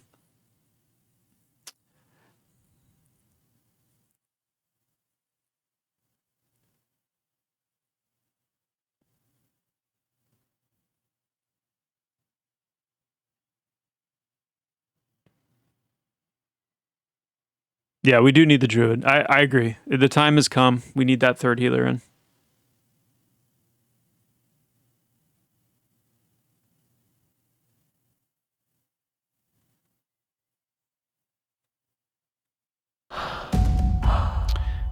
Well, super pudding. It's like I said, I'm not arguing the fact that Necromancer does need a little bit more fleshing out, and especially in that CC realm. And that's the cool thing about, and that's why I said I was playing a little bit devil's advocate, because what I haven't talked about yet is some of the other CC like abilities that that Necromancers will have. So when you think of like an undead pet that you can, or I shouldn't even call it a pet, but like instead of mezzing something, you are able to summon a skeleton or some kind of an undead creature that can like almost kind of phantom box an NPC for a period of time before it disappears. We've talked about doing something like that with the Enchanter too, but giving Necro something like that, giving Necro like some interesting root type abilities that are a little bit more resilient, than the current roots. There's a lot to be done potentially with fear. Like there's like fears that make you flee versus fears that make you cower. There's definitely some other things that we are planning to lean into and experiment with the Necro CC type line. So definitely that's part of where you'll start to see some more of that capability come online with the Necro, where they can do, certainly much more towards the Enchanter line of things than they can now.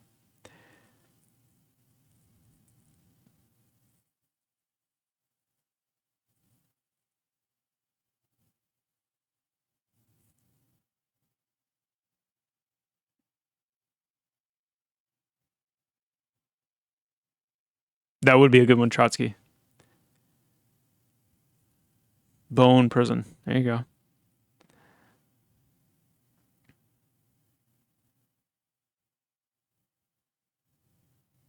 Well, an area that's kind of where I feel like our Necro is currently. I feel like it's definitely trending more towards that EQ, like powerful soloer, very powerful, like self-sustainer, selfish class. I think that's currently there pretty well.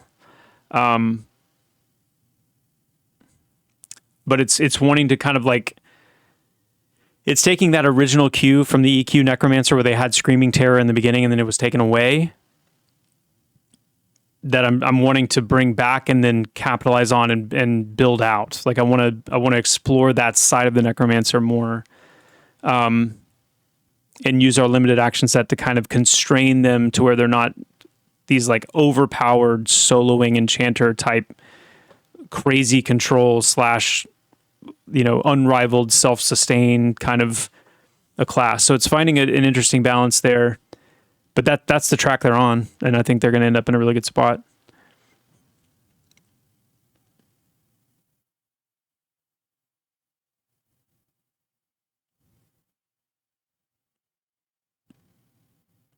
Yeah. Yeah. Kuros, I would agree. Rangers definitely. Now, the one caveat to that would be that I think Rangers will ultimately be able to have a good flex into an off-tanking role with their beckon, like beckoning like a Thunderpaw to hold aggro for a period of time. But beyond that, I think largely, yeah, they tend to have probably the least amount of like role flex out of the other classes, and just tend to stay purely in that DPS lane. But it's kind of cool at the same time to have something like that. By the way, Vikic the Great, thank you so much for the raid. Welcome to all the raiders.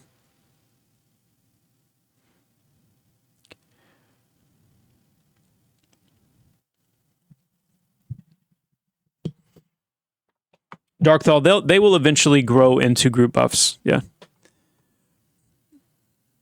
Bounty Hunter 49, almost familiar. Red Paws, PNP, and Rixardian. Thank you for the follows. Extort, thank you for the follow as well. Thank you all for being here. Strength and Dex boots, healer only seem off. It's if so that's, you're probably talking about the uncommon itemization, the ethereal leather gear loot table from Manor. It seems some gear at healer tag. Yeah. So they're not meant to be, they're not.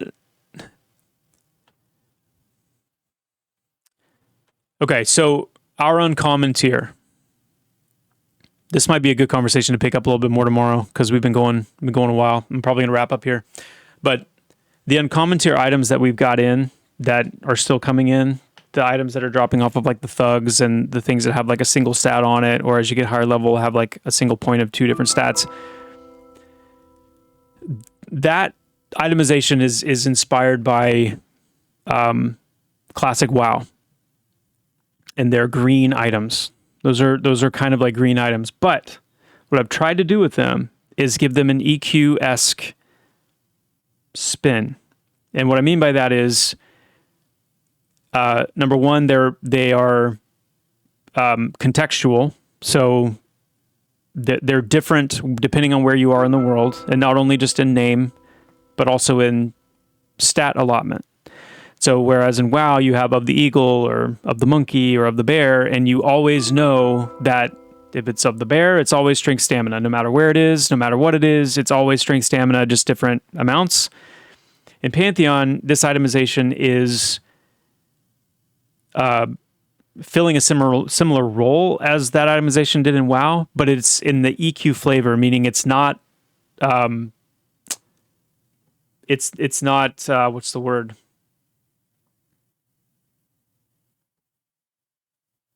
It's on the tip of my tongue. What is it, chat? What's the word? It's not homogenized. It's not fixed. Yeah, it's not a it's not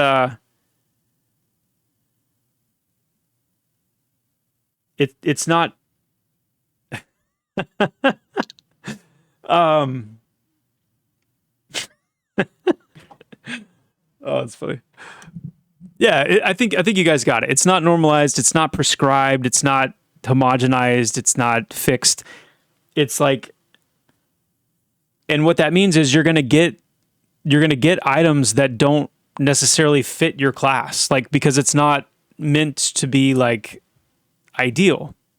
So yeah, you're gonna find some that have stats that don't seem like they matter or don't seem like they work, And that's part of it. And the beauty of that, in my mind anyway, is that as the world is built out, and as the economy grows, and as players are doing more trading and various things, there's going to be a bracer that drops in Throne Fast that gives, dex and stamina on it. And there's going to be a bracer that drops in Wild's End that gives wisdom and strength. And as you go around the world and as you meet with different players and see different things for sale and being traded, you do have the opportunity to kind of put together a little bit of a set, but it's not a set. It's just items that exist in different places that happen to have a very wide and varied spread of stat allotments. But then the key being that as good as that itemization layer feels, and as much as that promotes nice progression for your player, it pales in comparison when you get that rare item or that ultra rare item or even beyond. That those are the kind of items, again, in a very EQ-esque way, that end up sticking with you for many, many levels because they're so good and comparatively difficult to get. So yeah, I'm really happy with it. But that's part of the design, is that there would be items that would drop that might even be, caster only, that have strength and dexterity on it, because they're not all meant to be ideal and totally efficient to your core attributes. And attributes actually, non-core attributes actually do help your class in many ways through the ability modifiers too. So it's like, it also gives you the opportunity to consider, going off the beaten path, as it were. So I kind of dig it, but it needs more time to cook and feedback and all that.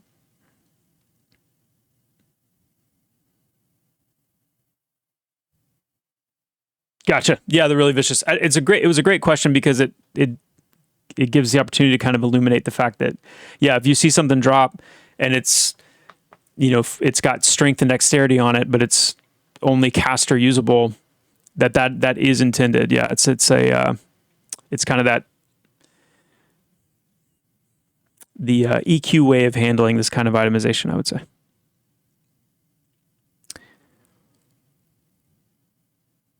Vorps, absolutely, yeah. There's actually a couple of those items already in the game, and many more to come. But yeah. All right, ladies and gentlemen, I am going to call it a day. Thank you so much for being here with me. This is an awesome stream. Man, I can't tell you how cool it is to have us all together like this. I appreciate you so much coming and hanging out, and all the questions, the discussion. Man, the support, you guys. My goodness. The support for Pantheon, the support for this channel. I cannot thank you guys enough. It is so cool. I will hopefully be back with you guys tomorrow for a little bit for Thursday stream. And until then, I hope you guys have an awesome rest of your morning, afternoon, evening. If you're playing Pantheon, can't wait to hear about it. It's seriously, I've just been absolutely loving catching all the different streams you guys have going on. That has been amazing. Amazing. Speaking of, we are going to find someone that we can raid. Let's see. Let's see.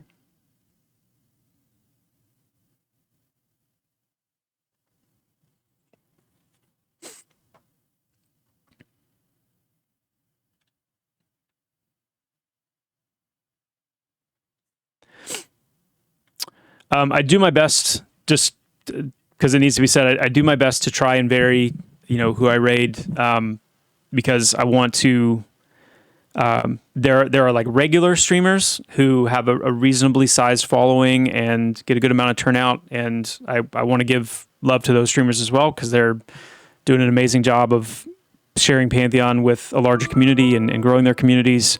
And then I also want to give opportunity to smaller streamers who are streaming Pantheon who may just be getting started, or who just haven't really had the opportunity to get kind of out in front of more people. So know that I do my best in making these decisions to try and vary that. I'm not intentionally overlooking anyone or anything like that. So just know that my intention is good, or at least I try to give everybody a chance. For this raid, I'm going to. I just saw this person yesterday for the first time. This is Criddle Craddle. Don't know a whole lot about them, but I know it seems like they're enjoying the game. Had a lot of interesting feedback and thoughts, and so I'm gonna give them a raid today. If you feel like hanging around, watching Pantheon, interacting with somebody who's playing it, I think maybe I don't know if they were testing or playing before EA or not. I'm not sure, but they seem, pretty eager to interact and have lots of thoughts. So give them a lot of love, regardless. And I'm going to get that raid cooking right now. But guys, again, thank you so much for being here. I will look forward to seeing you tomorrow. And until then, have an awesome rest of your waking time. And we'll see you very soon. You guys know I'm going to say my goodbyes before I get the raid ready. So we have this little awkward moment between ourselves. But it's not awkward, right? It's not awkward. Okay, I think we're ready. Thanks again, all. Adios. See you tomorrow.